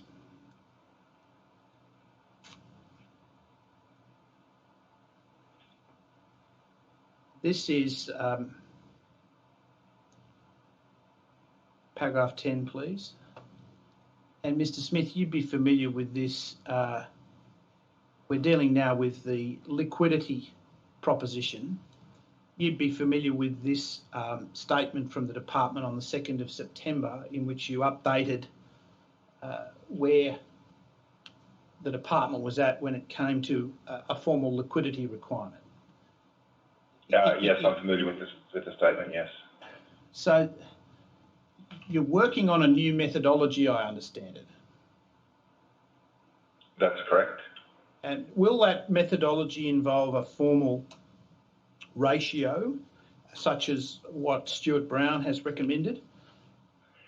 My understanding, and I really will have to defer to Mr. Murray for detail, is that would still be a matter for a reform set of prudential standards. Yeah. Mr. Murray, our proposition says the prudential regulator should be able to determine what a liquidity standard is. Stuart Brown say that an objective, a clearly defined rate of 15% should be imposed. What's the direction the Commonwealth is moving towards? We support the general principle of having a prescribed liquidity level. I think it would be appropriate for the regulator to have some discretion perhaps over that to adjust to particular circumstances, but we support the general principle. Well, I think we'll come to the flexibility when we come to proposition PR7, but I think you've answered my question about PR5. I think Kate Carnell made a recommendation number 6 on the same issue. Is there anything that flows from that we need to know about, Mr. Murray? Sorry, which recommendation of Carnell? If you go to the joint statement, tab 116 and page 3578, you'll see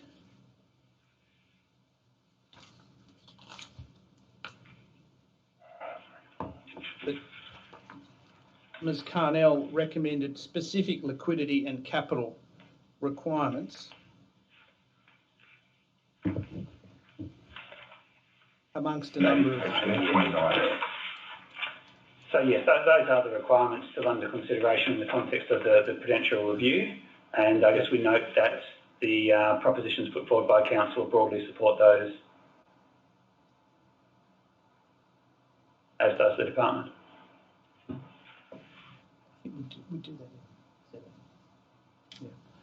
Yeah. Capital adequacy is a slightly different issue. What's the, from the Commonwealth's perspective, what's the material difference between a liquidity ratio and capital adequacy? Mr. Smith? I'm sorry, I'll defer to Mr. Murray for that. So the liquidity ratio is obviously very much about the short-term ability of the provider to meet its liabilities, so it has a more immediate, focus. The capital adequacy requirements are generally more about the long-term sustainability of the provider. They provide, in effect, an extra buffer in terms of if the provider was to have a series of loss-making years, for example, that they have a buffer to sort of deal with that. So both are important. The Stuart Brown report has noted in their view that liquidity is probably the primary one to focus on in terms of viability issues for the sector, but the potential for capital adequacy requirements could add some further strength, to the soundness of providers. I think in fairness to Stuart Brown, their position was that if you increased the level of reporting so that you had a much better idea of what was happening at any given time, then you wouldn't need a capital adequacy. Does that proposition find favour with you or not? I certainly understand the proposition and where it is coming from. The liquidity ratio, I think we would agree, would be the primary thing to bring in. The capital adequacy requirement probably is something that possibly needs a bit more further reflection. We already take into account net asset requirements in our risk ratings, for example, so it's already something we consider. And I guess the question is to whether there would be great benefit from expanding that to have some prescriptive ratio, which again, particularly in the capital adequacy requirement, would probably have to vary between different providers. Commissioner Anderson, as the regulator, do either criteria assist you when it comes to working with providers to come back into compliance? Which do you pay most attention to, the liquidity ratio or the capital adequacy ratio? Well, the liquidity ratio is nested within the prudential standards as part of the way we would assess compliance with those standards. We do look at liquidity levels, and particularly in the context of a liquidity management strategy that each provider is required to produce if they are managing RADs. So, and we do find from time to time that there are low liquidity levels, and indeed there are also self-disclosed breaches of that particular requirement, where a provider has not anticipated the number of RADs that would need to be refunded in a particular period and has run short of cash. When we engage with providers, we often find that they can self-correct quite quickly by extending a line of credit or in some other way ensuring that they can cover that short-run difficulty. I guess my question is this: which is the most useful thing for the regulator, for you as the regulator, to work with in your operational work? I'll offer you a view rather than evidence-based conclusion, Council. My view is that the liquidity ratio is the more valuable of the two. All right. And why is that? Because it goes to performance against the financial obligation that the RAD presents. It's not to say that the other is inconsequential, however, and I wouldn't want to suggest that capital adequacy is irrelevant. Yes. We could then turn to Proposition 7, which is about style, tools for enforcing the prudential regulations. I think this gets to the proposition that the regulator needs to have flexibility to impose particular obligations on providers once a risk is identified. What's your view about that approach as reflected in Proposition PR7, Mr. Smith? Look, broadly, we support that, that the regulator would need the appropriate tools and the appropriate kind of range of different response options to be able to effectively manage prudential requirements and oversee prudential requirements. And Commissioner Anderson, would that proposition assist you? Yes, I suspect this is the regulator's equivalent of train spotting. I can appreciate the elements of your list. But if I may, Councillor, and briefly, I think there's a bit missing. The heading is enforcement, but nowhere in your propositions do you give weight to education, guidance, and encouragement to best practice.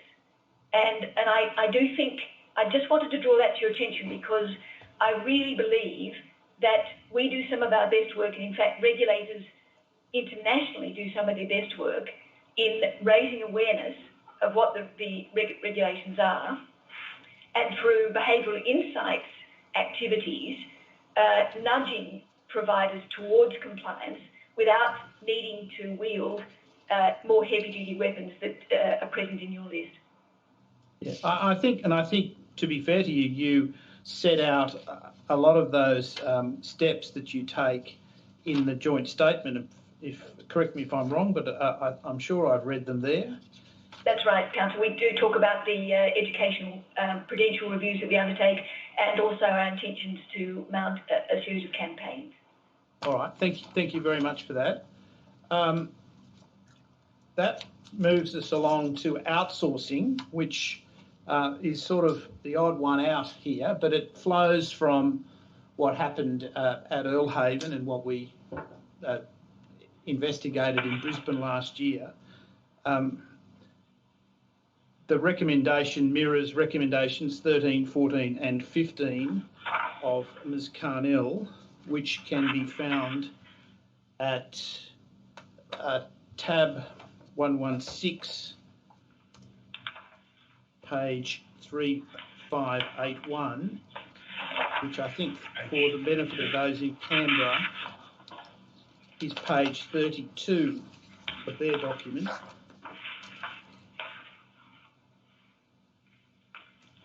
And Mr Smith, you record that there was implementation, at least in March of 2020, to give effect to those three recommendations, which seem to flow from and mirror our recommendations.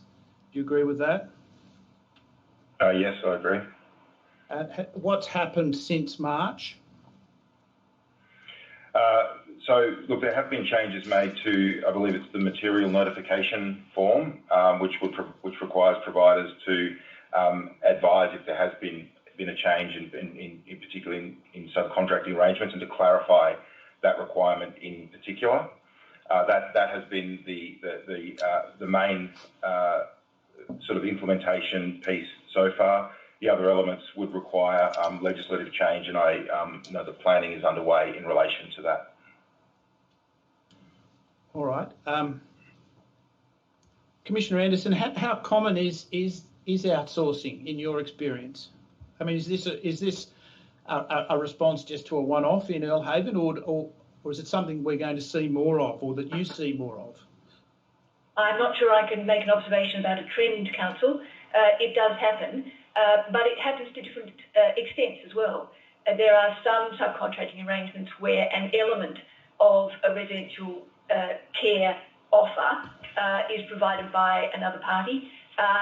In other circumstances, such as we saw in Earlhaven, the entirety of the service is, the management of that service is outsourced. In my understanding, the latter is less often the case. I don't think we're talking about bringing in contract physiotherapists or bringing in contract allied health, but I'd be interested to explore the boundaries with you. If you bring in a labour hire management team that's completely separate as a corporate entity from the approved provider, where there are no links of a corporate nature between the two entities, surely this would apply to that sort of situation, or should apply to that sort of situation? I can consider that there are specific risks which would potentially attach to that arrangement. Each circumstance would have to be considered on its own conditions, but I think the general point you're making, Council, is well made, and I think those matters should be more carefully considered for their potential risk. Mr. Smith, what's the sort of boundary that the department has in mind from a policy perspective of this sort of provision? Well, I think Ms Anderson's point is also well made about there are different circumstances that apply. I would say that it relates to this sort of outsourcing, I suppose, or the subcontracting of care arrangements. Where you draw the line on that is more difficult to determine, but that's how I would see it. And finally, if we turn to proposition PR8, and that's building the capability of the regulator. Commissioner Anderson, we discussed this briefly earlier.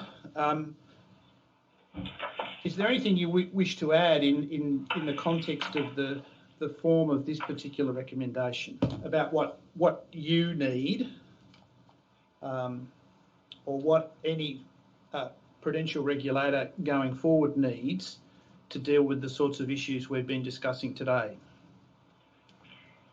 Engaging with the propositions in totality, Council, there are threaded through them, I think, on at least 3 occasions, references to concerns about quality and safety of care. And then in Proposition 8, we see in B this reference to building a risk profile of aged care providers. The question which came to my mind, if the prudential regulator is to be separate from the quality and safety regulator, then there would need to be far greater clarity about the way in which those 2 entities would work together in order that they didn't cross each other unhelpfully and that they weren't doing each other's work with inadequate information available to them to draw conclusions. Their remits, if they are distinct, would need to cross-refer in a very constructive way. And so building a risk profile, if that risk profile were to be entirely separate from the risk profile which is available and being further developed for the commission I lead, I think would introduce more problems than it solves. Mr. Smith, what's the Commonwealth's perspective about PR8? Well, look, and in principle support that, but support what Ms Anderson said, and the reference to risk profile is an important one. The department has its own responsibilities, which are outside of the prudential compliance framework relating to provider viability. Risk assessments, though, that we do there would have a lot of relevance to prudential compliance arrangements. So the communication and the ways in which the different tools are shared or accessible by all parties is important, but the fundamental principle of increasing capacity, having the right skill sets available to undertake risk assessments and to undertake audits and financial analysis is very important. It's something the department is focused on and is continuing to do.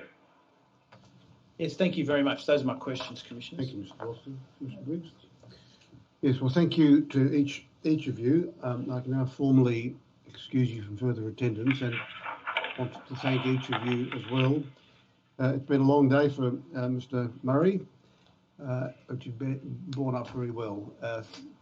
Thank you for the time that you've given to this. I know that it's time-consuming, both in preparing for the matter, the background work that you've done, being on top of all the figures and the details. We're very grateful for the assistance that you've given us in considering these matters. So thank you very much indeed.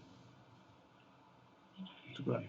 Thank you, Commissioner. I'll call our last witness for the week. I call Campbell George Ansell.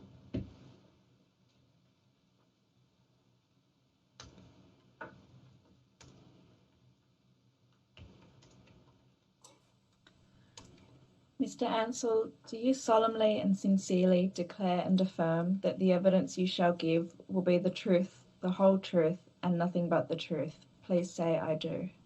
I do. Mr. Ansell, is your full name Campbell George Ansell? Yes, it is.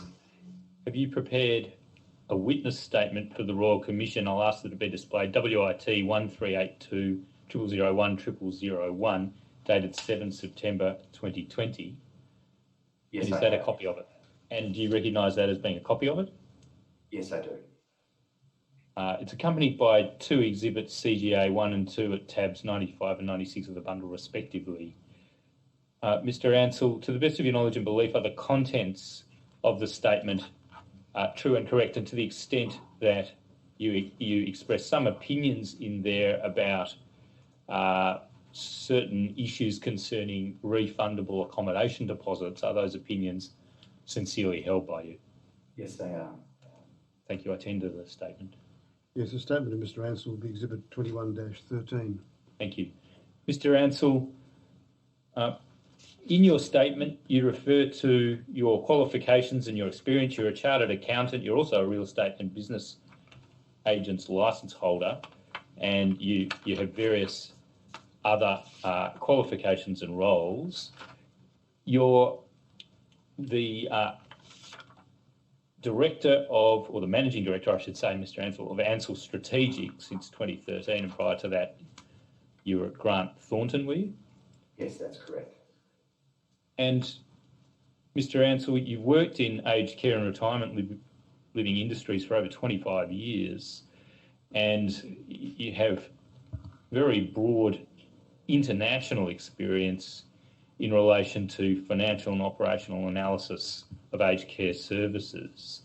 You've led major studies, you've advised governments and industry on matters of policy, financial viability and sustainability. I want to ask you just briefly also about your experience in relation to bank financing of aged care.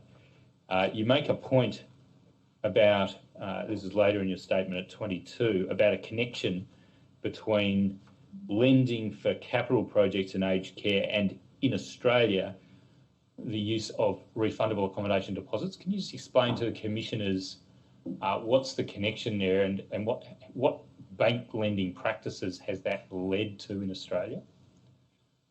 Yes, certainly, Mr. Gray. So resident deposits have an important role in the development of new homes. The major banks are accustomed to providing finance and support for providers as they build new nursing homes. And generally speaking, as residents are admitted to the new homes once they're commissioned, they will provide refundable accommodation deposits to the providers. And the banks generally expect to have most of their development funding repaid through those deposits. That's the normal process through which the majority of nursing homes are built. And has that tended to lead to shorter term lending arrangements than might otherwise be the case? Yes, it does. The majority of the property assets of the industry are funded by refundable accommodation deposits, and bank lending sits at around about $2.5 billion, relatively small portion of the total funding. And you mentioned in paragraph 22 of your statement that the repayment horizon is a somewhat shorter repayment horizon term, around 5 years, than might be the case elsewhere because of this feature of the Australian aged care financing landscape. Yes, so it takes quite a while to go through the process of planning and execution of the development of a nursing home. And then there's a period of time of ramp up where the places are advertised and residents will come in over time. That might take, depending on whether or not it's a redevelopment of an existing service, but generally speaking, that might take anywhere from 6 months to 2 years for the home to fill. And during that process, a proportion of residents will pay deposits. That goes down against the borrowings that were forwarded by the banks. And in that way, the bank's lending horizons tend to be relatively short for the development debt. All right, placing, by comparison with perhaps other jurisdictions, a little bit more pressure on a provider, which will have to meet that repayment obligation in a somewhat shorter horizon than might be the case elsewhere around the world. Is that what you're saying? That's my experience. To my knowledge, RADs don't exist elsewhere. And Mr. Ansell, in a previous session, in fact, just a minute ago, Reports that you've made to the Department of Health were mentioned, and RADs have been explained to the Commissioner, so I won't ask you to give an explanation of the function of RADs in general, but I'll just go to some important points you make in your statement and which you've made in some reports, including, I think, the ones that have been mentioned in the previous session that you've provided to the Department of Health.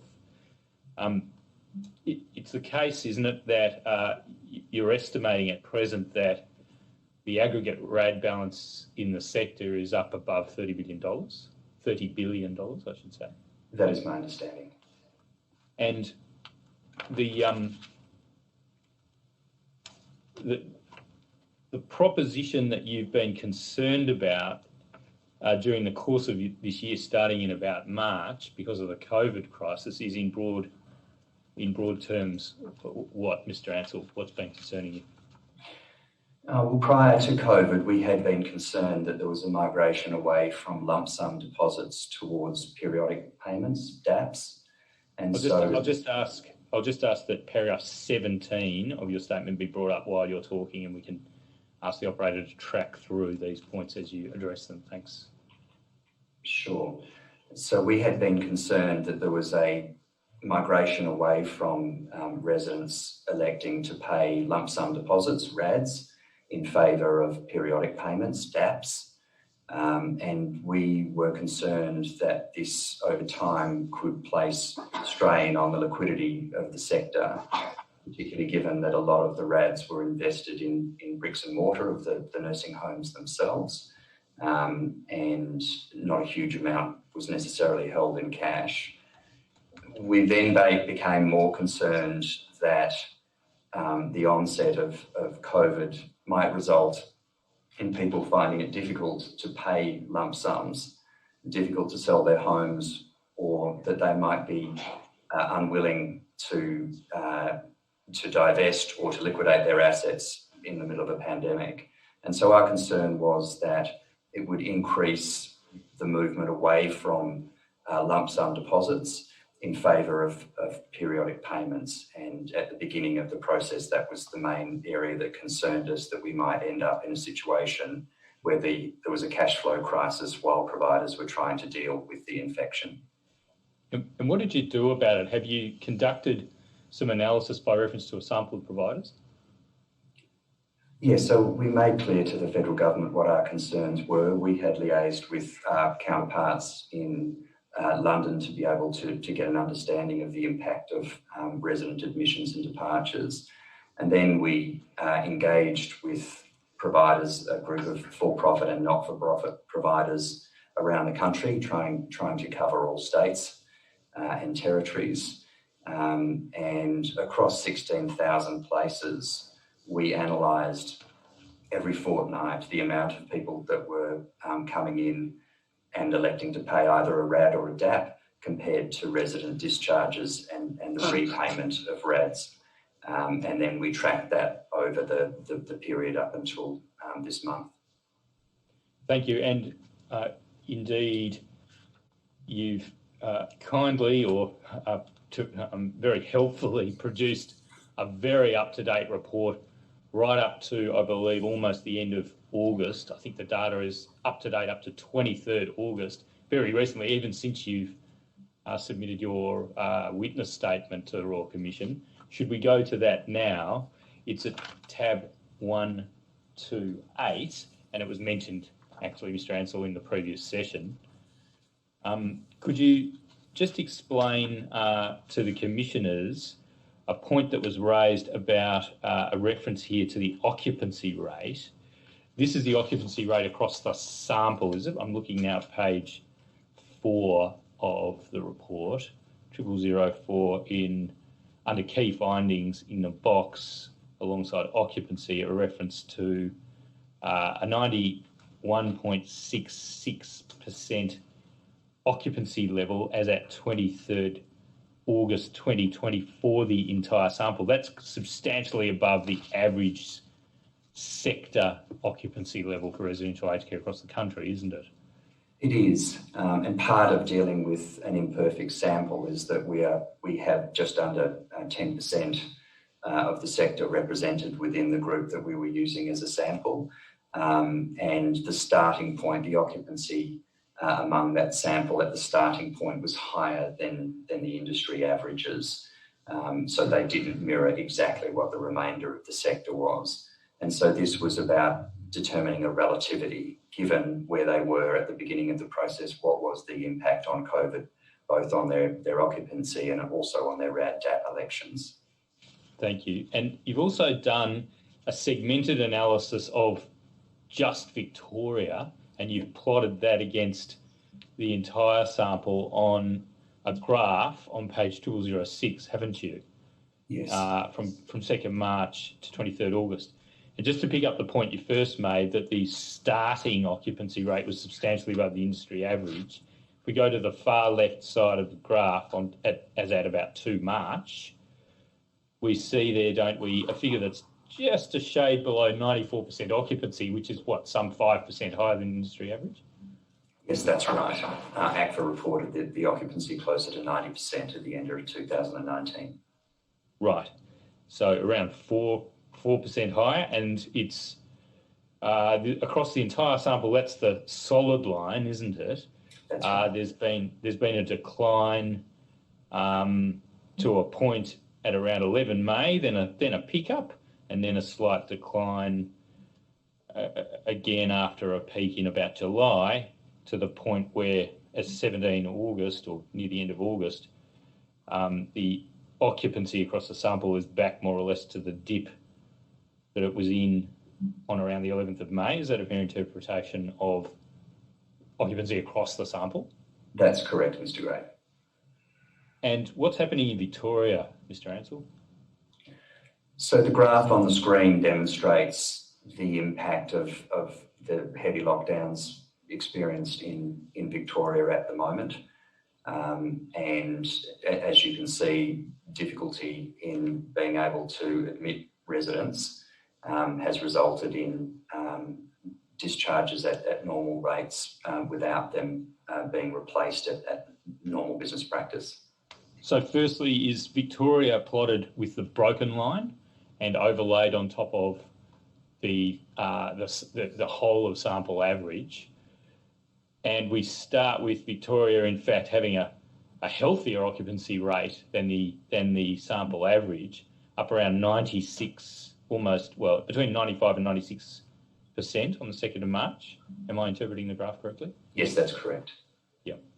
And getting down very substantially by comparison with the whole of sample average to around the 89% mark by late August. Is that right? That's correct. And can you explain what connection these data might have, assuming that they're broadly representative of circumstances in Victoria, for the liquidity position of providers in Victoria? Yes, so there's two critical elements. The occupancy one is the one that's relatively obvious from the graph that you have on at the moment. And so at the moment, you can see that from the beginning of our analysis from the 2nd of March, that we've gone from just under 96% to around about 89%. So every resident that's discharged is not being replaced, and that has an obvious cash flow consequence. If you're having to repay a lump sum and someone doesn't come in to pay a new lump sum, that's a direct outgoing.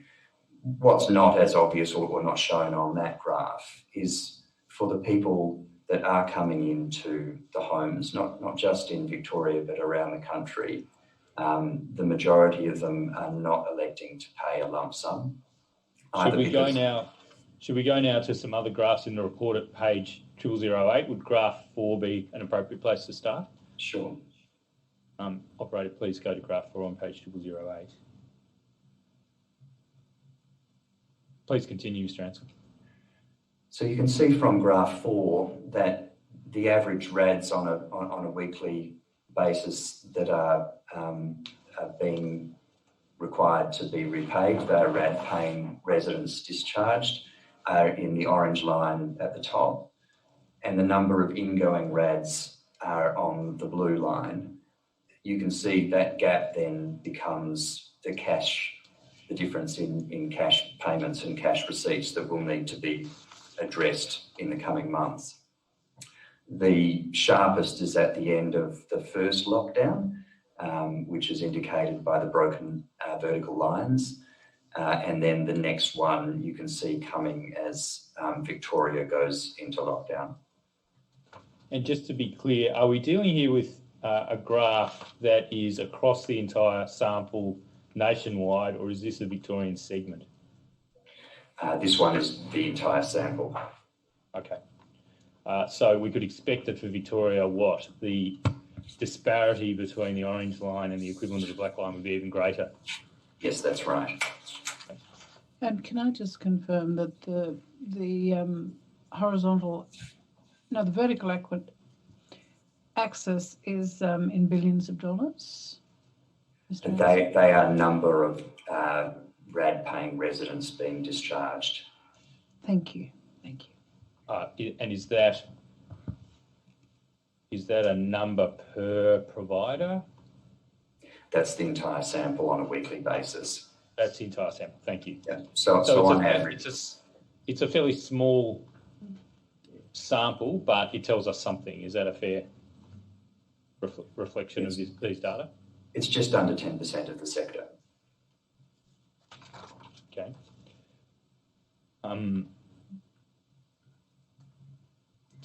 How many? In what period is that? So the orange line is just below 35. So 34 or so residents per what period? So every week, on average, 35 residents that have paid a RAD are being discharged. And that's the orange line. So that's an average across the period. And then the actual amount of RAD-paying residents that are coming in are on the dark line below. So the gap between the orange line and the red line is basically telling us the number of RAD-paying residents that we're a shortfall of. Per week? Per week. Thank you. And can I ask you to explain a graph on 0009, graph 6, proportion as a percentage of ingoing and outgoing RADs 2 March to 23 August? Yeah. What's this graph depicting? It's in effect that disparity between the two lines on the other graph depicted as bars. Is that a correct interpretation? Exactly. It's as a percentage. So the proportion of residents that are departing are in the orange, and residents that are coming in and paying a RAD are in the dark colour, in the black. Yes. Now, I imagine that this is a very difficult thing to try to determine because the liquidity of a particular provider will differ from the liquidity position of another provider. Have you had any basis to try to perform an analysis of to what extent this disparity in replenishment rate of RADs is going to impact the liquidity position of providers, or is that just impossible to tell because you'd need to know too much about the circumstances of individual providers? Yes, it's true. It is impossible to tell for individual providers, but on a macro level, we know that the level of cash that's held by the entire sector is somewhat limited. The majority of the funding from the ingoing RADs is invested in bricks and mortar. And so an outflow of approximately $2.6 billion is material to the cash holding of the sector. You mentioned earlier in your evidence and in more detail in your statement in the passage we took you to that there were in any event some structural issues that were causing you concern about RADs, namely the behavioural trend in favour of choosing daily accommodation payments rather than RADs. Also, the connection with property prices and in a falling property market, perhaps a downward pressure on the replenishment rate of RADs. And now we have COVID. what are your conclusions about the combined effect of these things? Is the current climate merely revealing structural flaws that were present all along, and where's this all going to lead? Yes, I think it's revealing structural problems with the deposit model that were going to take time and possibly in normal circumstances could be managed better. I think what's happening with COVID is it's accelerating those realities, and a combination of more people wanting to pay a periodic payment rather than a lump sum, plus any deteriorating property results from COVID, is going, and a really low maximum permissible interest rate is most likely going to drive heavy liquidity strains over the coming months. And that maximum permissible interest rate you just referred to is the conversion rate between RADs and DAPs. It's linked to the to a 90-day bill for interbank lendings, is it? That's right, and so it's linked to interest rates. So in periods of very low interest like now, the MPIR comes down to a very low number and becomes quite affordable for people, particularly if people are concerned about liquidating assets in the current environment. So that's yet another factor contributing to this confluence of events that's causing you concern that the replenishment rate for RADs will further deteriorate. That's right. All right. And do you have any solutions? It seems that you've got a short-term suggestion or solution, perhaps not a solution, but a measure that you recommend be taken, and that's essentially something you've directed to the Department of Health, is it? And you've got a longer-term proposal which might be difficult to work through, but nevertheless deserves serious consideration. Could you explain to the commissioners those two proposals? Well, the immediate proposal that we recommended back in March still holds. We don't think it's advisable just to keep a watching brief on this, waiting for providers to reach an insolvency point before they ask for help. The critical element of this, and was at the beginning of all of this, is that if a provider is finding it difficult to repay RADs, they're probably also finding it difficult to make payroll. And this is not a time for us to be confronted with nursing home closure. And so our recommendation is that the Commonwealth make available a facility that enables resident families to be repaid their refundable accommodation deposits and not causing the solvency strain or the liquidity strain on the providers that are unable to meet them themselves, and that they promote the availability of that. That's our major recommendation. Can I, just before you go to the longer term one, on that major recommendation, can I just tell you something and then ask you something? Okay. What I'll tell you is that the Secretary of the Department told the Commissioners in a session earlier today that the Department's monitoring the situation and providers of concern, and it may not have just been the Secretary, it might have been other members of the panel. There wasn't any mention of a facility of that kind. I suppose on their behalf, I should make the point and ask you.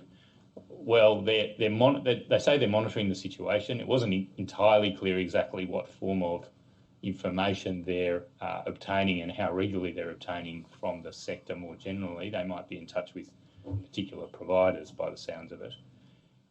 Is that sufficient? My understanding is they've been very active on the monitoring side of things. In my opinion, it's not sufficient. The financial information that they have available to them, the latest is 30th of June 2019, which in my view bears little relevance on the events that we're witnessing at the moment. They also do have access to information about providers of concern. But the most important information is the information that you have on the screen here. And that is that we are going through an event where a decline in occupancy and a transition away from lump sum deposits is creating pressure on organisations that may not have been on the watch list in the first instance. So I don't think it's adequate. You've made a point about this is in your statement, about the cash flow impacts of this deterioration in replenishment rate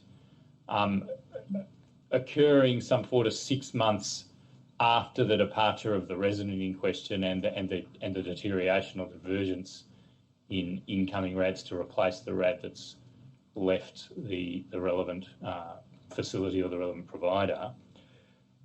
And can I ask you, look, what's your concern about the fact that there is this lag between, in effect, the accrual of the liability and the cash flow effect of that, especially when one considers the obligations in the Corporations Act, for example, not to trade while insolvent? Can you explain why it is that it's important to have a proactive measure in place, in your opinion? Yeah, because as you mentioned then, there's a deferral in the election to pay a RAD or a DAP and the time to actually pay the money and the time it takes to repay the estate of the resident discharged. And so that lag is, depending on the circumstances, can be 3 to 6 months. On the other side, the incoming resident has a period of time with which they are able to liquidate their assets and find the funding. And so that also takes a period of time. And so the events that we have on the screen at the moment will not take place until sometime in the future. The actual cash flow impacts of the first lockdown are starting to hit us in August and September. But the much deeper impacts from the current lockdown will hit us before Christmas. And finally, what's that longer term potential solution? How might that be approached? I know it's carefully and very cautiously expressed in your statement, but what needs to be done here in the longer term? I think one of the most important things is there's 2 really critical elements from our perspective. Part of it covered in some of the Royal Commission's propositions, but part of it is around encouraging people to build again. So we had a huge amount of enthusiasm for investment in new nursing homes up until the 2016 budget cuts, and that has started to stop. If we were to accept that refundable accommodation deposits are not going to be the major instrument in the future, then the model for the DAPs or an alternative annuity needs to work. Part of the reason that it's hard to make it work at the moment is because it's based on the MPIR, as we discussed earlier, which just goes up and down all the time. It's very difficult to make a decision about an investment in property, even if you are an independent party looking at a passive investment, if that rent is going to be going up and down all the time. So having an annuity number that's based on a reasonable amount, perhaps reflecting the weighted average cost of capital for the provision of aged care services or for the delivery of services in a nursing home is possibly the first step. And most in the rest of the world, a lot of nursing homes are built through real estate investment trusts, where the owner of the property is not necessarily the operator. The second component of that then to make it work is that you can't keep having a situation as we have in Australia where the cost of care is exceeding the amount of support subsidies either through residents or through the government to meet those costs, because what happens is if the provider is unable to maintain a surplus or break even, they'll eat into the accommodation revenues. And so the 2 key elements will be that. The most difficult thing is a very delicate transition program where we have over $30 billion worth of resident deposits. They need to be preserved, and the transition arrangements need to be managed in a way that we don't have people lose confidence in paying lump sums while we move to the new model. Thanks, Mr. Ansell. Commissioners, I have no further questions. Mr. Ansell, I just want to ask you, if I may, about proposition PR3 might be put on the screen if you don't have it there. Tab 111. I was beginning to think about the terms of this in the last session, but some of the evidence you gave made me think of it a little bit more. Little a,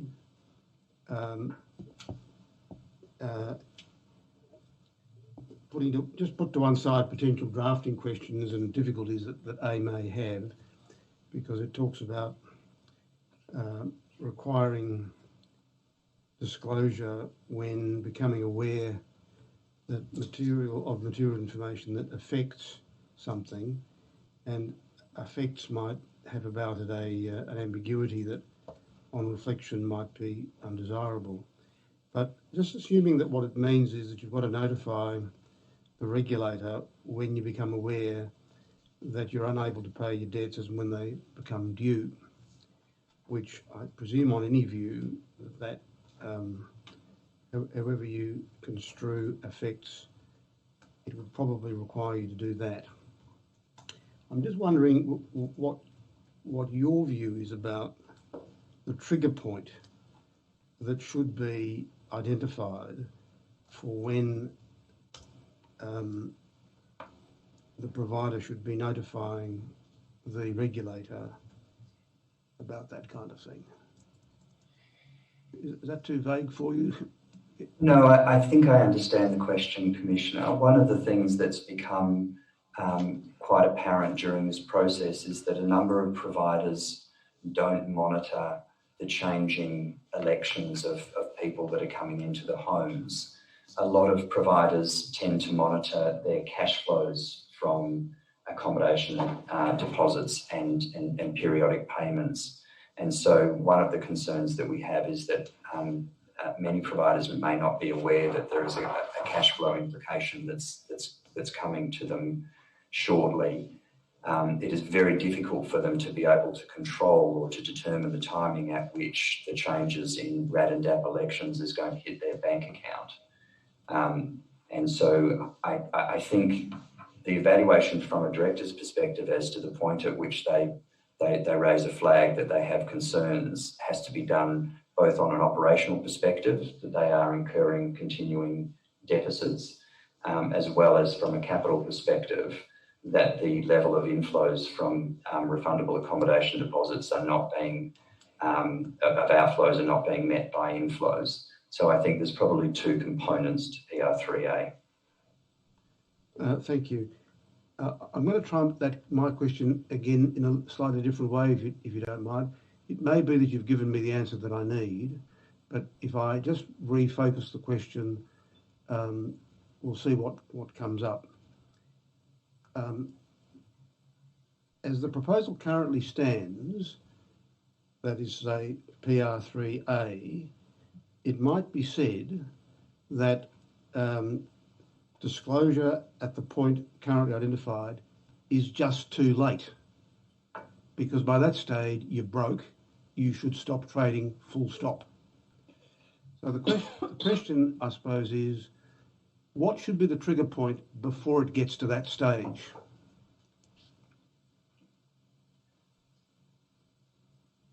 I think... May I try that one more way? Sure. When would you like to be told before it gets to that stage? For a provider that's able to accurately project their financial position, then being aware of an event, over 6 months' time would help enable support, I think. It is difficult to do that, but if you have visibility over your capital flows from resident accommodation payments as well as your operating deficits, then I think that would put you in a position to be able to raise concerns. Not all providers, as in any business, will have the capacity to be able to provide that much notice. So a well-run business with the capacity to do this would ordinarily have projections. They'd have accounts and budgets, and they ought, in many cases, have the ability to work out in advance whether they don't have a problem today, but if things continue going the way they do, they will have a problem in 6 months' time. Is it your experience that most of the providers that you've looked at have that kind of capability? Yes, I believe most would do it in ordinary business circumstances. All right. I wonder whether I might ask this as a request, not as an obligation for you. If you might think about how you might craft an alternative to A that would produce something meaningful ahead of time before it's too late. Be happy to do that, Commissioner. Thank you. Anything, Mr. Gray? No, thank you very much, Mr. Ansell. Mr. Ansell, we thank you. I know that I'm thanking everybody, and so everybody might think that they're just getting the standard response without meaning it, but we do on every occasion, and for you as well. The time and effort that you've put into this has been of great help to us, and your evidence this afternoon, I must say, has been helpful also.